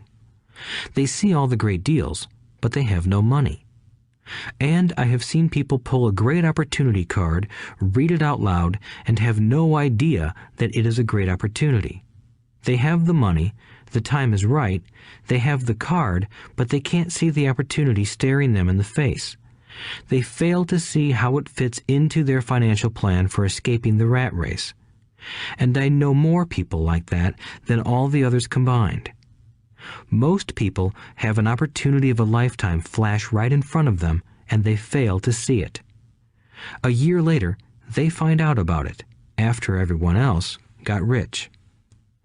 Financial intelligence is simply having more options. If the opportunities aren't coming your way, what else can you do to improve your financial position? If an opportunity lands in your lap and you have no money and the bank won't talk to you, what else can you do to get the opportunity to work in your favor? If your hunch is wrong and what you've been counting on doesn't happen, how can you turn a lemon into millions? That is financial intelligence. It is not so much what happens, but how many different financial solutions you can think of to turn a lemon into millions. It is how creative you are in solving financial problems. Most people only know one solution: work hard, save, and borrow. So why would you want to increase your financial intelligence? Because you want to be the kind of person who creates your own luck. You take whatever happens and make it better. Few people realize that luck is created, just as money is. And if you want to be luckier and create money instead of working hard, then your financial intelligence is important. If you are the kind of person who is waiting for the right thing to happen, you might wait for a long time. It's like waiting for all the traffic lights to be green for 5 miles before you'll start your trip. As young boys, Mike and I were constantly told by my rich dad that money is not real. Rich Dad occasionally reminded us of how close we came to the secret of money on that first day we got together and began making money out of plaster of Paris. The poor and middle class work for money, he would say. The rich make money. The more real you think money is, the harder you will work for it. If you can grasp the idea that money is not real, you will grow richer faster. What is it? Was a question Mike and I often came back with. What is money if it is not real? What we agree it is, was all Rich Dad would say. The single most powerful asset we all have is our mind. If it is trained well, it can create enormous wealth seemingly instantaneously. An untrained mind can also create extreme poverty that can crush a family for generations. In the information age, money is increasing exponentially. A few individuals are getting ridiculously rich from nothing, just ideas and agreements. If you ask many people who trade stocks or other investments for a living, they see it done all the time. Often, millions can be made instantaneously from nothing. And by nothing, I mean no money was exchanged. It is done via agreement, a hand signal in a trading pit, a blip on a trader's screen in Lisbon from a trader's screen in Toronto and back to Lisbon, a call to my broker to buy and a moment later to sell. Money did not change hands. Agreements did. So why develop your financial genius? Only you can answer that. I can tell you why I have been developing this area of my intelligence. I do it because I want to make money fast. Not because I need to, but because I want to. It is a fascinating learning process. I develop my financial IQ because I want to participate in the fastest game and biggest game in the world. And, in my own small way, I would like to be part of this unprecedented evolution of humanity, the era where humans work purely with their minds and not with their bodies. Besides, it is where the action is. It is what is happening. It's hip. It's scary, and it's fun. That is why I invest in my financial intelligence, developing the most powerful asset I have. I want to be with people moving boldly forward. I do not want to be with those left behind. I will give you a simple example of creating money. In the early 1990s, the economy of Phoenix, Arizona was horrible. I was watching a TV show when a financial planner came on and began forecasting doom and gloom. His advice was to save money. Put $100 away every month, he said. In 40 years, you will be a multimillionaire. Well, putting money away every month is a sound idea. It is one option, the option most people subscribe to. The problem is this: it blinds the person to what is really going on. It causes them to miss major opportunities for much more significant growth of their money. The world is passing them by. As I said, the economy was terrible at that time. For investors, this is the perfect market condition. A chunk of my money was in the stock market and in apartment houses. I was short of cash. Because people were giving properties away, I was buying. I was not saving money. I was investing. Kim and I had more than $1 million in cash working in a market that was rising fast. It was the best opportunity to invest. The economy was terrible. I just could not pass up these small deals. Houses that were once $100,000 were now $75,000. But instead of shopping with local real estate agents, I began shopping at the bankruptcy attorney's office or the courthouse steps. In these shopping places, a $75,000 house could sometimes be bought for $20,000 or less. For $2,000, which was loaned to me from a friend for 90 days for $200, I gave an attorney a cashier's check as a down payment. While the acquisition was being processed, I ran an ad advertising a $75,000 house for only $60,000 and no money down. The phone rang hard and heavy. Prospective buyers were screened, and once the property was legally mine, all the prospective buyers were allowed to look at the house. It was a feeding frenzy. The house sold in a few minutes. I asked for a $2,500 processing fee, which they gladly handed over, and the escrow and title company took over from there. I returned the $2,000 to my friend with an additional $200. He was happy, the home buyer was happy, the attorney was happy, and I was happy.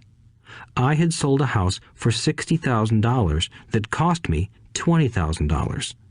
The $40,000 was created from money in my asset column in the form of a promissory note from the buyer.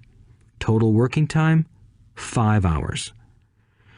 So now that you are on your way to becoming more financially literate and skilled at reading numbers, I will tell you why this is an example of money being invented. During this depressed market, Kim and I were able to do 6 of these simple transactions in our spare time. While the bulk of our money was in larger properties and the stock market, we were able to create more than $190,000 in assets, notes at 10% interest, in those 6 buy, create, and sell transactions. That comes to approximately $19,000 a year income, much of it sheltered through our private corporation.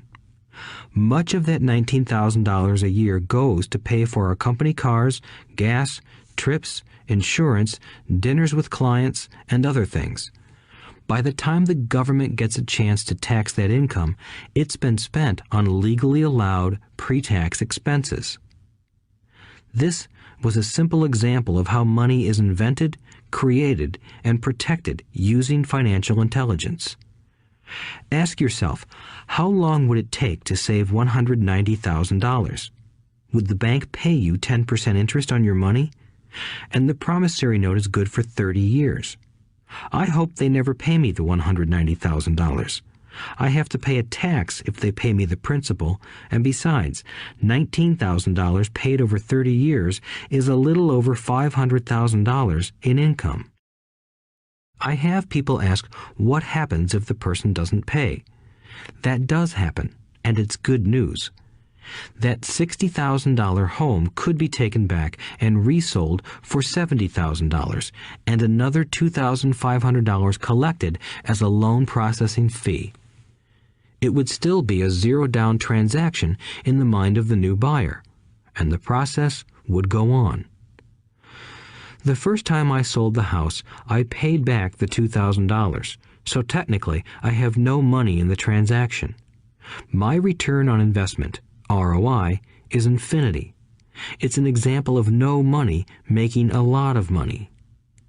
In the second transaction, when resold, I would have put $2,000 in my pocket and re-extended the loan to 30 years. What would my ROI be if I got paid money to make money? I do not know, but it sure beats saving $100 a month, which actually starts out as $150 because it's after-tax income for 40 years earning low interest. And again, you're taxed on the interest. That is not too intelligent. It may be safe, but it's not smart. A few years later, as the Phoenix real estate market strengthened, those houses we sold for $60,000 became worth $110,000. Foreclosure opportunities were still available, but became rare. It cost a valuable asset, my time, to go out looking for them. Thousands of buyers were looking for the few available deals. The market had changed. It was time to move on and look for other opportunities to put in the asset column. You cannot do that here. That is against the law. You're lying. I hear those comments much more often than, "Can you show me how to do that?" The math is simple. You do not need algebra or calculus, and the escrow company handles the legal transaction and the servicing of the payments. I have no roofs to fix or toilets to unplug because the owners do that. It's their house. Occasionally, someone does not pay, and that is wonderful because there are late fees, or they move out and the property is sold again. The court system handles that. And it may not work in your area. The market conditions may be different, but the example illustrates how a simple financial process can create hundreds of thousands of dollars with little money and low risk. It is an example of money being only an agreement. Anyone with a high school education can do it. Yet most people won't. Most people listen to the standard advice of work hard and save money. For about 30 hours of work, approximately $190,000 was created in the asset column, and no taxes were paid. Which one sounds harder to you? 1. Work hard, pay 50% in taxes, save what is left, your savings, then earn 5%, which is also taxed. Or 2. Take the time to develop your financial intelligence, harness the power of your brain and the asset column. If you use option number 1, be sure to factor in how much time it takes you to save $190,000. Time is one of your greatest assets. Now, you may understand why I silently shake my head when I hear parents say, "My child is doing well in school and receiving a good education." It may be good, but is it adequate? I know the above investment strategy is a small one. It is used to illustrate how small can grow into big. Again, my success reflects the importance of a strong financial foundation, which starts with a strong financial education. I have said it before, but it's worth repeating. Financial intelligence is made up of these 4 main technical skills. 1. Accounting. Accounting is financial literacy, or the ability to read numbers. This is a vital skill if you want to build businesses or investments. 2. Investing. Investing is the science of money making money. 3. Understanding markets. Understanding markets is the science of supply and demand. Alexander Graham Bell gave the market what it wanted. So did Bill Gates. A $75,000 house offered for $60,000 that cost $20,000 was also the result of seizing an opportunity created by the market. Somebody was buying, and someone was selling. 4. The law. The law is the awareness of accounting, corporate, state, and federal regulations. I recommend playing by the rules.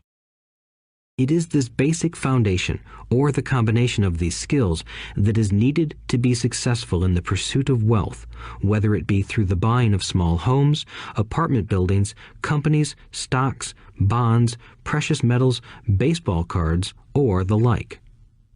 A few years later, the real estate market rebounded and everyone else was getting in. The stock market was booming and everyone was getting in. The U.S. economy was getting back on its feet. I began selling and was now traveling to Peru, Norway, Malaysia, and the Philippines. The investment landscape had changed. We were no longer buying real estate. Now I just watch the values climb inside the asset column and will probably begin selling. I suspect that some of those 6 little house deals will sell and the $40,000 note will be converted to cash. I need to call my accountant to be prepared for cash and seek ways to shelter it. The point I would like to make is that investments come and go. The market goes up and comes down. Economies improve and crash. The world is always handing you opportunities of a lifetime, every day of your life, but all too often we fail to see them. But they are there. And the more the world changes and the more technology changes, the more opportunities there will be to allow you and your family to be financially secure for generations to come. So why bother developing your financial intelligence? Again, only you can answer that. I know why I continue to learn and develop. I do it because I know there are changes coming. I'd rather welcome change than cling to the past. I know there will be market booms and market crashes. I want to continually develop my financial intelligence because at each market change, some people will be on their knees begging for their jobs. Others, meanwhile, will take the lemons that life hands them, and we are all handed lemons occasionally, and turn them into millions. That's financial intelligence. I am often asked about the lemons I have turned into millions. I hesitate using many more examples of personal investments because I am afraid it comes across as bragging or tooting my own horn. That is not my intention. I use the examples only as numerical and chronological illustrations of actual and simple cases. I use the examples because I want you to know that it is easy. And the more familiar you become with the 4 pillars of financial intelligence, the easier it becomes. Personally, I use 2 main vehicles to achieve financial growth: real estate and small cap stocks. I use real estate as my foundation. Day in and day out, my properties provide cash flow and occasional spurts of growth and value. The small cap stocks are used for fast growth. I do not recommend anything that I do. The examples are just that, examples. If the opportunity is too complex and I do not understand the investment, I don't do it. Simple math and common sense are all you need to do well financially. There are 5 reasons for using examples. 1. To inspire people to learn more. 2. To let people know it is easy if the foundation is strong. 3. To show that anyone can achieve great wealth. 4. To show that there are millions of ways to achieve your goals. 5. To show that it's not rocket science. In 1989, I used to jog through a lovely neighborhood in Portland, Oregon. It was a suburb that had little gingerbread houses. They were small and cute. I almost expected to see Little Red Riding Hood skipping down the sidewalk on her way to Granny's. There were for sale signs everywhere. The timber market was terrible. The stock market had just crashed, and the economy was depressed. On one street, I noticed a for sale sign that was up longer than most. It looked old. Jogging past it one day, I ran into the owner, who looked troubled. "What are you asking for your house?" I asked. The owner turned and smiled weakly.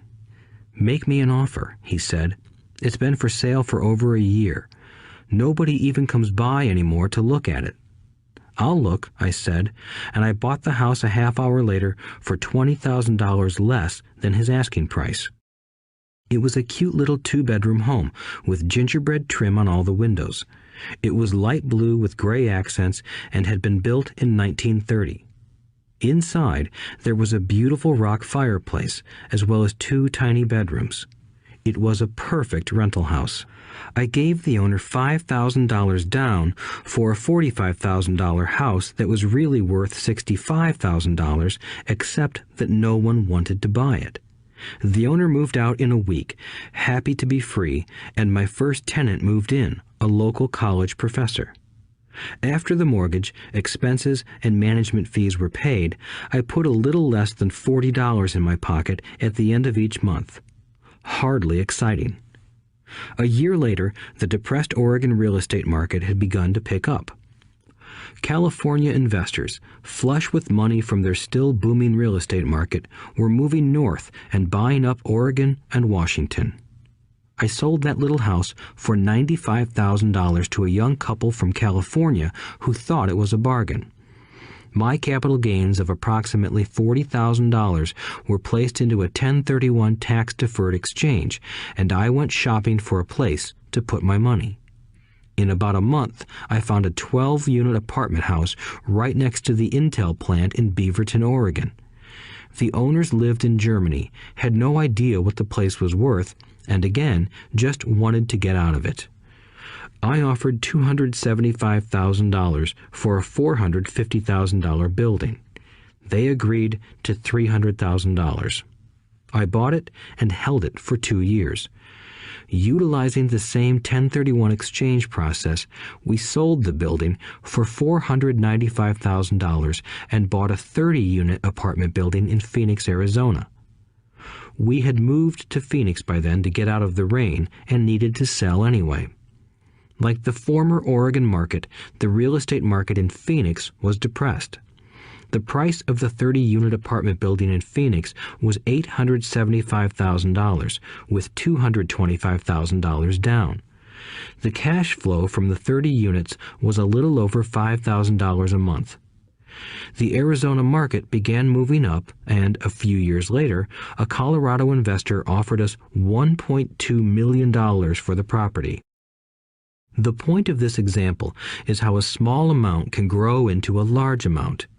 Again, it is a matter of understanding financial statements, investment strategies, a sense of the market, and the laws.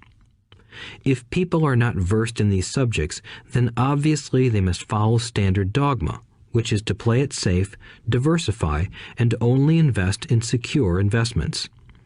The problem with secure investments is that they are often sanitized, that is, made so safe that the gains are less. Most large brokerage houses will not touch speculative transactions in order to protect themselves and their clients, and that is a wise policy. The really hot deals are not offered to people who are novices. Often, the best deals that make the rich even richer are reserved for those who understand the game. It is technically illegal to offer speculative deals to someone who is considered not sophisticated, but of course, it happens. The more sophisticated I get, the more opportunities come my way. Another case for developing your financial intelligence over a lifetime is simply that more opportunities are presented to you. And the greater your financial intelligence, the easier it is to tell whether a deal is good. It's your intelligence that can spot a bad deal or make a bad deal good. The more I learn, and there is a lot to learn, the more money I make simply because I gain experience and wisdom as the years go on. I have friends who are playing it safe, working hard at their profession and failing to gain financial wisdom, which does take time to develop. My overall philosophy is to plant seeds inside my asset column. That is my formula. I start small and plant seeds. Some grow, some don't. Inside our real estate corporation, we have property worth several $1 million. It is our own right, or real estate investment trust. The point I'm making is that most of those millions started out as little $5,000 to $10,000 investments. All of those down payments were fortunate to catch a fast-rising market and increase tax-free. We traded in and out several times over a number of years.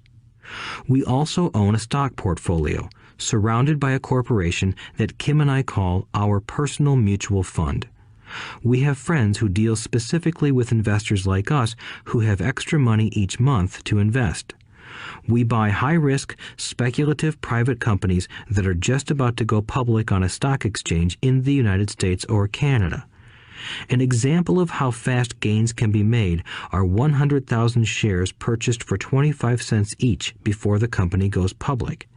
6 months later, the company is listed, and the 100,000 shares now are worth $2 each. If the company is well managed, the price keeps going up, and the stock may go to $20 or more per share. There are years when our $25,000 has gone to $1 million in less than a year. It is not gambling if you know what you're doing. It is gambling if you're just throwing money into a deal and praying. The idea in anything is to use your technical knowledge, wisdom, and love of the game to cut the odds down, to lower the risk. Of course, there is always risk. It is financial intelligence that improves the odds. Thus, what is risky for one person is less risky to someone else. That is the primary reason I constantly encourage people to invest more in their financial education than in stocks, real estate, or other markets. The smarter you are, the better chance you have of beating the odds. The stock plays I personally invested in were extremely high risk for most people and absolutely not recommended. I have been playing that game since 1979 and have paid more than my share in dues. But if you will review why investments such as these are high risk for most people, you may be able to set your life up differently, so that the ability to take $25,000 and turn it into $1 million in a year is low risk for you. As stated earlier, nothing I have written is a recommendation. It is only used as an example of what is simple and possible. What I do is small potatoes in the grand scheme of things. Yet, for the average individual, a passive income of more than $100,000 a year is nice and not hard to achieve. Depending on the market and how smart you are, it could be done in 5 to 10 years. If you keep your living expenses modest, $100,000 coming in as additional income is pleasant, regardless of whether you work. You can work if you like, or take time off if you choose, and use the government tax system in your favor rather than against you. My personal basis is real estate. I love real estate because it's stable and slow-moving. I keep the base solid. The cash flow is fairly steady and, if properly managed, has a good chance of increasing in value. The beauty of a solid base of real estate is that it allows me to take greater risks, as I do with speculative stocks. If I make great profits in the stock market, I pay my capital gains tax on the gain and then reinvest what's left in real estate, again further securing my asset foundation. A last word on real estate. I have traveled all over the world and taught investing. In every city, I hear people say you cannot buy real estate cheap. That is not my experience. Even in New York or Tokyo, or just on the outskirts of the city, prime bargains are overlooked by most people. In Singapore, with their high real estate prices, there are still bargains to be found within a short driving distance. So whenever I hear someone say, "You can't do that here," pointing at me, I remind them that maybe the real statement is, "I don't know how to do that here, yet." Great opportunities are not seen with your eyes. They are seen with your mind. Most people never get wealthy simply because they are not trained financially to recognize opportunities right in front of them. I am often asked, "How do I start?" In the final chapter of this audiobook, I offer 10 steps that I followed on the road to my financial freedom. But always remember to have fun. When you learn the rules and the vocabulary of investing and begin to build your asset column, I think you'll find that it's as fun a game as you've ever played. Sometimes you win, and sometimes you learn. But have fun. Most people never win because they're more afraid of losing. That is why I found school so silly. In school, we learn that mistakes are bad, and we are punished for making them. Yet if you look at the way humans are designed to learn, we learn by making mistakes. We learn to walk by falling down. If we never fell down, we would never walk. The same is true for learning to ride a bike. I still have scars on my knees, but today I can ride a bike without thinking. The same is true for getting rich. Unfortunately, the main reason most people are not rich is because they are terrified of losing. Winners are not afraid of losing, but losers are. Failure is part of the process of success. People who avoid failure also avoid success. I look at money much like my game of tennis. I play hard, make mistakes, correct, make more mistakes, correct, and I get better. If I lose the game, I reach across the net, shake my opponent's hand, smile, and say, "See you next Saturday." There are two kinds of investors. One, the first and most common type is a person who buys a packaged investment. They call a retail outlet, such as a real estate company, a stockbroker, or a financial planner, and they buy something. It could be a mutual fund, a right, a stock, or bond. It is a clean and simple way of investing. An analogy would be a shopper who goes to a computer store and buys a computer right off the shelf. 2. The second type is an investor who creates investments. This investor usually assembles a deal in the same way a person who buys components builds a computer. I do not know the first thing about putting components of a computer together, but I do know how to put pieces of opportunities together, or know people who know how. It is this second type of investor who is the more professional investor. Sometimes it may take years for all the pieces to come together, and sometimes they never do. It is this second type of investor that my rich dad encouraged me to be. It is important to learn how to put the pieces together, because that is where the huge wins reside, and sometimes some huge losses if the tide goes against you. If you want to be the second type of investor, you need to develop 3 main skills. These skills are in addition to those required to become financially intelligent. 1. Find an opportunity that everyone else missed. You see with your mind what others miss with their eyes. For example, a friend bought this run-down old house. It was spooky to look at. Everyone wondered why he bought it. What he saw that we did not was that the house came with 4 extra empty lots. He discovered that after going to the title company. After buying the house, he tore the house down and sold the 5 lots to a builder for 3 times what he paid for the entire package. He made $75,000 for 2 months of work. It's not a lot of money, but it sure beats minimum wage, and it's not technically difficult. 2. Raise money. The average person only goes to the bank. This second type of investor needs to know how to raise capital, and there are many ways that don't require a bank. To get started, I learned how to buy houses without a bank. It was the learned skill of raising money more than the houses themselves that was priceless. All too often, I hear people say, "The bank won't lend me money," or "I don't have the money to buy it." If you want to be a Type 2 investor, you need to learn how to do that which stops most people. In other words, a majority of people let their lack of money stop them from making a deal. If you can avoid that obstacle, you will be millions ahead of those who don't learn those skills. There have been many times I have bought a house, a stock, or an apartment building without a penny in the bank. I once bought an apartment house for $1.2 million. I did what is called tying it up with a written contract between seller and buyer.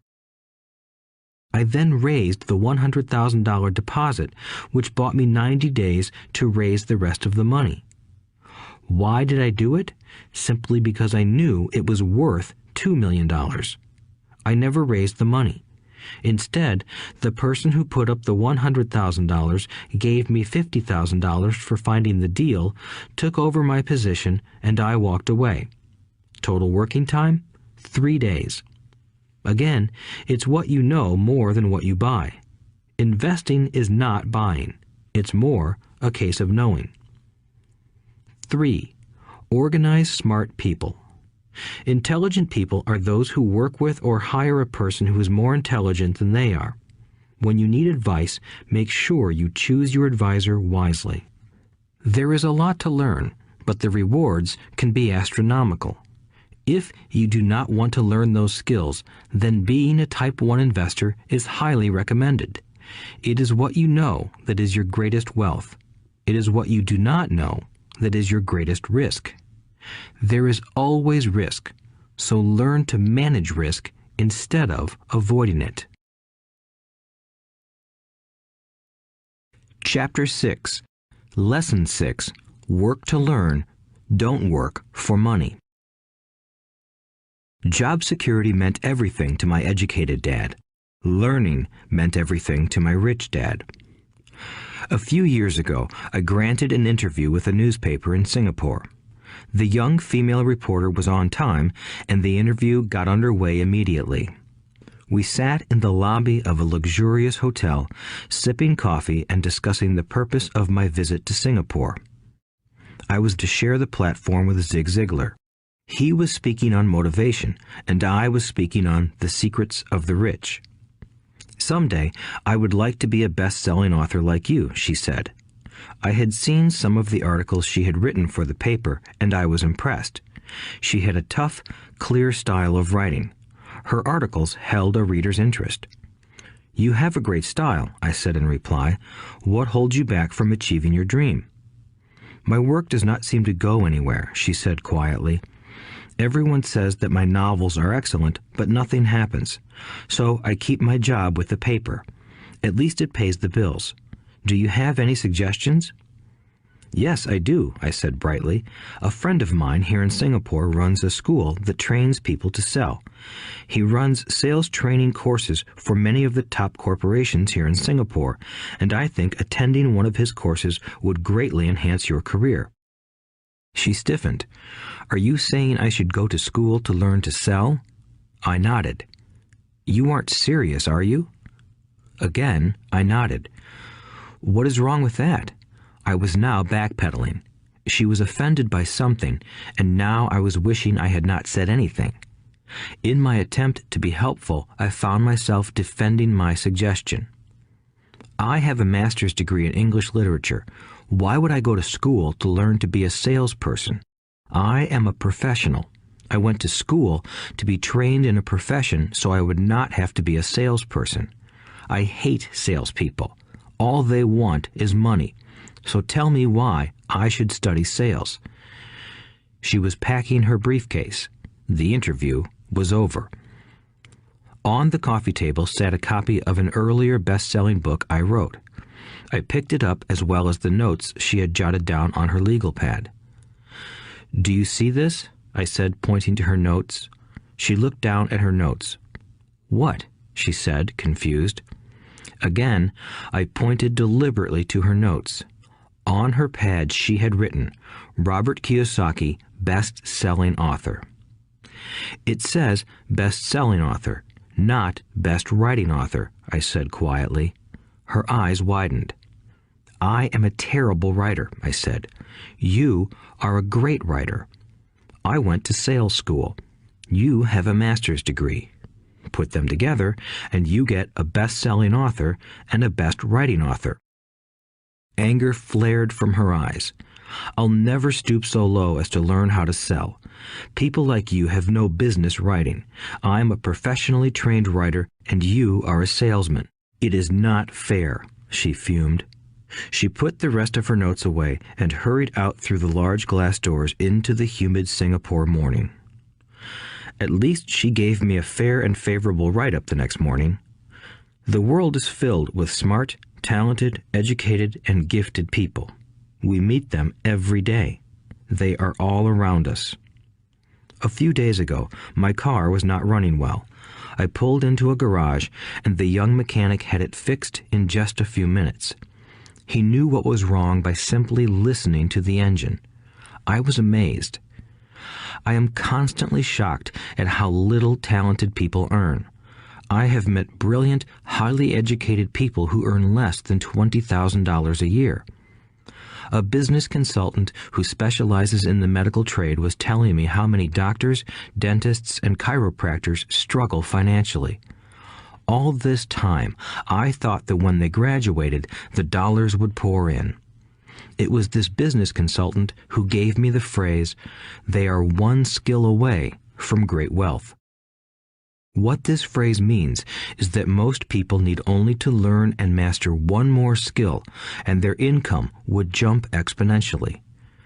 I have mentioned before that financial intelligence is a synergy of accounting, investing, marketing, and law. Combine those 4 technical skills, and making money with money is easier than most people would believe. When it comes to money, the only skill most people know is to work hard. The classic example of a synergy of skills was that young writer for the newspaper. If she diligently learned the skills of sales and marketing, her income would jump dramatically. If I were her, I would take some courses in advertising copywriting as well as sales. Then, instead of working at the newspaper, I would seek a job at an advertising agency. Even if it were a cut in pay, she would learn how to communicate in shortcuts that are used in successful advertising. She also would spend time learning public relations, an important skill. She would learn how to get millions in free publicity. Then, at night and on weekends, she could be writing her great novel. When it was finished, she would be better able to sell her book. Then, in a short while, she could be a best-selling author. When I came out with my first book, If You Want to Be Rich and Happy, Don't Go to School, a publisher suggested I change the title to The Economics of Education. I told the publisher that, with a title like that, I would sell 2 books, one to my family and one to my best friend. The problem is that they would expect it for free.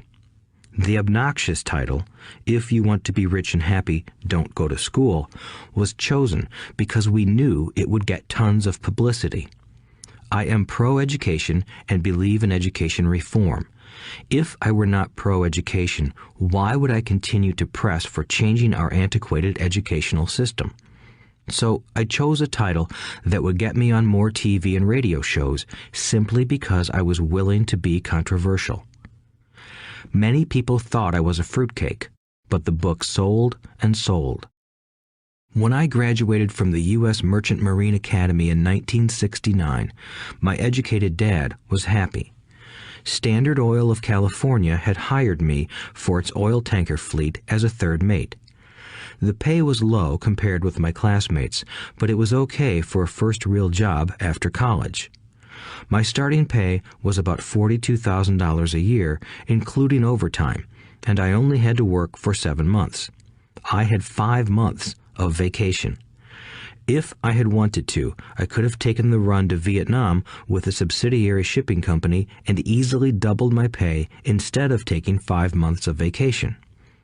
I had a great career ahead of me, yet I resigned after 6 months with the company and joined the Marine Corps to learn how to fly. My educated dad was devastated. Rich Dad congratulated me. In school and in the workplace, the popular opinion is the idea of specialization. That is, in order to make more money or get promoted, you need to specialize.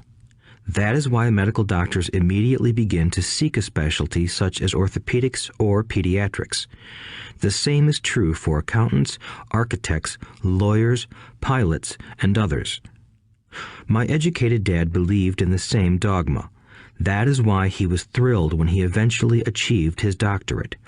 He often admitted that schools reward people who study more and more about less and less. Rich Dad encouraged me to do exactly the opposite. You want to know a little about a lot, was his suggestion. That is why for years I worked in different areas of his companies. For a while, I worked in his accounting department.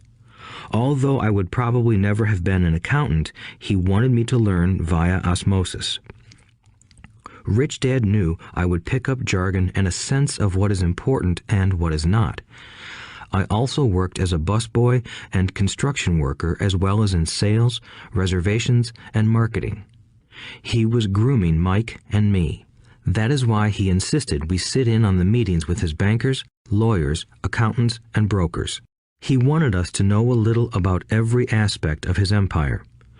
When I quit my high-paying job with Standard Oil, my educated dad had a heart-to-heart talk with me. He was bewildered. He could not understand my decision to resign from a career that offered high pay, great benefits, lots of time off, and opportunity for promotion. When he asked me one evening, "Why did you quit?" I could not explain it to him, though I tried hard to. My logic did not fit his logic. The big problem was that my logic was my rich dad's logic. Job security meant everything to my educated dad. Learning meant everything to my rich dad. Educated dad thought I went to school to learn to be a ship's officer. Rich dad knew that I went to school to study international trade. So as a student, I made cargo runs, navigating large freighters, oil tankers, and passenger ships to the Far East and the South Pacific. Rich Dad emphasized that I should stay in the Pacific instead of taking ships to Europe because he knew that the emerging nations were in Asia, not Europe. While most of my classmates, including Mike, were partying at their fraternity houses, I was studying trade, people, business styles, and cultures in Japan, Taiwan, Thailand, Singapore, Hong Kong, Vietnam, Korea, Tahiti, Samoa, and the Philippines. I was partying also, but it was not in any frat house. I grew up rapidly. Educated Dad just could not understand why I decided to quit and join the Marine Corps. I told him I wanted to learn to fly, but really I wanted to learn to lead troops. Rich Dad explained to me that the hardest part of running a company is managing people. He had spent 3 years in the Army. My educated dad was draft exempt. Rich Dad valued learning to lead men into dangerous situations. Leadership is what you need to learn next, he said. If you are not a good leader, you'll get shot in the back, just like they do in business. Returning from Vietnam in 1973, I resigned my commission, even though I loved flying. I found a job with Xerox Corporation. I joined it for one reason, and it was not for the benefits. I was a shy person, and the thought of selling was the most frightening subject in the world. Xerox has one of the best sales trainings programs in America. Rich Dad was proud of me. My educated dad was ashamed. Being an intellectual, he thought that salespeople were below him. I worked with Xerox for 4 years until I overcame my fear of knocking on doors and being rejected. Once I could consistently be in the top 5 in sales, I again resigned and moved on, leaving behind another great career with an excellent company. In 1977, I formed my first company. Rich Dad had groomed Mike and me to take over companies, so I now had to learn to form them and put them together. My first product, the nylon and Velcro wallet, was manufactured in the Far East and shipped to a warehouse in New York, near where I had gone to school. My formal education was complete, and it was time to test my wings. If I failed, I would go broke. Rich Dad thought it best to go broke before 30. You still have time to recover, was his advice. On the eve of my 30th birthday, my first shipment left Korea for New York. Today, I still do business internationally, and as my rich dad encouraged me to do, I keep seeking the emerging nations. Today, my investment company invests in South American countries and Asian countries, as well as in Norway and Russia. There is an old cliche that goes, "Job is an acronym for just over broke." Unfortunately, I would say that applies to millions of people. Because school does not think financial intelligence is an intelligence, most workers live within their means. They work and they pay bills. There is another horrible management theory that goes, workers work hard enough to not be fired, and owners pay just enough so that workers won't quit. And if you look at the pay scales of most companies, again, I would say there is a degree of truth to that statement. The net result is that most workers never get ahead. They do what they've been taught to do, get a secure job. Most workers focus on working for pay and benefits that reward them in the short term, but are often disastrous in the long run. Instead, I recommend to young people to seek work for what they will learn more than what they will earn. Look down the road at what skills they want to acquire before choosing a specific profession and before getting trapped in the rat race. Once people are trapped in the lifelong process of bill paying, they become like those little hamsters running around in those metal wheels. Their little furry legs are spinning furiously, the wheel is turning furiously, but come tomorrow morning, they'll still be in the same cage. Great job. In the movie Jerry Maguire starring Tom Cruise, there are many great one-liners. Probably the most memorable is, "Show me the money." But there is one line I thought most truthful. It comes from the scene where Tom Cruise is leaving the firm. He has just been fired, and he is asking the entire company, "Who wants to come with me?" And the whole place is silent and frozen. Only one woman speaks up and says, "I'd like to, but I'm due for a promotion in 3 months." That statement is probably the most truthful statement in the whole movie. It is the type of statement that people use to keep themselves busy, working away to pay bills. I know my educated dad looked forward to his pay raise every year, and every year he was disappointed. So he would go back to school to earn more qualifications so he could get another raise. Then, once again, there would be another disappointment. The question I often ask people is, where is this daily activity taking you? Just like the little hamster, I wonder if people look at where their hard work is taking them. What does the future hold? In his book, The Retirement Myth, Craig S. Carpel writes, "I visited the headquarters of a major national pension consulting firm and met with a managing director who specializes in designing lush retirement plans for top management. When I asked her what people who don't have corner offices will be able to expect in the way of pension income, she said with a confident smile, 'The silver bullet.'" "What," I asked, "is the silver bullet?" She shrugged and said, "If baby boomers discover they don't have enough money to live on when they're older, they can always blow their brains out." Carpel goes on to explain the difference between the old defined benefit retirement plans and the new 401k plans that are riskier. It is not a pretty picture for most people working today, and that is just for retirement. Add medical fees and long-term nursing home care, and the picture is frightening.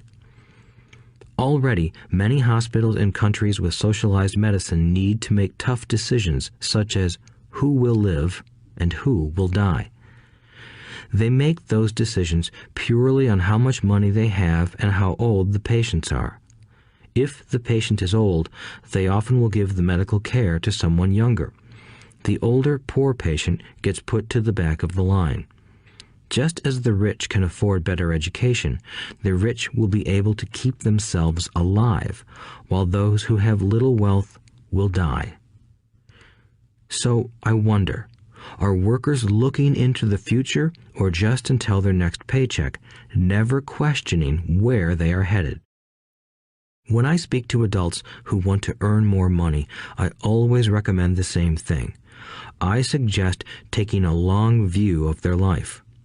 Instead of simply working for the money and security, which I admit are important, I suggest they take a second job that will teach them a second skill. Often I recommend joining a network marketing company, also called multi-level marketing, if they want to learn sales skills. Some of these companies have excellent training programs that help people get over their fear of failure and rejection, which are the main reasons people are unsuccessful. Education is more valuable than money in the long run. When I offer this suggestion, I often hear in response, "Oh, that is too much hassle," or "I only want to do what I am interested in." If they say it's too much of a hassle, I ask, so you would rather work all your life giving 50% of what you earn to the government? If they tell me, I only do what I am interested in, I say, I'm not interested in going to the gym, but I go because I want to feel better and live longer. Unfortunately, there is some truth to the old statement, you can't teach an old dog new tricks. Unless a person is used to changing, it's hard to change. But for those of you who might be on the fence when it comes to the idea of working to learn something new, I offer this word of encouragement. Life is much like going to the gym. The most painful part is deciding to go. Once you get past that, it's easy. There have been many days I have dreaded going to the gym, but once I am there and in motion, it is a pleasure. After the workout is over, I am always glad I talked myself into going. If you are unwilling to work to learn something new and instead insist on becoming highly specialized within your field, make sure the company you work for is unionized. Labor unions are designed to protect specialists. My educated dad, after falling from grace with the governor, became the head of the teachers' union in Hawaii. He told me that it was the hardest job he ever held. My rich dad, on the other hand, spent his life doing his best to keep his companies from becoming unionized. He was successful. Although the unions came close, Rich Dad was always able to fight them off. Personally, I take no sides because I can see the need for and the benefits of both sides. If you do as school recommends, become highly specialized, then seek union protection. For example, had I continued with my flying career, I would have sought a company that had a strong pilots union. Why? Because my life would be dedicated to learning a skill that was valuable in only one industry. If I were pushed out of that industry, my life's skills would not be as valuable to another industry. A displaced senior pilot with 100,000 hours of heavy airline transport time, earning $150,000 a year, would have a hard time finding an equivalent high-paying job teaching in school. Skills do not necessarily transfer from industry to industry. Skills the pilots are paid for in the airline industry are not as important in, say, the school system. The same is true even for doctors today. With all the changes in medicine, many medical specialists are needing to conform to medical organizations such as HMOs. School teachers definitely need to be union members. Today in America, the teachers' union is the largest and the richest labor union of all. The NEA, the National Education Association, has tremendous political clout. Teachers need the protection of their union because their skills are also of limited value to an industry outside of education. So the rule of thumb is highly specialized, then unionize. It's the smart thing to do.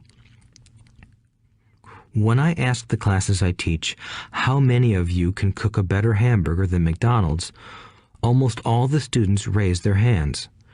I then ask, so if most of you can cook a better hamburger, how come McDonald's makes more money than you? The answer is obvious. McDonald's is excellent at business systems. The reason so many talented people are poor is because they focus on building a better hamburger and know little to nothing about business systems. A friend of mine in Hawaii is a great artist. He makes a sizable amount of money. One day, his mother's attorney called to tell him that she had left him $35,000. That is what was left of her estate after the attorney and the government took their shares. Immediately, he saw an opportunity to increase his business by using some of this money to advertise. 2 months later, his first 4-color full-page ad appeared in an expensive magazine that targeted the very rich. The ad ran for 3 months. He received no replies from the ad, and all of his inheritance is now gone. He now wants to sue the magazine for misrepresentation. This is a common case of someone who can build a beautiful hamburger but knows little about business. When I asked him what he learned, his only reply was, "Advertising salespeople are crooks." I then asked him if he would be willing to take a course in sales and a course in direct marketing. His reply, "I don't have the time, and I don't want to waste my money." The world is filled with talented poor people. All too often, they're poor or struggle financially or earn less than they are capable of, not because of what they know, but because of what they do not know. They focus on perfecting their skills at building a better hamburger rather than the skills of selling and delivering the hamburger. Maybe McDonald's does not make the best hamburger, but they are the best at selling and delivering a basic average burger. Poor Dad wanted me to specialize. That was his view on how to be paid more. Even after being told by the governor of Hawaii that he could no longer work in state government, my educated dad continued to encourage me to get specialized. Educated Dad then took up the cause of the teachers' union, campaigning for further protection and benefits for these highly skilled and educated professionals. We argued often, but I know he never agreed that over-specialization is what caused the need for union protection. He never understood that the more specialized you become, the more you are trapped and dependent on that specialty. Rich Dad advised that Mike and I groom ourselves. Many corporations do the same thing. They find a young, bright student just out of business school and begin grooming that person to someday take over the company.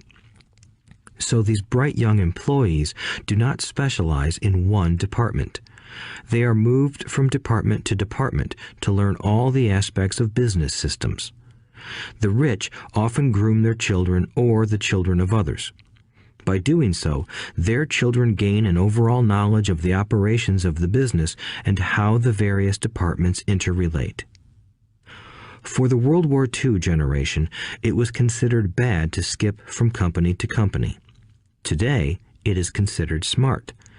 Since people will skip from company to company rather than seek greater specialization in skills, why not seek to learn more than to earn? In the short term, it may earn you less, but it will pay dividends in the long term. The main management skills needed for success are 1. Management of cash flow, 2. Management of systems, 3. Management of people. The most important specialized skills are sales and marketing. The ability to sell, to communicate to another human being, be it a customer, employee, boss, spouse, or child, is the base skill of personal success. Communication skills such as writing, speaking, and negotiating are crucial to a life of success. These are skills I work on constantly, attending courses or buying educational resources to expand my knowledge. As I have mentioned, my educated dad worked harder and harder the more competent he became. He also became more trapped the more specialized he got. Although his salary went up, his choices diminished. Soon after he was locked out of government work, he found out how vulnerable he really was professionally. It is like professional athletes who suddenly are injured or are too old to play. Their once high-paying position is gone, and they have limited skills to fall back on. I think that is why my educated dad sided so much with the unions after that. He realized how much a union would have benefited him. Rich Dad encouraged Mike and me to know a little about a lot. He encouraged us to work with people smarter than we were and to bring smart people together to work as a team. Today, it would be called a synergy of professional specialties. Today, I meet ex-school teachers earning hundreds of thousands of dollars a year. They earn that much because they have specialized skills in their field as well as other skills. They can teach as well as sell and market. I know of no other skills to be more important than selling and marketing. The skills of selling and marketing are difficult for most people, primarily due to their fear of rejection. The better you are at communicating, negotiating, and handling your fear of rejection, the easier life is. Just as I advised that newspaper writer who wanted to become a best-selling author, I advise anyone else today. Being technically specialized has its strengths as well as its weaknesses. I have friends who are geniuses, but they cannot communicate effectively with other human beings, and, as a result, their earnings are pitiful. I advise them to just spend a year learning to sell. Even if they earn nothing, their communication skills will improve, and that is priceless. In addition to being good learners, sellers, and marketers, we need to be good teachers as well as good students. To be truly rich, we need to be able to give as well as to receive. In cases of financial or professional struggle, there is often a lack of giving and receiving. I know many people who are poor because they are neither good students nor good teachers. Both of my dads were generous men. Both made it a practice to give first. Teaching was one of their ways of giving. The more they gave, the more they received. One glaring difference was in the giving of money. My rich dad gave lots of money away. He gave to his church, to charities, and to his foundation. He knew that to receive money, you had to give money. Giving money is the secret to most great wealthy families. That is why there are organizations like the Rockefeller Foundation and the Ford Foundation. These are organizations designed to take their wealth and increase it, as well as give it away in perpetuity. My educated dad always said, "When I have some extra money, I'll give it." The problem was that there was never any extra. So he worked harder to draw more money in rather than focus on the most important law of money: give and you shall receive. Instead, he believed in receive and then you give. In conclusion, I became both dads. One part of me is a hardcore capitalist who loves the game of money making money. The other part is a socially responsible teacher who is deeply concerned with this ever-widening gap between the haves and have-nots.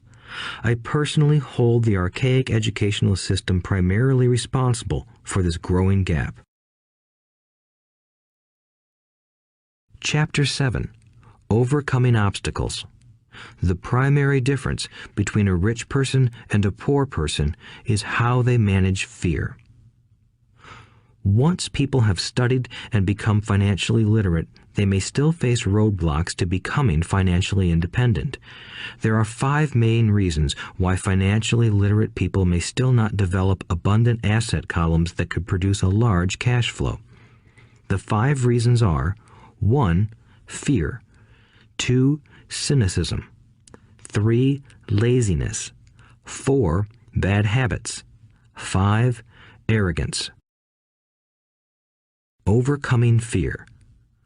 I have never met anyone who really likes losing money. And in all my years, I have never met a rich person who has never lost money. But I have met a lot of poor people who have never lost a dime. Investing, that is. The fear of losing money is real. Everyone has it, even the rich. But it's not having fear that is the problem. It's how you handle fear. It's how you handle losing. It's how you handle failure that makes the difference in one's life. The primary difference between a rich person and a poor person is how they manage that fear. It's okay to be fearful. It's okay to be a coward when it comes to money. You can still be rich. We're all heroes at something and cowards at something else.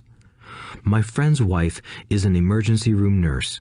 When she sees blood, she flies into action. When I mention investing, she runs away. When I see blood, I don't run. I pass out. My rich dad understood phobias about money. Some people are terrified of snakes. Some people are terrified about losing money. Both are phobias, he would say. So his solution to the phobia of losing money was this little rhyme: if you hate risk and worry, start early. If you start young, it's easier to be rich. I won't go into it here, but there is a staggering difference between a person who starts investing at age 20 versus age 30. The purchase of Manhattan Island is said to be one of the greatest bargains of all time. New York was purchased for $24 in trinkets and beads. Yet if that $24 had been invested at 8% annually, that $24 would have been worth more than $28 trillion by 1995. Manhattan could be repurchased with money left over to buy much of Los Angeles. But what if you don't have much time left or would like to retire early? How do you handle the fear of losing money? My poor dad did nothing. He simply avoided the issue, refusing to discuss the subject. My rich dad, on the other hand, recommended that I think like a Texan. "I like Texas and Texans," he used to say. "In Texas, everything is bigger. When Texans win, they win big. And when they lose, it's spectacular." "They like losing?" I asked. "That's not what I'm saying. Nobody likes losing. Show me a happy loser, and I'll show you a loser," said Rich Dad.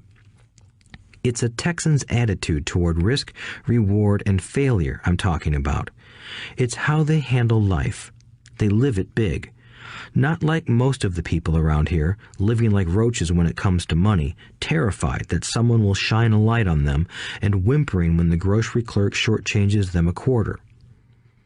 Rich Dad went on, "What I like best is the Texas attitude. They're proud when they win, and they brag when they lose. Texans have a saying, 'If you're going to go broke, go big.' You don't want to admit you went broke over a duplex." He constantly told Mike and me that the greatest reason for lack of financial success was because most people played it too safe. "People are so afraid of losing that they lose," were his words. Fran Tarkenton, a one-time great NFL quarterback, says it still another way.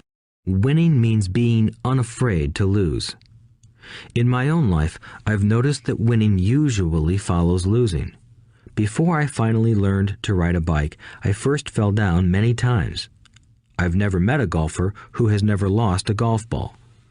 I've never met people who have fallen in love who have never had their heart broken. And I've never met someone rich who has never lost money.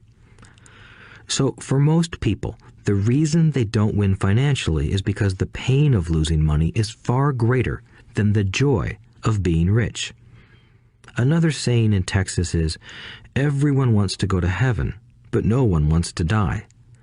Most people dream of being rich, but are terrified of losing money, so they never get to heaven. Rich Dad used to tell Mike and me stories about his trips to Texas. If you really want to learn the attitude of how to handle risk, losing, and failure, go to San Antonio and visit the Alamo. The Alamo is a great story of brave people who chose to fight, knowing there was no hope of success. They chose to die instead of surrendering. It's an inspiring story worthy of study. Nonetheless, it's still a tragic military defeat. They got their butts kicked. So, how do Texans handle failure? They still shout, "Remember the Alamo." Mike and I heard this story a lot. He always told us this story when he was about to go into a big deal and he was nervous. After he had done all his due diligence and it was time to put up or shut up, he told us this story. Every time he was afraid of making a mistake or losing money, he told us this story. It gave him strength, for it reminded him that he could always turn a financial loss into a financial win. Rich Dad knew that failure would only make him stronger and smarter. It's not that he wanted to lose. He just knew who he was and how he would take a loss. He would take a loss and make it a win. That's what made him a winner and others losers. It gave him the courage to cross the line when others backed out. "That's why I like Texans so much," he would say. "They took a great failure and turned it into inspiration, as well as a tourist destination that makes them millions." But probably his words that mean the most to me today are these. Texans don't bury their failures. They get inspired by them. They take their failures and turn them into rallying cries. Failure inspires Texans to become winners. But that formula is not just the formula for Texans. It is the formula for all winners. I've said that falling off my bike was part of learning to ride. I remember falling off only made me more determined to learn to ride, not less. I also said that I have never met a golfer who has never lost a ball. For top professional golfers, losing a ball or a tournament provides the inspiration to be better, to practice harder, to study more. That's what makes them better.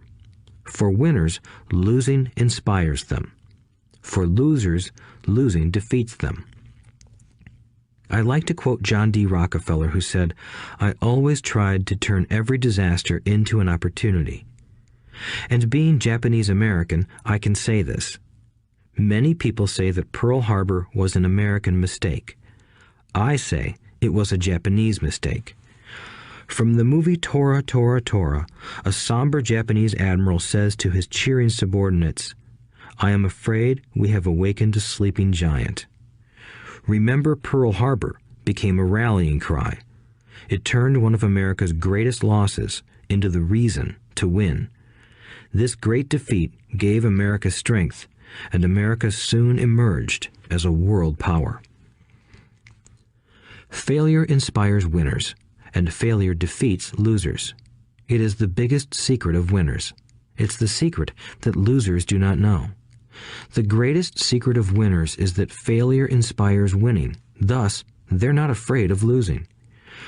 Repeating Fran Tarkenton's quote, "Winning means being unafraid to lose."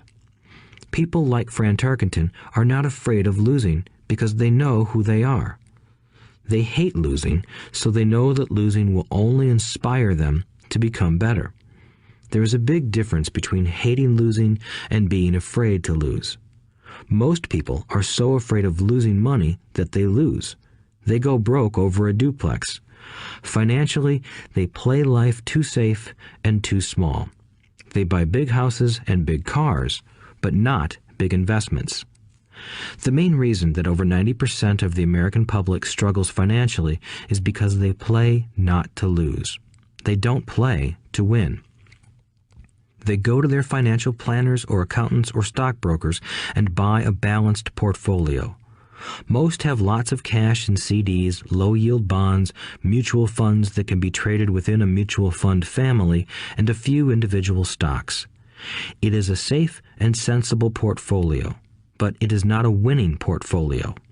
It is a portfolio of someone playing not to lose. Don't get me wrong, it's probably a better portfolio than more than 70% of the population has, and that's frightening. It's a great portfolio for someone who loves safety. But playing it safe and balanced on your investment portfolio is not the way successful investors play the game. If you have little money and you want to be rich, you must first be focused, not balanced. If you look at any successful person, at the start they were not balanced. Balanced people go nowhere. They stay in one spot. To make progress, you must first go unbalanced. Just look at how you make progress walking. Thomas Edison was not balanced. He was focused. Bill Gates was not balanced. He was focused. Donald Trump is focused. George Soros is focused. George Patton did not take his tanks wide. He focused them and blew through the weak spots in the German line. The French went wide with the Maginot Line, and you know what happened to them. If you have any desire to be rich, you must focus. Do not do what poor and middle-class people do, put their few eggs in many baskets. Put a lot of your eggs in a few baskets and focus. Follow one course until successful. If you hate losing, play it safe. If losing makes you weak, play it safe. Go with balanced investments. If you're over 25 years old and are terrified of taking risks, don't change. Play it safe, but start early. Start accumulating your nest egg early because it will take time. But if you have dreams of freedom, of getting out of the rat race, the first question to ask yourself is, how do I respond to failure? If failure inspires you to win, maybe you should go for it, but only maybe. If failure makes you weak or causes you to throw temper tantrums, like spoiled brats who call attorneys to file lawsuits every time something doesn't go their way, then play it safe.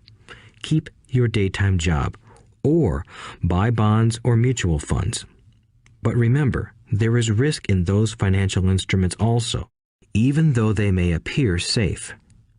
I say all this, mentioning Texas and Fran Tarkenton, because stacking the asset column is easy. It's really a low-aptitude game. It doesn't take much education. Fifth-grade math will do. But building your asset column is a game in which attitude plays a major role. It takes guts, patience, and a great attitude toward failure. Losers avoid failing, and failure turns losers into winners. Just remember the Alamo. Overcoming cynicism. The sky is falling. The sky is falling.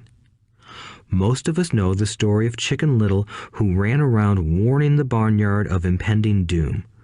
We all know people who are that way. There's a Chicken Little inside each of us. As I stated earlier, the cynic is really a little chicken. We all get a little chicken when fear and doubt cloud our thoughts. All of us have doubts. I'm not smart.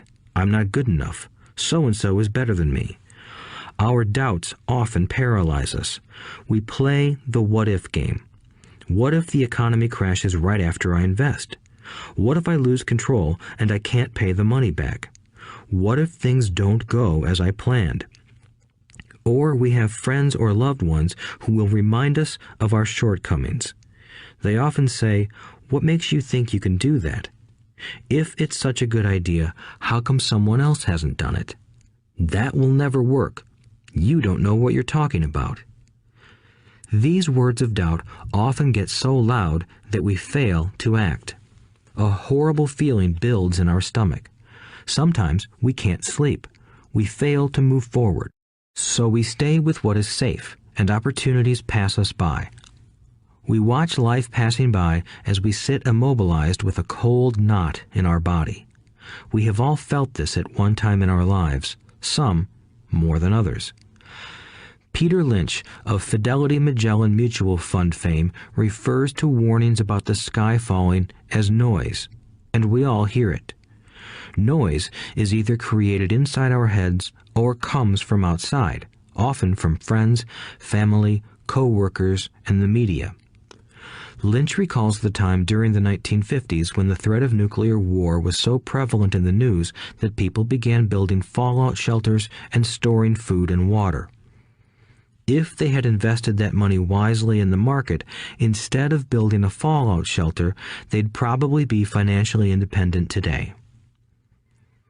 When violence breaks out in a city, gun sales go up all over the country. A person dies from rare hamburger meat in the state of Washington, and the Arizona Health Department orders restaurants to have all beef cooked well done. A drug company runs a TV commercial in February showing people catching the flu. Colds go up as well as sales of cold medicine. Most people are poor because when it comes to investing, the world is filled with Chicken Littles running around yelling, "The sky is falling, the sky is falling." And Chicken Littles are effective because every one of us is a little chicken. It often takes great courage to not let rumors and talk of doom and gloom affect your doubts and fears. But a savvy investor knows that the seemingly worst of times is actually the best of times to make money. When everyone else is too afraid to act, they pull the trigger and are rewarded. Some time ago, a friend named Richard came from Boston to visit Kim and me in Phoenix. He was impressed with what we had done through stocks and real estate. The Phoenix real estate prices were depressed. We spent 2 days showing him what we thought were excellent opportunities for cash flow and capital appreciation. Kim and I are not real estate agents. We are strictly investors. After identifying a unit in a resort community, we called an agent who sold it to him that afternoon. The price was a mere $42,000 for a 2-bedroom townhome. Similar units were going for $65,000. He had found a bargain. Excited, he bought it and returned to Boston. 2 weeks later, the agent called to say that our friend had backed out. I called immediately to find out why. All he said was that he talked to his neighbor, and his neighbor told him it was a bad deal. He was paying too much. I asked Richard if his neighbor was an investor. Richard said he was not. When I asked why he listened to him, Richard got defensive and simply said he wanted to keep looking. The real estate market in Phoenix turned, and a few years later, that little unit was renting for $1,000 a month, $2,500 in the peak winter months. The unit was worth $95,000. All Richard had to put down was $5,000, and he would have had a start at getting out of the rat race. Today, he still has done nothing. Richard's backing out did not surprise me. It's called buyer's remorse, and it affects all of us. The little chicken won, and a chance at freedom was lost. In another example, I hold a small portion of my assets in tax lien certificates instead of CDs. I earn 16% per year on my money, which certainly beats the interest rates banks offer on CDs. The certificates are secured by real estate and enforced by state law, which is also better than most banks. The formula they're bought on makes them safe. They just lack liquidity. So I look at them as 2 to 7 year CDs. Almost every time I tell someone that I hold my money this way, especially if they have money in CDs, they will tell me it's risky. They tell me why I should not do it. When I ask them where they get their information, they say from a friend or an investment magazine. They've never done it, and they're telling someone who's doing it why they shouldn't. The lowest yield I look for is 16%, but people who are filled with doubt are willing to accept a far lower return. Doubt is expensive. My point is that it's those doubts and cynicism that keep most people poor and playing it safe. The real world is simply waiting for you to get rich. Only a person's doubts keep them poor. As I said, getting out of the rat race is technically easy. It doesn't take much education, but those doubts are cripplers for most people.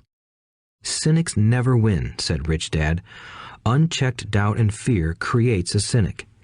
Cynics criticize and winners analyze was another of his favorite sayings. Rich Dad explained that criticism blinded while analysis opened eyes. Analysis allowed winners to see that critics were blind and to see opportunities that everyone else missed. And finding what people miss is key to any success. Real estate is a powerful investment tool for anyone seeking financial independence or freedom. It is a unique investment tool. Yet every time I mention real estate as a vehicle, I often hear, "I don't want to fix toilets." That's what Peter Lynch calls noise. That's what my rich dad would say is the cynic talking, someone who criticizes and does not analyze, someone who lets their doubts and fears close their mind instead of open their eyes. So when someone says, "I don't want to fix toilets, I want to fire back," what makes you think I want to? They're saying a toilet is more important than what they want. I talk about freedom from the rat race, and they focus on toilets. That is the thought pattern that keeps most people poor. They criticize instead of analyze. I don't once hold the key to your success, Rich Dad would say, because I too do not want to fix toilets. I shop hard for a property manager who does fix toilets. And by finding a great property manager who runs houses or apartments, well, my cash flow goes up. But more importantly, a great property manager allows me to buy a lot more real estate since I don't have to fix toilets. A great property manager is key to success in real estate. Finding a good manager is more important to me than the real estate. A great property manager often hears of great deals before real estate agents do, which makes them even more valuable. That is what Rich Dad meant by, "I don't once hold the key to your success." Because I do not want to fix toilets either, I figured out how to buy more real estate and expedite my getting out of the rat race. The people who continue to say, "I don't want to fix toilets," often deny themselves the use of this powerful investment vehicle. Toilets are more important than their freedom. In the stock market, I often hear people say, "I don't want to lose money." Well, what makes them think I or anyone else likes losing money? They don't make money because they choose to not lose money. Instead of analyzing, they close their minds to another powerful investment vehicle, the stock market. I was riding with a friend past our neighborhood gas station. He looked up and saw that the price of gas was going up and thus the price of oil. My friend is a worrywart, or a Chicken Little. To him, the sky is always going to fall, and it usually does, on him. When we got home, he showed me all the stats as to why the price of oil was going to go up over the next few years, statistics I had never seen before, even though I already owned substantial shares of an existing oil company. With that information, I immediately began looking for and found a new undervalued oil company that was about to find some oil deposits. My broker was excited about this new company, and I bought 15,000 shares for 65 cents per share. 3 months later, this same friend and I drove by the same gas station, and sure enough, the price per gallon had gone up nearly 15%. Again, the Chicken Little worried and complained. I smiled, because a month earlier, that little oil company hit oil, and those 15,000 shares went up to more than $3 per share since he had first given me the tip. And the price of gas will continue to go up if what my friend says is true. If most people understood how a stop worked in stock market investing, there would be more people investing to win instead of investing not to lose. A stop is simply a computer command that sells your stock automatically if the price begins to drop, helping to minimize your losses and maximize some gains. It's a great tool for those who are terrified of losing. So whenever I hear people focusing on their "I don't wants" rather than what they do want, I know the noise in their head must be loud. Chicken Little has taken over their brain and is yelling, "The sky is falling and toilets are breaking." So they avoid their "don't wants," but they pay a huge price. They may never get what they want in life. Instead of analyzing, their inner Chicken Little closes their mind. Rich Dad gave me a way of looking at Chicken Little. Just do what Colonel Sanders did. At the age of 66, he lost his business and began to live on his Social Security check. It wasn't enough. He went around the country selling his recipe for fried chicken. He was turned down 1,009 times before someone said yes, and he went on to become a multimillionaire at an age when most people are quitting. He was a brave and tenacious man, Rich Dad said of Harlan Sanders. So when you're in doubt and feeling a little afraid, just do what Colonel Sanders did to his little chicken. He fried it. Overcoming laziness. Busy people are often the most lazy. We have all heard stories of a businessman who works hard to earn money. He works hard to be a good provider for his wife and children. He spends long hours at the office and brings work home on weekends. One day he comes home to an empty house. His wife has left with the kids.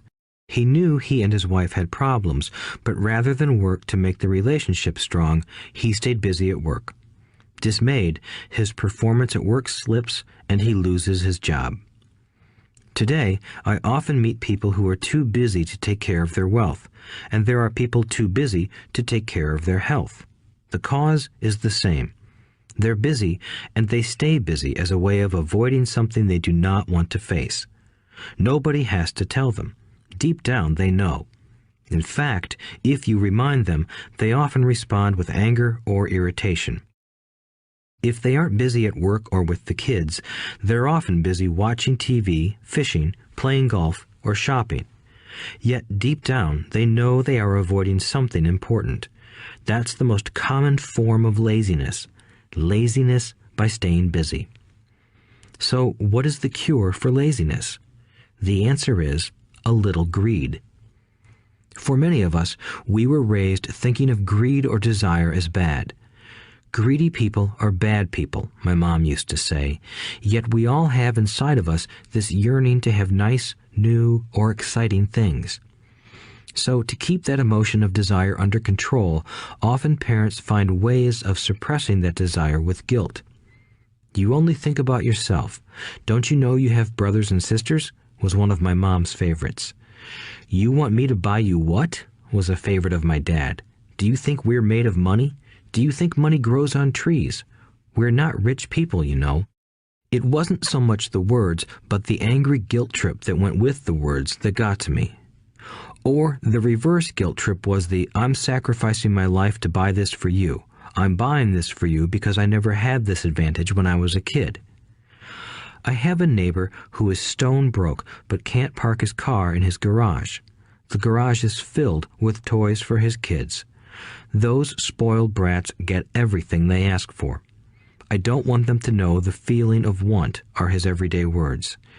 He has nothing set aside for their college or his retirement, but his kids have every toy ever made. He recently got a new credit card in the mail and took his kids to visit Las Vegas. "I'm doing it for the kids," he said with great sacrifice. Rich Dad forbade the words, "I can't afford it." In my real home, that's all I heard. Instead, Rich Dad required his children to say, "How can I afford it?" He believed that the words, "I can't afford it," shut down your brain. It didn't have to think anymore. "How can I afford it?"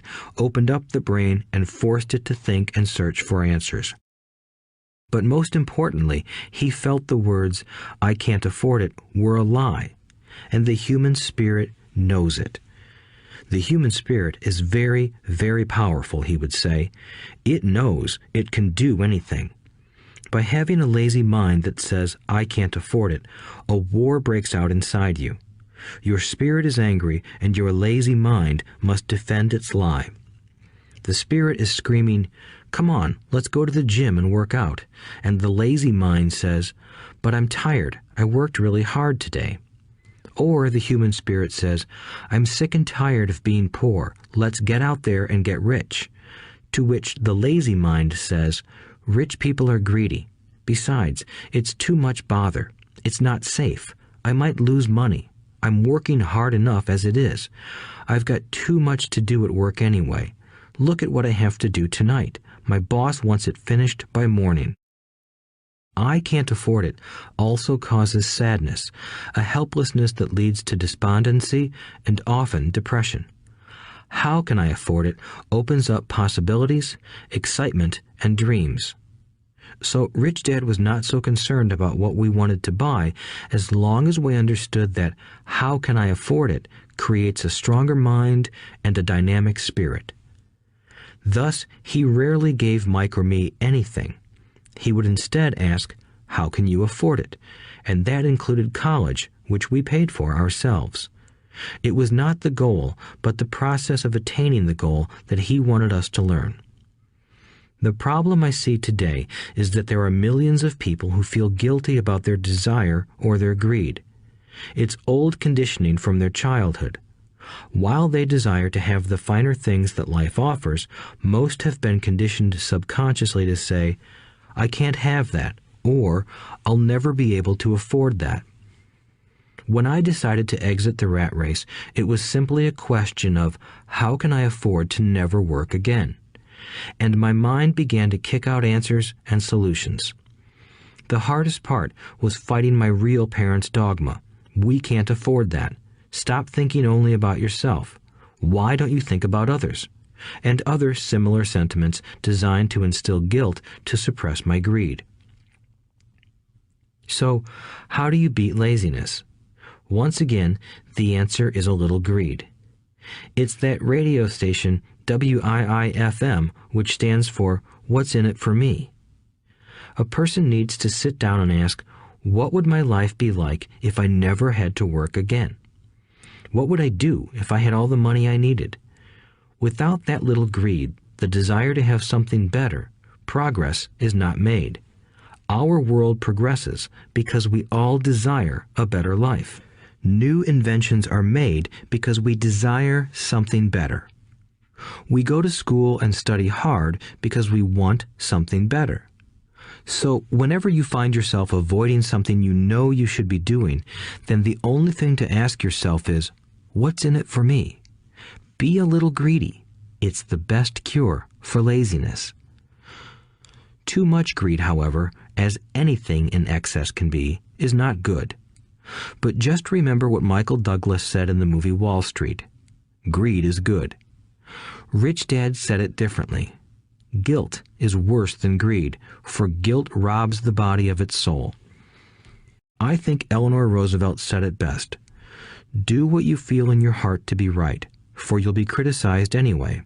You'll be damned if you do, and damned if you don't. Overcoming bad habits. Our lives are a reflection of our habits more than our education. After seeing the movie Conan the Barbarian, starring Arnold Schwarzenegger, a friend said, "I'd love to have a body like Schwarzenegger." Most of the guys nodded in agreement. "I even heard he was really puny and skinny at one time," another friend added. "Yeah, I heard that too," another one said. "I heard he has a habit of working out almost every day in the gym." "Yeah, I'll bet he has to." "Nah," said the group's cynic. "I'll bet he was born that way. Besides, let's stop talking about Arnold and get some beers." This is an example of habits controlling behavior. I remember asking my rich dad about the habits of the rich. Instead of answering me outright, he wanted me to learn through example, as usual. "When does your dad pay his bills?" Rich Dad asked. "The first of the month," I said. "Does he have anything left over?" he asked. "Very little," I said. "That's the main reason he struggles," said Rich Dad. "He has bad habits. Your dad pays everyone else first. He pays himself last, but only if he has anything left over." "Which he usually doesn't," I said. "But he has to pay his bills, doesn't he? You're saying he shouldn't pay his bills?" "Of course not," said Rich Dad. "I firmly believe in paying my bills on time. I just pay myself first, before I pay even the government." "But what happens if you don't have enough money?" I asked. "What do you do then?" "The same," said Rich Dad. "I still pay myself first, even if I'm short of money. My asset column is far more important to me than the government." "But," I said, "don't they come after you?" "Yes, if you don't pay," said Rich Dad. "Look, I did not say not to pay. I just said I pay myself first, even if I'm short of money." "But," I replied, "how do you do that?" "It's not how. The question is why," Rich Dad said. "Okay, why?" "Motivation," said Rich Dad. "Who do you think will complain louder if I don't pay them? Me or my creditors?" "Your creditors will definitely scream louder than you," I said, responding to the obvious. "You wouldn't say anything if you didn't pay yourself." So you see, after paying myself, the pressure to pay my taxes and the other creditors is so great that it forces me to seek other forms of income. The pressure to pay becomes my motivation.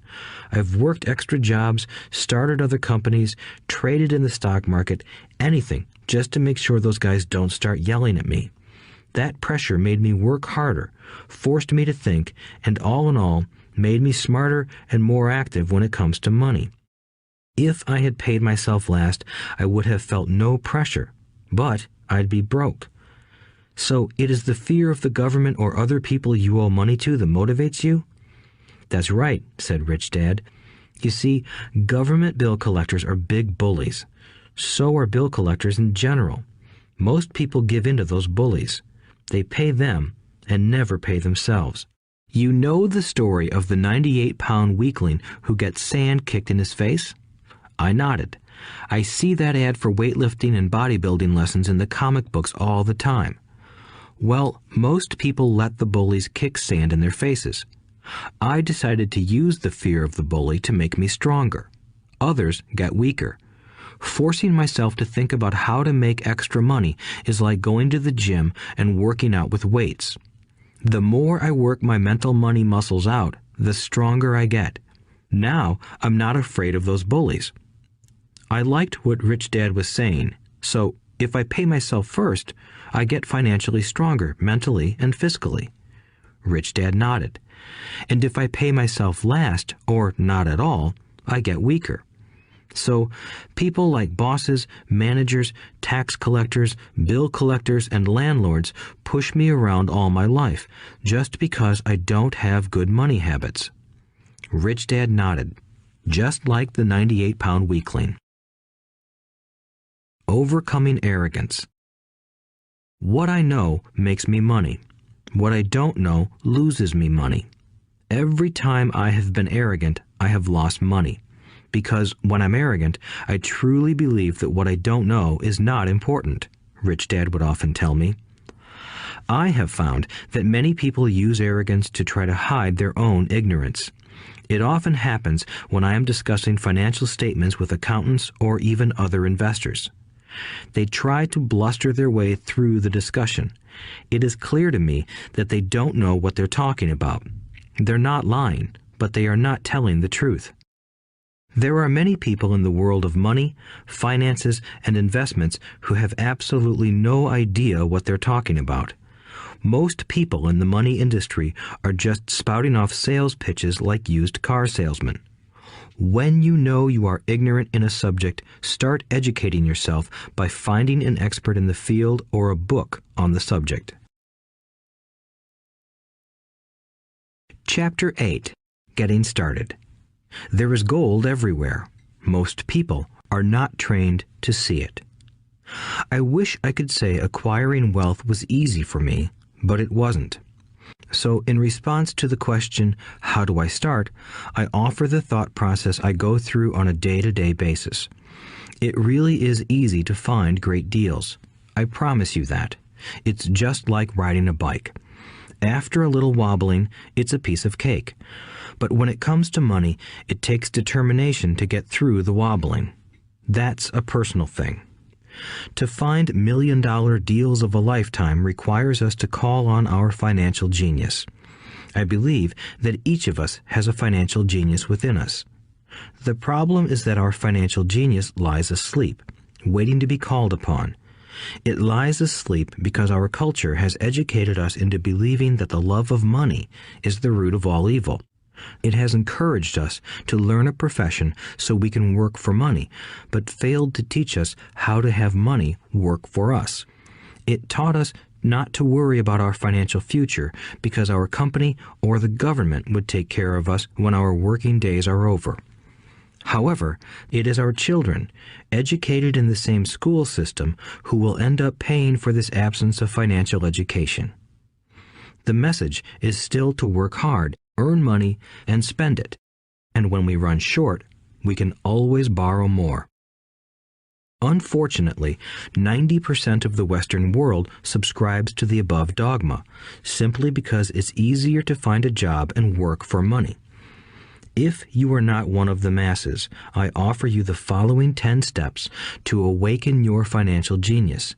I simply offer you the steps I have personally followed. If you want to follow some of them, great. If you don't, make up your own. Your financial genius is smart enough to develop its own list. While in Peru, I asked a gold miner of 45 years how he was so confident about finding a gold mine. He replied, "There is gold everywhere. Most people are not trained to see it." And I would say that is true. In real estate, I can go out and in a day come up with 4 or 5 great potential deals, while the average person will go out and find nothing, even looking in the same neighborhood. The reason is that they have not taken the time to develop their financial genius. I offer you the following 10 steps as a process to develop your God-given powers, powers over which only you have control. 1. Find a reason greater than reality, the power of spirit. If you ask most people if they would like to be rich or financially free, they would say yes. But then reality sets in. The road seems too long with too many hills to climb. It's easier to just work for money and hand the excess over to your broker. I once met a young woman who had dreams of swimming for the U.S. Olympic team. The reality was that she had to get up every morning at 4 o'clock to swim for 3 hours before going to school. She did not party with her friends on Saturday night. She had to study and keep her grades up, just like everyone else. When I asked her what fueled her superhuman ambition and sacrifice, she simply said, "I do it for myself and the people I love. It's love that gets me over the hurdles and sacrifices." A reason or a purpose is a combination of wants and don't wants. When people ask me what my reason for wanting to be rich is, I tell them that it is a combination of deep emotional wants and don't wants. I will list a few. First, the don't wants, for they create the wants. I don't want to work all my life. I don't want what my parents aspired for, which was job security and a house in the suburbs. I don't like being an employee. I hated that my dad always missed my football games because he was so busy working on his career. I hated it when my dad worked hard all his life and the government took most of what he worked for at his death. He could not even pass on what he worked so hard for when he died. The rich don't do that. They work hard and pass it on to their children. Now, the wants. I want to be free to travel the world and live in the lifestyle I love. I want to be young when I do this. I want to simply be free. I want control over my time and my life. I want money to work for me. Those are my deep-seated emotional reasons. What are yours? If they are not strong enough, then the reality of the road ahead may be greater than your reasons. I have lost money and been set back many times, but it was the deep emotional reasons that kept me standing up and going forward. I wanted to be free by age 40, but it took me until I was 47, with many learning experiences along the way. As I said, I wish I could say it was easy. It wasn't, but it wasn't that hard either. I've learned that without a strong reason or purpose, anything in life is hard. If you do not have a strong reason, there is no sense listening further.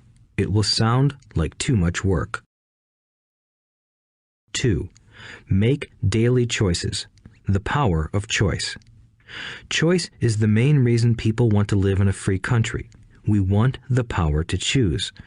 Financially, with every dollar we get in our hands, we hold the power to choose our future, to be rich, poor, or middle class.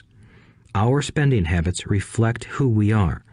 Poor people simply have poor spending habits. The benefit I had as a boy was that I loved playing Monopoly constantly.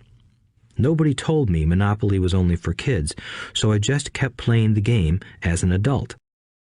I also had a rich dad who pointed out to me the difference between an asset and a liability. So a long time ago, as a little boy, I chose to be rich, and I knew that all I had to do was learn to acquire assets, real assets. My best friend, Mike, had an asset column handed to him, but he still had to choose to learn to keep it. Many rich families lose their assets in the next generation simply because there was no one trained to be a good steward over their assets. Most people choose not to be rich. For 90% of the population, being rich is too much of a hassle. So they invent sayings that go, "I'm not interested in money. I'll never be rich. I don't have to worry. I'm still young. When I make some money, then I'll think about my future. My husband or wife handles the finances." The problem with those statements is that they rob the person who chooses to think such thoughts of two things. One is time, which is your most precious asset. The second is learning. Having no money should not be an excuse to not learn, but that is a choice we all make daily. The choice of what we do with our time, our money, and what we put in our heads. That is the power of choice. All of us have choice. I just choose to be rich, and I make that choice every day. Invest first in education. In reality, the only real asset you have is your mind, the most powerful tool we have dominion over. Each of us has the choice of what we put in our brain once we're old enough. You can watch TV, read golf magazines, or go to ceramics class or a class on financial planning. You choose. Most people simply buy investments rather than first investing in learning about investing. A friend of mine recently had her apartment burglarized. The thieves took her electronics and left all the books. And we all have that same choice. 90% of the population buys TV sets, and only about 10% buy business books. So what do? I go to seminars. I like it when they are at least 2 days long because I like to immerse myself in a subject. In 1973, I was watching this guy on TV who was advertising a 3-day seminar on how to buy real estate for nothing down. I spent $385, and that course has made me at least $2 million, if not more. But more importantly, it bought me life. I don't have to work for the rest of my life because of that one course. I go to at least 2 such courses every year. I love CDs and audiobooks. The reason? I can easily review what I just heard. I was listening to an investor say something I completely disagreed with. Instead of becoming arrogant and critical, I simply listened to that 5-minute stretch at least 20 times, maybe more. But suddenly, by keeping my mind open, I understood why he said what he said. It was like magic. I felt like I had a window into the mind of one of the greatest investors of our time. I gained tremendous insight into the vast resources of his education and experience. The net result? I still have the old way I used to think, and I now have a new way of looking at the same problem or situation. I have 2 ways to analyze a problem or trend, and that is priceless. Today, I often say, how would Donald Trump do this, or Warren Buffett, or George Soros? The only way I can access their vast mental power is to be humble enough to read or listen to what they have to say. Arrogant or critical people are often people with low self-esteem who are afraid of taking risks. That's because if you learn something new, you are then required to make mistakes in order to fully understand what you have learned. If you have listened this far, arrogance is not one of your problems. Arrogant people rarely read or listen to experts. Why should they? They are the center of the universe. There are so many intelligent people who argue or defend when a new idea clashes with the way they think. In this case, their so-called intelligence combined with arrogance equals ignorance. Each of us knows people who are highly educated or believe they are smart, but their balance sheet paints a different picture. A truly intelligent person welcomes new ideas, for new ideas can add to the synergy of other accumulated ideas. Listening is more important than talking. If that were not true, God would not have given us 2 ears and only 1 mouth. Too many people think with their mouth instead of listening in order to absorb new ideas and possibilities. They argue instead of asking questions. I take a long view on my wealth. I do not subscribe to the get-rich-quick mentality most lottery players or casino gamblers have. I may go in and out of stocks, but I am long on education. If you want to fly an airplane, I advise taking lessons first. I am always shocked at people who buy stocks or real estate but never invest in their greatest asset, their mind. Just because you bought a house or 2 does not make you an expert at real estate. 3. Choose friends carefully. The power of association. First of all, I do not choose my friends by their financial statements. I have friends who have actually taken a vow of poverty, as well as friends who earn millions every year. The point is that I learn from all of them. Now, I will admit that there are people I have actually sought out because they had money. But I was not after their money. I was seeking their knowledge. In some cases, these people who had money have become dear friends.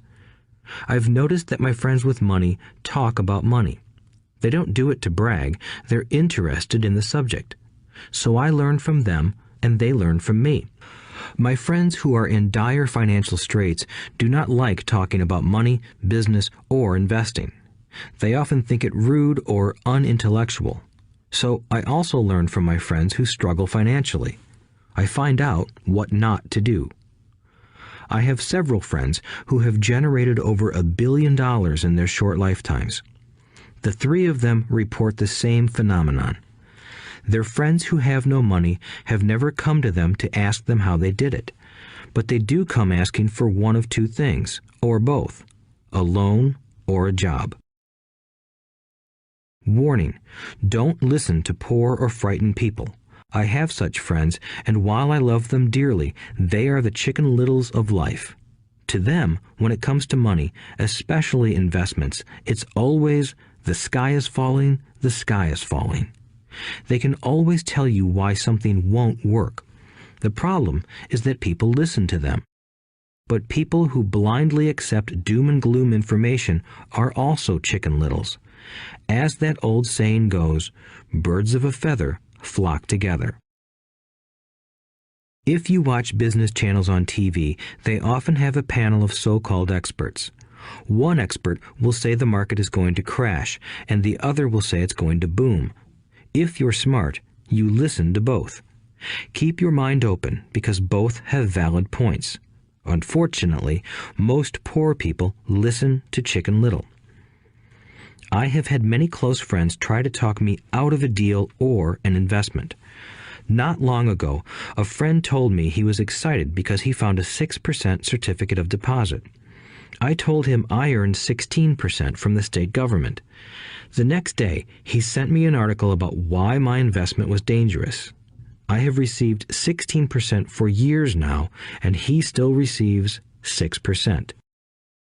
I would say that one of the hardest things about wealth building is to be true to yourself and to be willing to not go along with the crowd.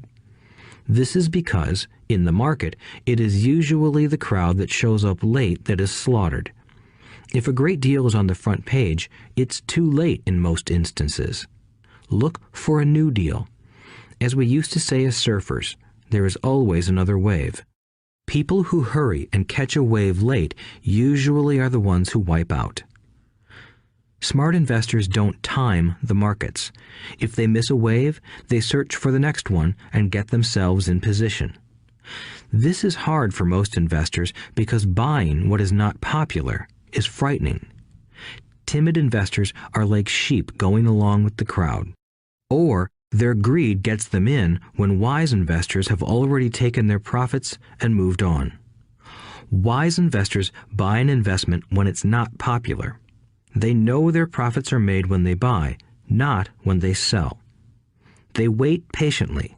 As I said, they do not time the market. Just like a surfer, they get in position for the next big swell. It's all insider trading. There are forms of insider trading that are illegal, and there are forms of insider trading that are legal. But either way, it's insider trading. The only distinction is, how far away from the inside are you? The reason you want to have rich friends is because that is where the money is made. It's made on information. You want to hear about the next boom, get in and get out before the next bust. I'm not saying do it illegally, but the sooner you know, the better your chances are for profits with minimal risk. That is what friends are for, and that is financial intelligence. 4. Master a formula and then learn a new one. The power of learning quickly. In order to make bread, every baker follows a recipe, even if it's only held in their head. The same is true for making money. Most of us have heard the saying, "You are what you eat." I have a different slant. I say, you become what you study. In other words, be careful what you learn, because your mind is so powerful that you become what you put in your head. For example, if you study cooking, you then tend to cook. If you don't want to be a cook anymore, then you need to study something else. When it comes to money, the masses generally have one basic formula they learned in school, and it's this: work for money. The predominant formula I see in the world is that every day millions of people get up, go to work, earn money, pay bills, balance checkbooks, buy some mutual funds, and go back to work. That is the basic formula, or recipe. If you're tired of what you're doing, or you're not making enough, it's simply a case of changing the formula via which you make money. Years ago, when I was 26, I took a weekend class called How to Buy Real Estate Foreclosures. I learned a formula. The next trick was to have the discipline to actually put into action what I had learned. That is where most people stop. For 3 years, while working for Xerox, I spent my spare time learning to master the art of buying foreclosures. I've made several $1 million using that formula. So after I mastered that formula, I went in search of other formulas. For many of the classes, I did not directly use the information I learned, but I always learned something new. I have attended classes designed for derivative traders, commodity option traders, and chaologists. I was way out of my league, being in a room full of people with doctorates in nuclear physics and space science.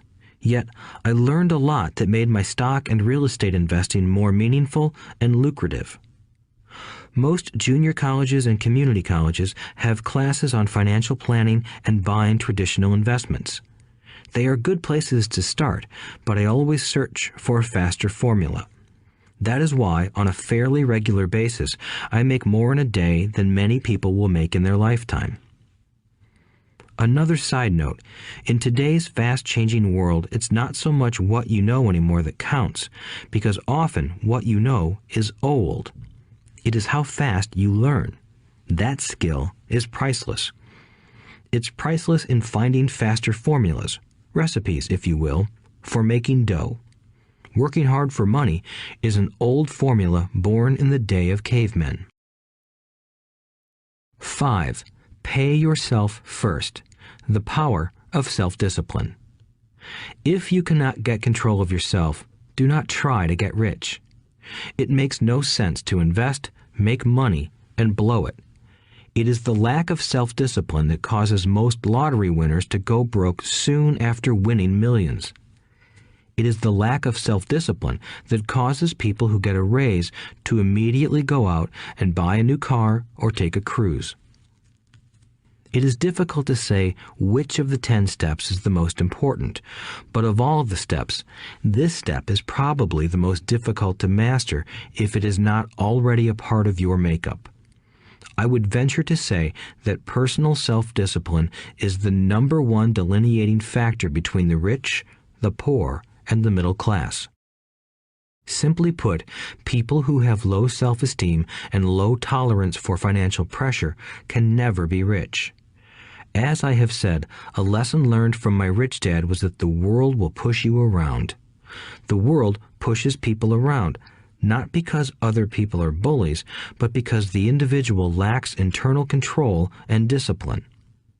People who lack internal fortitude often become victims of those who have self-discipline. In the entrepreneur classes I teach, I constantly remind people to not focus on their product, service, or widget, but to focus on developing management skills. The 3 most important management skills necessary to start your own business are management of 1. Cash flow, 2. People, 3. Personal time. I would say the skills to manage these 3 apply to anything, not just entrepreneurs. The 3 matter in the way you live your life as an individual or as part of a family, a business, a charitable organization, a city, or a nation. Each of these skills is enhanced by the mastery of self-discipline. I do not take the saying, "pay yourself first," lightly. The statement, "pay yourself first," comes from George Clayson's book, The Richest Man in Babylon. Millions of copies have been sold. But while millions of people freely repeat that powerful statement, few follow the advice. As I said, financial literacy allows one to read numbers, and numbers tell the story. By looking at a person's income statement and balance sheet, I can readily see if people who spout the words, "pay yourself first," actually practice what they preach. In reality, each month, many allocate money to their asset column before they pay their monthly expenses. Although millions of people have read Clayson's book and understand the words, "pay yourself first," in reality, they pay themselves last. Now, I can hear the howls from those of you who sincerely believe in paying your bills first, and I can hear all the responsible people who pay their bills on time. I am not saying be irresponsible and not pay your bills. All I am saying is do what the book says, which is pay yourself first. If you can truly begin to understand the power of cash flow, you will soon realize why 90% of people work hard all their lives and need government support like Social Security when they are no longer able to work. Kim and I have had many bookkeepers, accountants, and bankers who have had a major problem with this way of looking at pay yourself first. The reason is that these financial professionals actually do what the masses do. They pay themselves last. There have been times in my life when, for whatever reason, cash flow was far less than my bills. I still paid myself first. My accountant and bookkeeper screamed in panic. "They're going to come after you. The IRS is going to put you in jail. You're going to ruin your credit rating. They'll cut off the electricity." I still paid myself first. Why, you ask? Because that's what the story, The Richest Man in Babylon, was all about. The power of self-discipline and the power of internal fortitude. As my rich dad taught me the first month I worked for him, most people allow the world to push them around. A bill collector calls and you pay or else. A sales clerk says, "Oh, just put it on your charge card." Your real estate agent tells you, "Go ahead. The government allows you a tax deduction on your home." That is what the book is really about. Having the guts to go against the tide and get rich. You may not be weak, but when it comes to money, many people get wimpy. I am not saying be irresponsible. The reason I don't have high credit card debt and doodad debt is because I pay myself first. The reason I minimize my income is because I don't want to pay it to the government. That is why my income comes from my asset column through a Nevada corporation. If I work for money, the government takes it. Although I pay my bills last, I am financially astute enough to not get into a tough financial situation. I don't like consumer debt. I actually have liabilities that are higher than 99% of the population, but I don't pay for them. Other people pay for my liabilities. They're called tenants. So rule number 1 in paying yourself first is don't get into debt in the first place. Although I pay my bills last, I set it up to have only small, unimportant bills that are due. When I occasionally come up short, I still pay myself first. I let the creditors and even the government scream. I like it when they get tough. Why?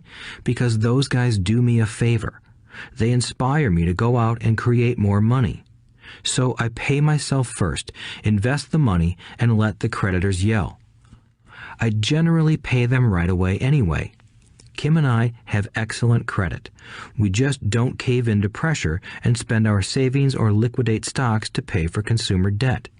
That is not too financially intelligent. To successfully pay yourself first, keep the following in mind. 1. Don't get into large debt positions that you have to pay for. Keep your expenses low. Build up assets first. Then buy the big house or nice car. Being stuck in the rat race is not intelligent. 2. When you come up short, let the pressure build and don't dip into your savings or investments. Use the pressure to inspire your financial genius to come up with new ways of making more money and then pay your bills. You will have increased your ability to make more money as well as your financial intelligence. So many times I have gotten into financial hot water and used my brain to create more income while staunchly defending the assets in my asset column. My bookkeeper has screamed and dived for cover, but I was like a good soldier defending the fort. Fort assets. Poor people have poor habits. A common bad habit is innocently called dipping into savings. The rich know that savings are only used to create more money, not to pay bills. I know that sounds tough, but as I said, if you're not tough inside, the world will always push you around anyway. If you do not like financial pressure, then find a formula that works for you. A good one is to cut expenses, put your money in the bank, pay more than your fair share of income tax, buy safe mutual funds, and take the vow of the average. But this violates the pay yourself first rule. This rule does not encourage self-sacrifice or financial abstinence. It doesn't mean pay yourself first and starve. Life was meant to be enjoyed. If you call on your financial genius, you can have all the goodies of life, get rich, and pay bills. And that is financial intelligence. 6. Pay your brokers well. The power of good advice. Sometimes I see people posting a sign in front of their house that says, "For sale by owner." Or I see people on TV claiming to be discount brokers. My rich dad taught me to take the opposite approach. He believed in paying professionals well, and I have adopted that policy also.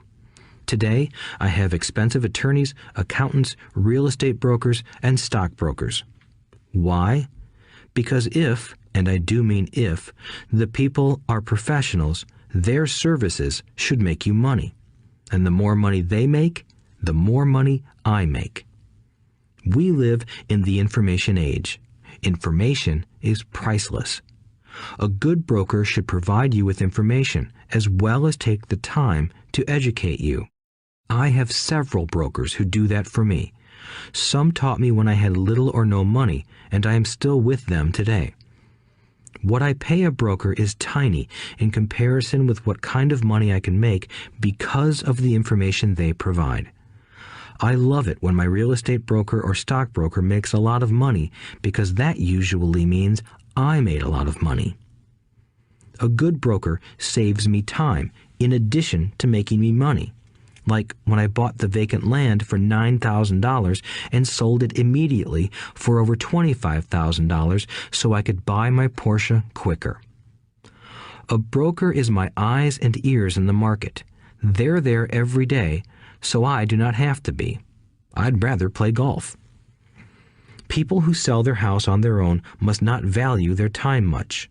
Why would I want to save a few bucks when I could use that time to make more money or spend it with those I love? What I find funny is that so many poor and middle-class people insist on tipping restaurant help 15 to 20%, even for bad service, but complain about paying a broker 3 to 7%. They enjoy tipping people in the expense column and stiffing people in the asset column. That is not financially intelligent. Keep in mind that not all brokers are created equal. Unfortunately, most brokers are only salespeople.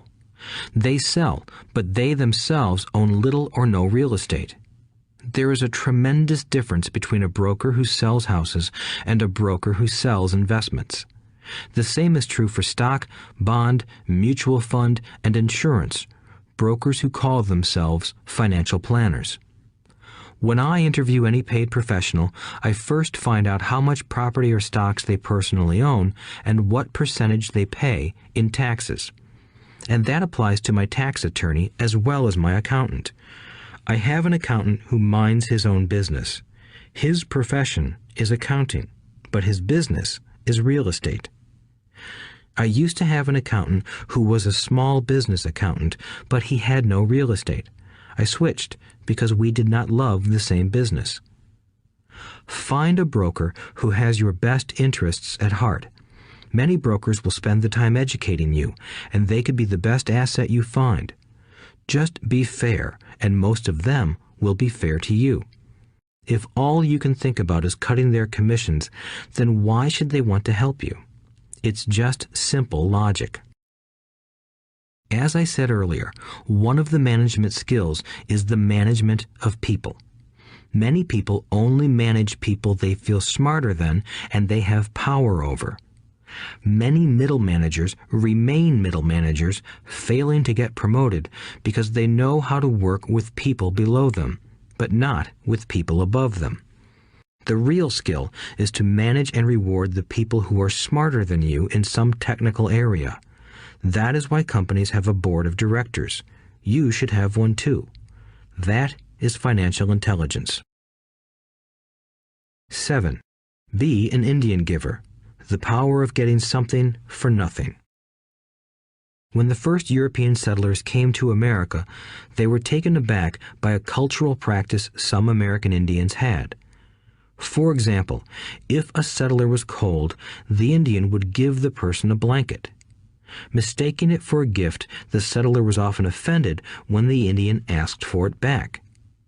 The Indians also got upset when they realized that settlers did not want to give it back. That is where the term Indian giver came from, a simple cultural misunderstanding. In the world of the asset column, being an Indian giver is vital to wealth. The sophisticated investor's first question is, how fast do I get my money back? They also want to know what they get for free, also called a piece of the action. That is why the ROI, or return on investment, is so important.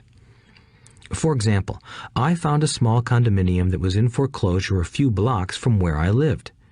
The bank wanted $60,000 and I submitted a bid for $50,000, which they took simply because, along with my bid, was a cashier's check for $50,000.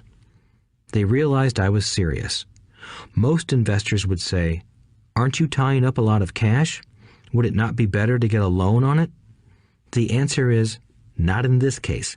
My investment company uses this condominium as a vacation rental in the winter months when the snowbirds come to Arizona.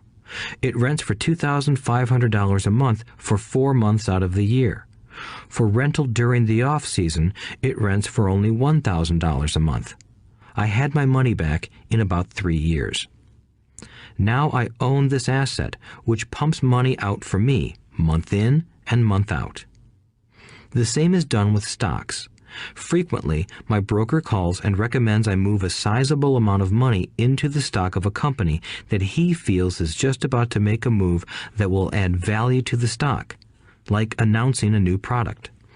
I will move my money in for a week to a month while the stock moves up.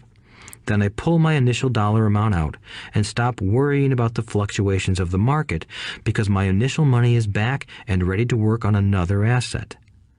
So my money goes in, and then it comes out, and I own an asset that was technically free. True, I have lost money on many occasions, but I only play with money I can afford to lose. I would say, on an average 10 investments, I hit home runs on 2 or 3, while 5 or 6 do nothing, and I lose on 2 or 3. But I limit my losses to only the money I have in at that time. People who hate risk put their money in the bank. In the long run, safe savings are better than no savings. But it takes a long time to get your money back, and, in most instances, you don't get anything for free with it. On every one of my investments, there must be an upside, something for free, like a condominium, a mini storage, a piece of free land, a house, stock shares, or an office building. And there must be limited risk, or a low-risk idea. There are books devoted entirely to this subject, so I will not talk about it here. Ray Kroc of McDonald's fame sold hamburger franchises, not because he loved hamburgers, but because he wanted the real estate under the franchise for free. So wise investors must look at more than ROI.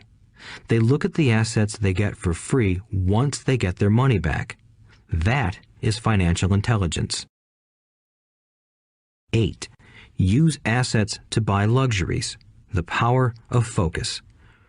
A friend's child has been developing a nasty habit of burning a hole in his pocket.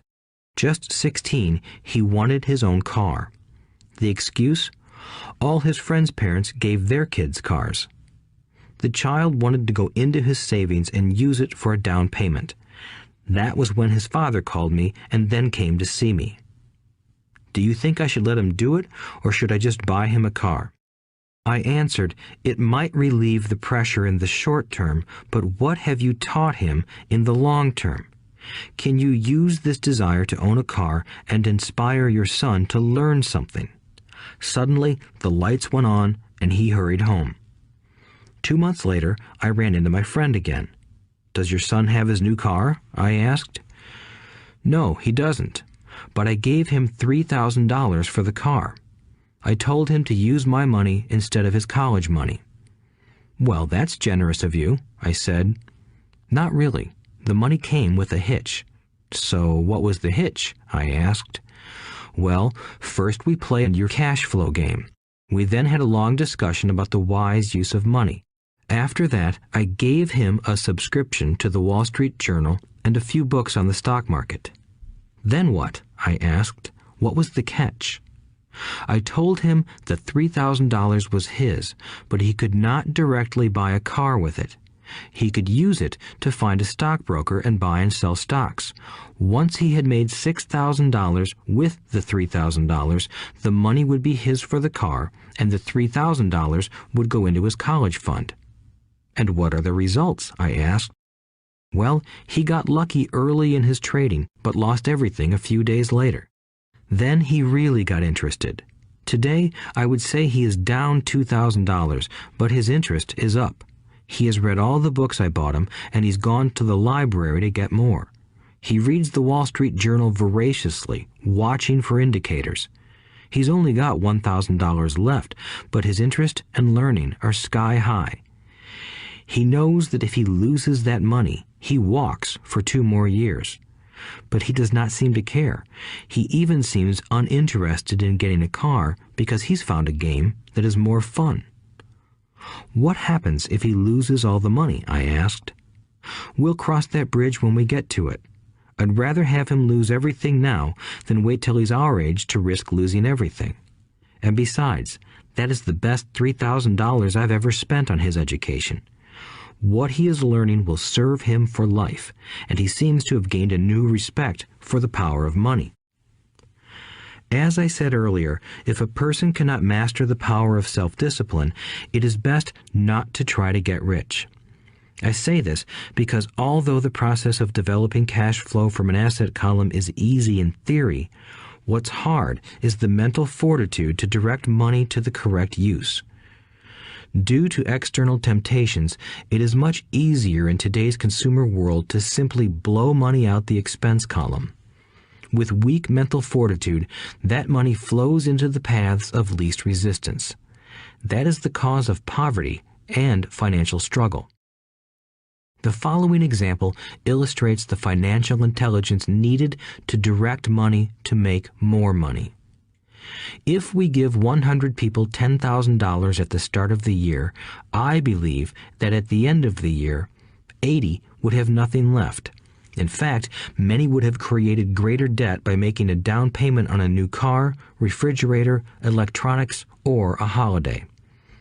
16 would have increased that $10,000 by 5 to 10%.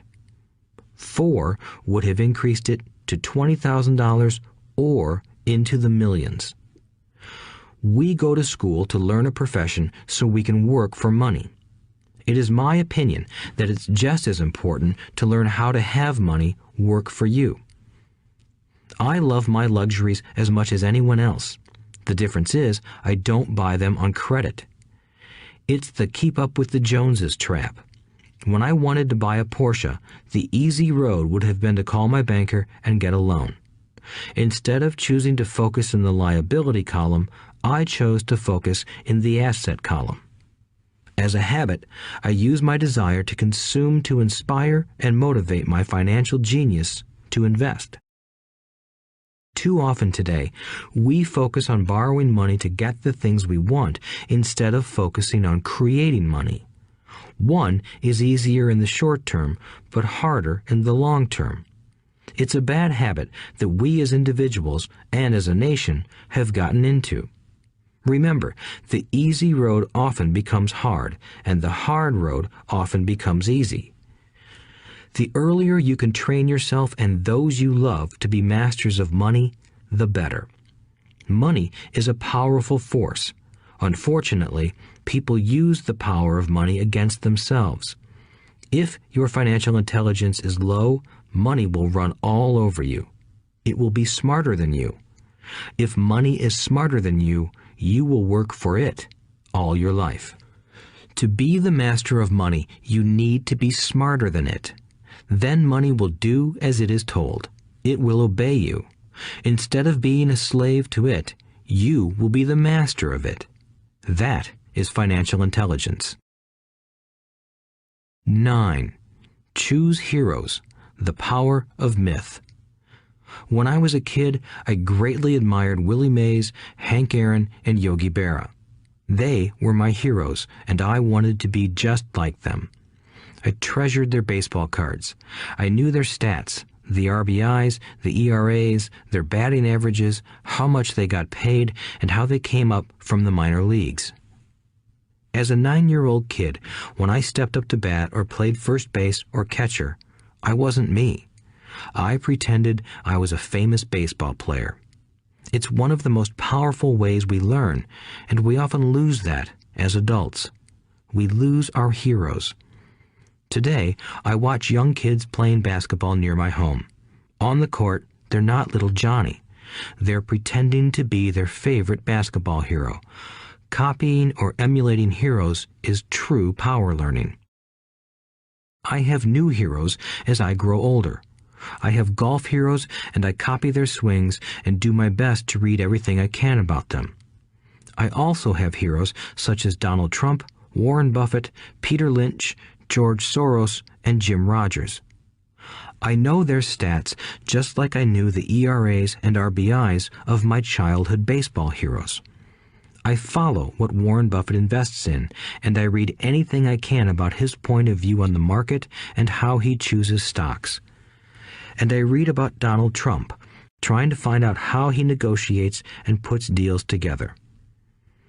Just as I was not me when I was up to bat, when I'm in the market or I'm negotiating a deal, I am subconsciously acting with the bravado of Trump. Or, when analyzing a trend, I look at it as though Warren Buffett were doing it. By having heroes, we tap into a tremendous source of raw genius. But heroes do more than simply inspire us. Heroes make things look easy. Making it look easy convinces us to want to be just like them. If they can do it, so can I.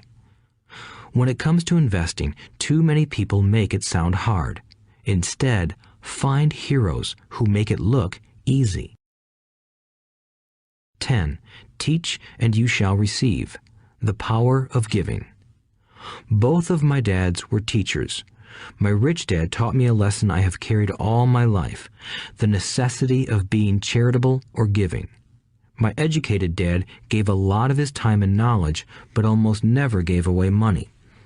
He usually said that he would give when he had some extra money, but of course, there was rarely any extra. My rich dad gave money as well as education. He believed firmly in tithing. If you want something, you first need to give, he would always say.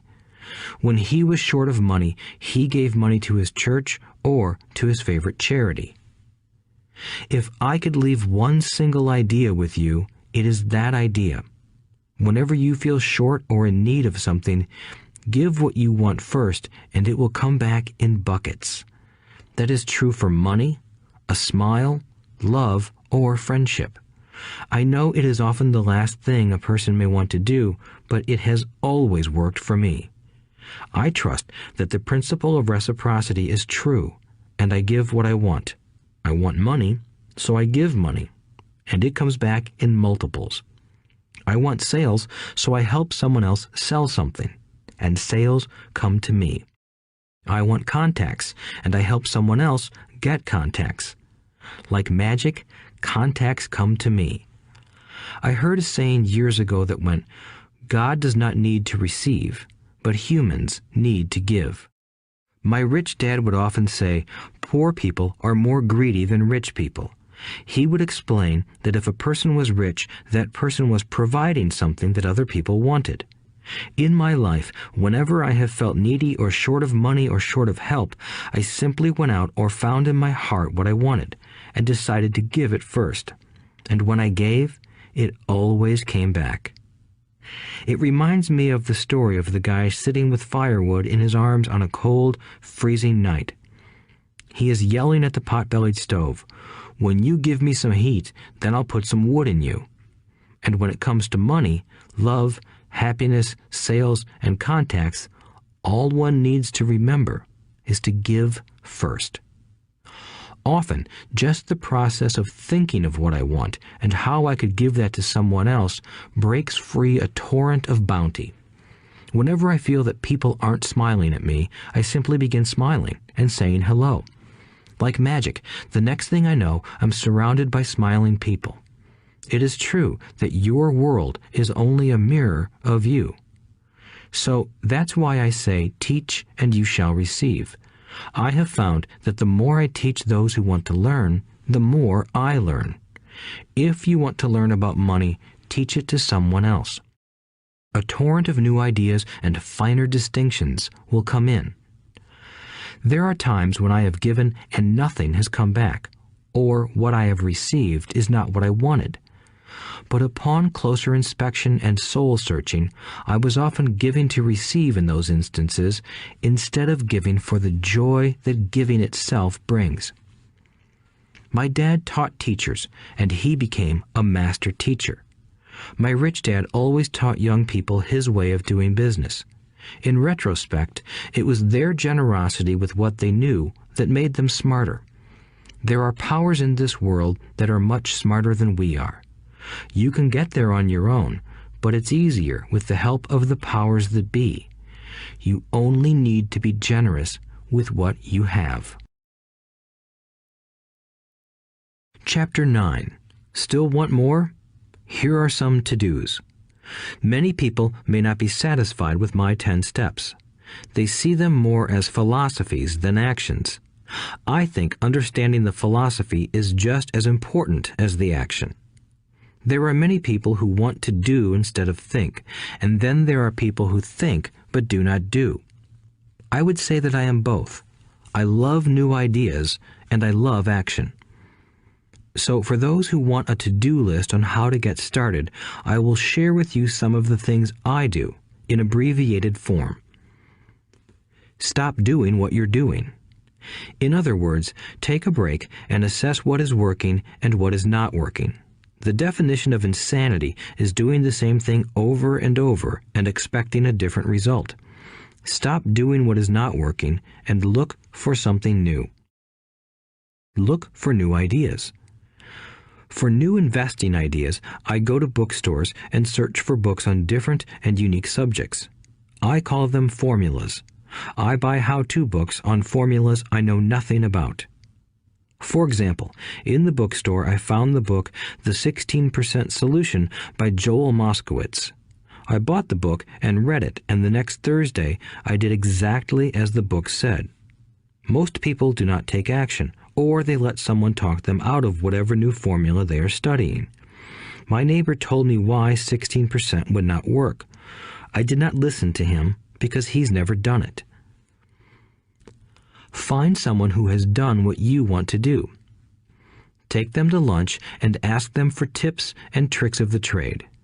As for 16% tax lien certificates, I went to the county tax office and found the government employee who worked in that office.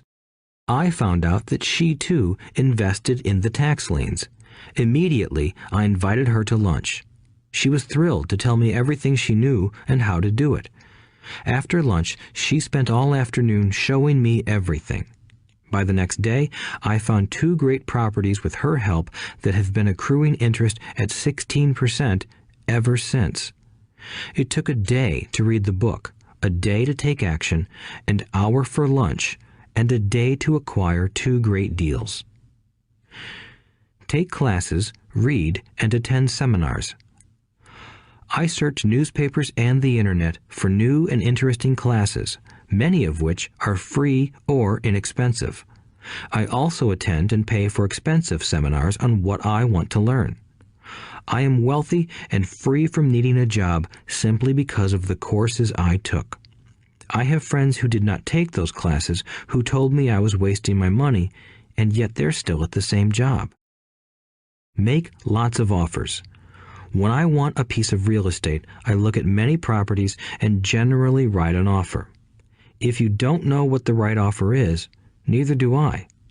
That is the job of the real estate agent. They make the offers. I do as little work as possible. A friend wanted me to show her how to buy apartment houses. So one Saturday, she, her agent, and I went and looked at 6 apartment houses. 4 were dogs, but 2 were good. I said to write offers on all 6, offering half of what the owners asked for. She and the agent nearly had heart attacks. They thought it was rude and would offend the sellers, but I really don't think the agent wanted to work that hard. So they did nothing and went on looking for a better deal. No offers were ever made, and that person is still looking for the right deal at the right price. Well, you don't know what the right price is until you have a second party who wants to deal. Most sellers ask too much. It is rare that a seller asks a price that is less than something is worth. Moral of the story: make offers. People who are not investors have no idea what it feels like to try to sell something. I have had a piece of real estate that I wanted to sell for months. I would have welcomed any offer.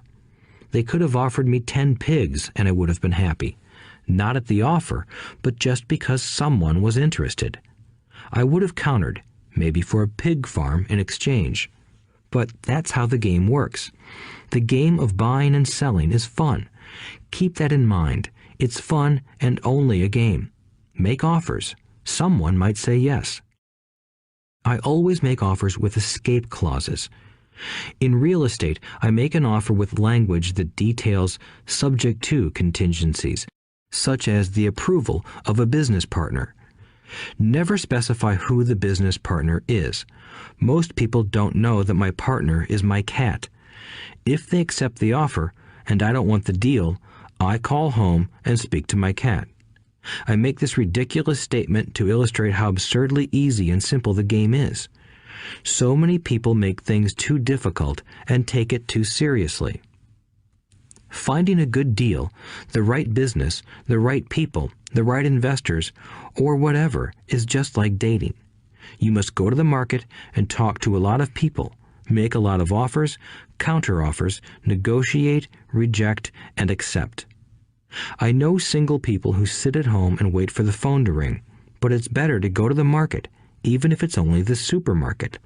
Search, offer, reject, negotiate, and accept are all parts of the process of almost everything in life. Jog, walk, or drive a certain area once a month for 10 minutes. I have found some of my best real estate investments doing this. I will jog a certain neighborhood for a year and look for change. For there to be profit in a deal, there must be 2 elements, a bargain and change. There are lots of bargains, but it's change that turns a bargain into a profitable opportunity. So when I jog a neighborhood I might like to invest in. It is the repetition that causes me to notice slight differences. I notice real estate signs that are up for a long time. That means the seller might be more agreeable to deal. I watch for moving trucks going in or out. I stop and talk to the drivers. I talk to the postal carriers. It's amazing how much information they acquire about an area. I find a bad area, especially an area that the news has scared everyone away from. I drive it for sometimes a year, waiting for signs of something changing for the better. I talk to retailers, especially new ones, and find out why they're moving in. It takes only a few minutes a month, and I do it while doing something else, like exercising or going to and from the store. Shop for bargains in all markets. Consumers will always be poor. When the supermarket has a sale, say on toilet paper, the consumer runs in and stocks up. But when the housing or stock market has a sale, most often called a crash or correction, the same consumer often runs away from it. When the supermarket raises its prices, the consumer shops somewhere else. But when housing or the stock market raises their prices, the same consumer often rushes in and starts buying. Always remember, profits are made in the buying, not in the selling. Look in the right places. A neighbor bought a condominium for $100,000. I bought the identical condo next door for $50,000. He told me he's waiting for the price to go up. I told him that profit is made when you buy, not when you sell. He shopped with a real estate broker who owns no property of her own. I shopped at the foreclosure auction. I paid $500 for a class on how to do this. My neighbor thought that the $500 for a real estate investment class was too expensive. He said he could not afford the money or the time. So he waits for the prices to go up. Look for people who want to buy first, then look for someone who wants to sell. A friend was looking for a certain piece of land. He had the money, but did not have the time. I found a large piece of land, larger than what my friend wanted to buy, tied it up with an option, called my friend, and he said he wanted a piece of it. So I sold the piece to him and then bought the land. I kept the remaining land as mine for free. Moral of the story: buy the pie and cut it in pieces. Most people look for what they can afford, so they look too small. They buy only a piece of the pie, so they end up paying more for less. Small thinkers don't get the big breaks. If you want to get richer, think big. Think big. Retailers love giving volume discounts simply because most business people love big spenders. So even if you're small, you can always think big. When my company was in the market for computers, I called several friends and asked them if they were ready to buy also. We then went to different dealers and negotiated a great deal because we wanted to buy so many. I have done the same with stocks. Small people remain small because they think small, act alone, or don't act at all. Learn from history. All the big companies on the stock exchange started out as small companies. Colonel Sanders did not get rich until after he lost everything in his 60s. Bill Gates was one of the richest men in the world before he was 30.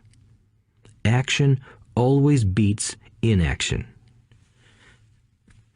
These are just a few of the things I have done and continue to do to recognize opportunities. The important words are have done and do. As repeated many times throughout this audiobook, you must take action before you can receive the financial rewards. Act now. Final thoughts. I would like to share some final thoughts with you. The main reason I wrote this book, and the reason it has remained a bestseller since 2000, was to share insights into how increased financial intelligence can be used to solve many of life's common problems. Without financial training, we all too often use the standard formulas to get through life. Work hard, save, borrow, and pay excessive taxes. Today, more than ever, we need better information. I use the following story as an example of a financial problem that confronts many young families today. How do you afford a good education for your children and provide for your own retirement? It requires using financial intelligence instead of hard work. A friend of mine was griping one day about how hard it was to save money for his 4 children's college educations. He was putting $300 away in a college fund each month and had so far accumulated only about $12,000. He had about 12 more years to save for college since his oldest child was then 6 years old. At the time, the real estate market in Phoenix was terrible. People were giving houses away. I suggested to my friend that he buy a house with some of the money in his college fund. The idea intrigued him, and we began to discuss the possibility. His primary concern was that he did not have credit with the bank to buy another house since he was so overextended. I assured him that there were other ways to finance a property rather than through the bank. We looked for a house for 2 weeks, a house that would fit all our criteria. There were plenty to choose from, so shopping was fun. Finally, we found a 3-bedroom, 2-bath home in a prime neighborhood. The owner had been downsized and needed to sell that day because he and his family were moving to California where another job waited. The owner wanted $102,000, but we offered only $79,000. He took it immediately and agreed to carry back the loan with a 10% down payment. All my friend had to come up with was $7,900. As soon as the owner moved, my friend put the house up for rent. After all expenses were paid, including the mortgage, he put $125 in his pocket each month. His plan was to keep the house for 12 years and let the mortgage get paid down faster by applying the extra $125 to the principal each month.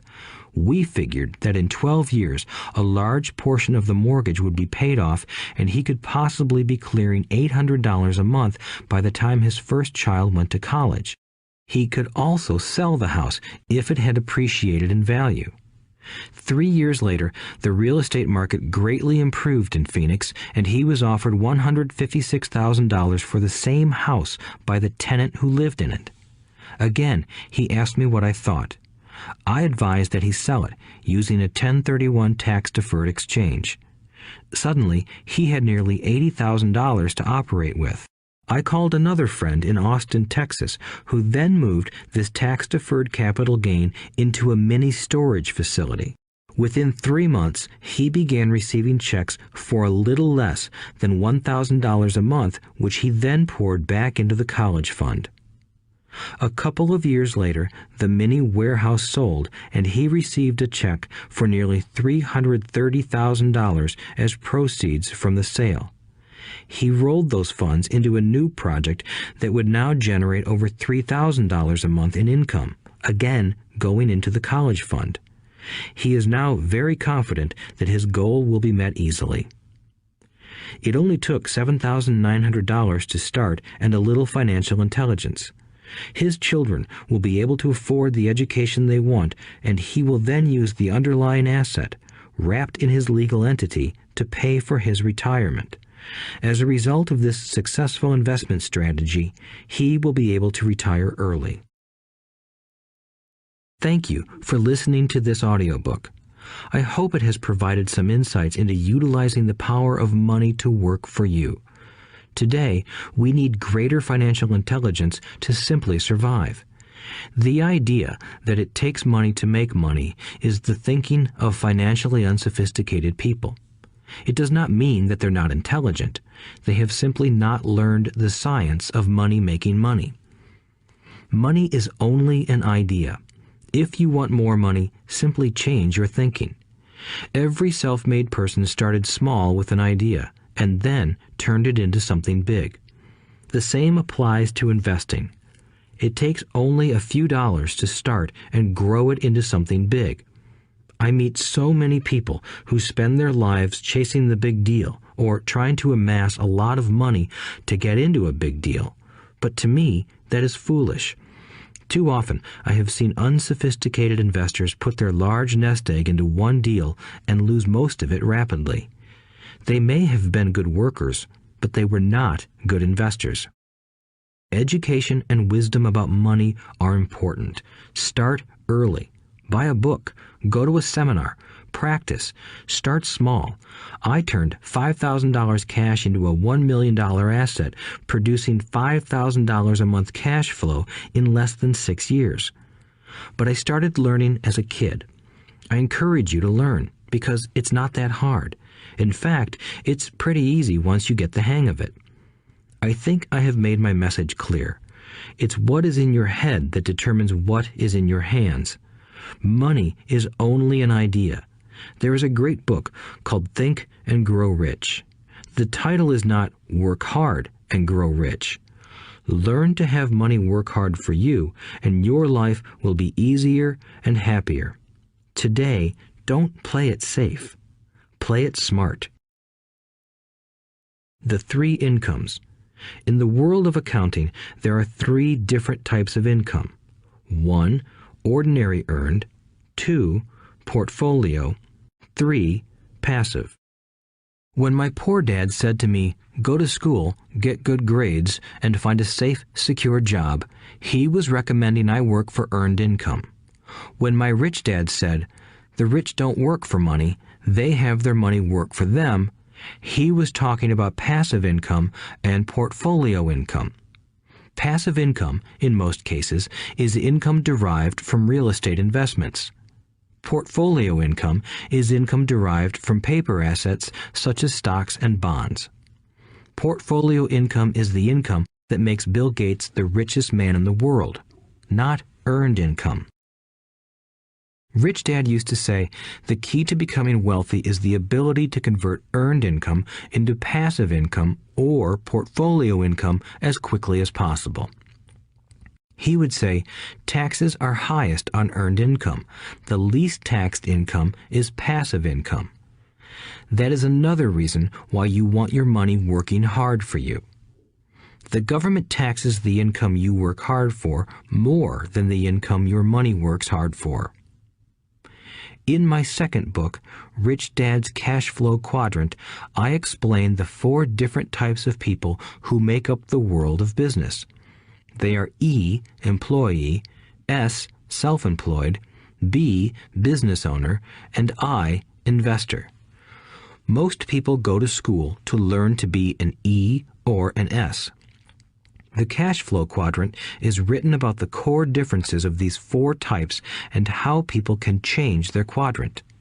In fact, most of our products are created for people in the B and I quadrants. In Rich Dad's Guide to Investing, book number 3 in the Rich Dad series, I go into more detail on the importance of converting earned income into passive and portfolio income. Rich Dad used to say, all a real investor does is convert earned income into passive and portfolio income. If you know what you're doing, investing is not risky. It's just common sense. The key to financial freedom. The key to financial freedom and great wealth is a person's ability to convert earned income into passive and/or portfolio income. My rich dad spent a lot of time teaching Mike and me this skill. Having this ability is the reason my wife Kim and I are financially free, never needing to work again. We continue to work because we choose to. Today, we own a real estate investment company for passive income and participate in private placements and initial public offerings of stock for portfolio income. We also went back to work to build a financial education company so that we can continue to create and publish books and games.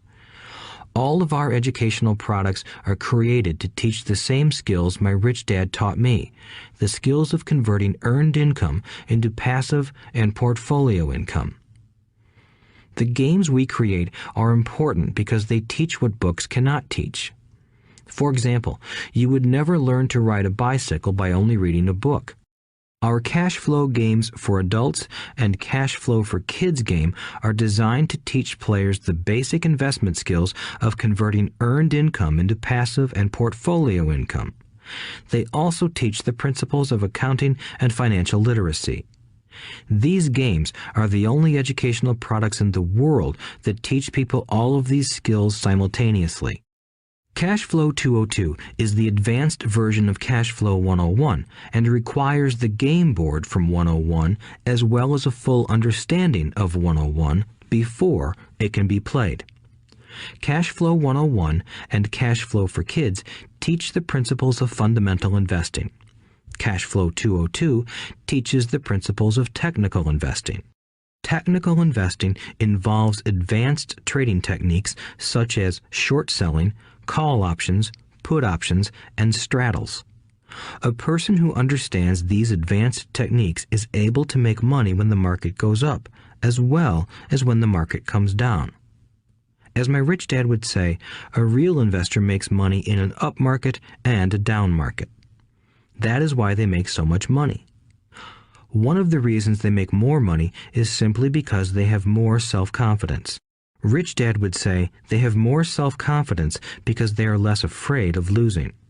In other words, the average investor does not make as much money because they are so afraid of losing money.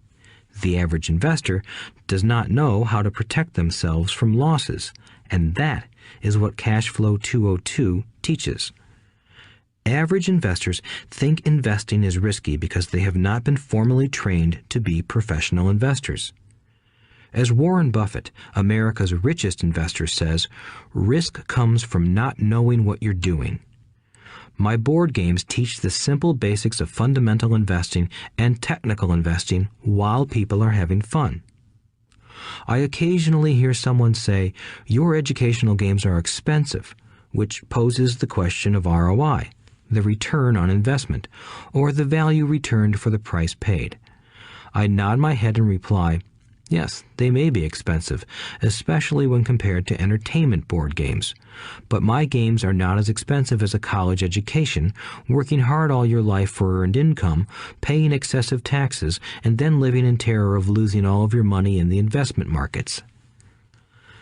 When someone walks away mumbling about the price, I can hear my rich dad saying, if you want to be rich, you must know what kind of income to work hard for, how to keep it, and how to protect it from loss.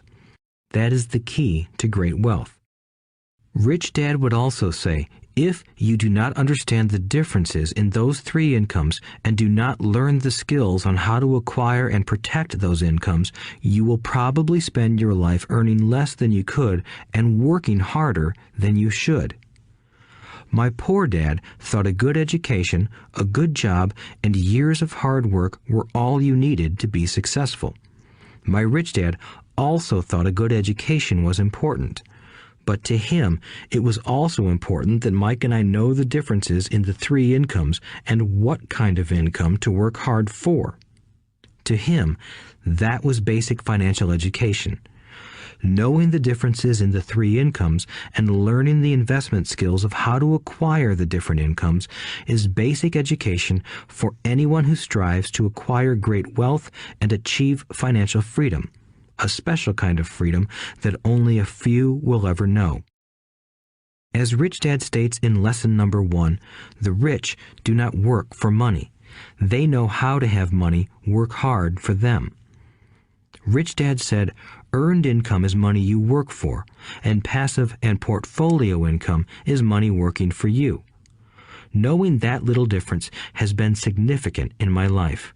Or, as Robert Frost ends his poem, and that has made all the difference. Take action. All of you were given two great gifts, your mind and your time. It is up to you to do what you please with both. With each dollar bill that enters your hand, you and only you have the power to determine your destiny. Spend it foolishly, and you choose to be poor. Spend it on liabilities, and you join the middle class. Invest it in your mind and learn how to acquire assets, and you will be choosing wealth as your goal and your future. The choice is yours, and only yours. Every day, with every dollar, you decide to be rich, poor, or middle class. Choose to share this knowledge with your children, and you choose to prepare them for the world that awaits. No one else will. You and your children's future will be determined by choices you make today, not tomorrow. I wish you great wealth and much happiness with this fabulous gift called life. Robert Kiyosaki.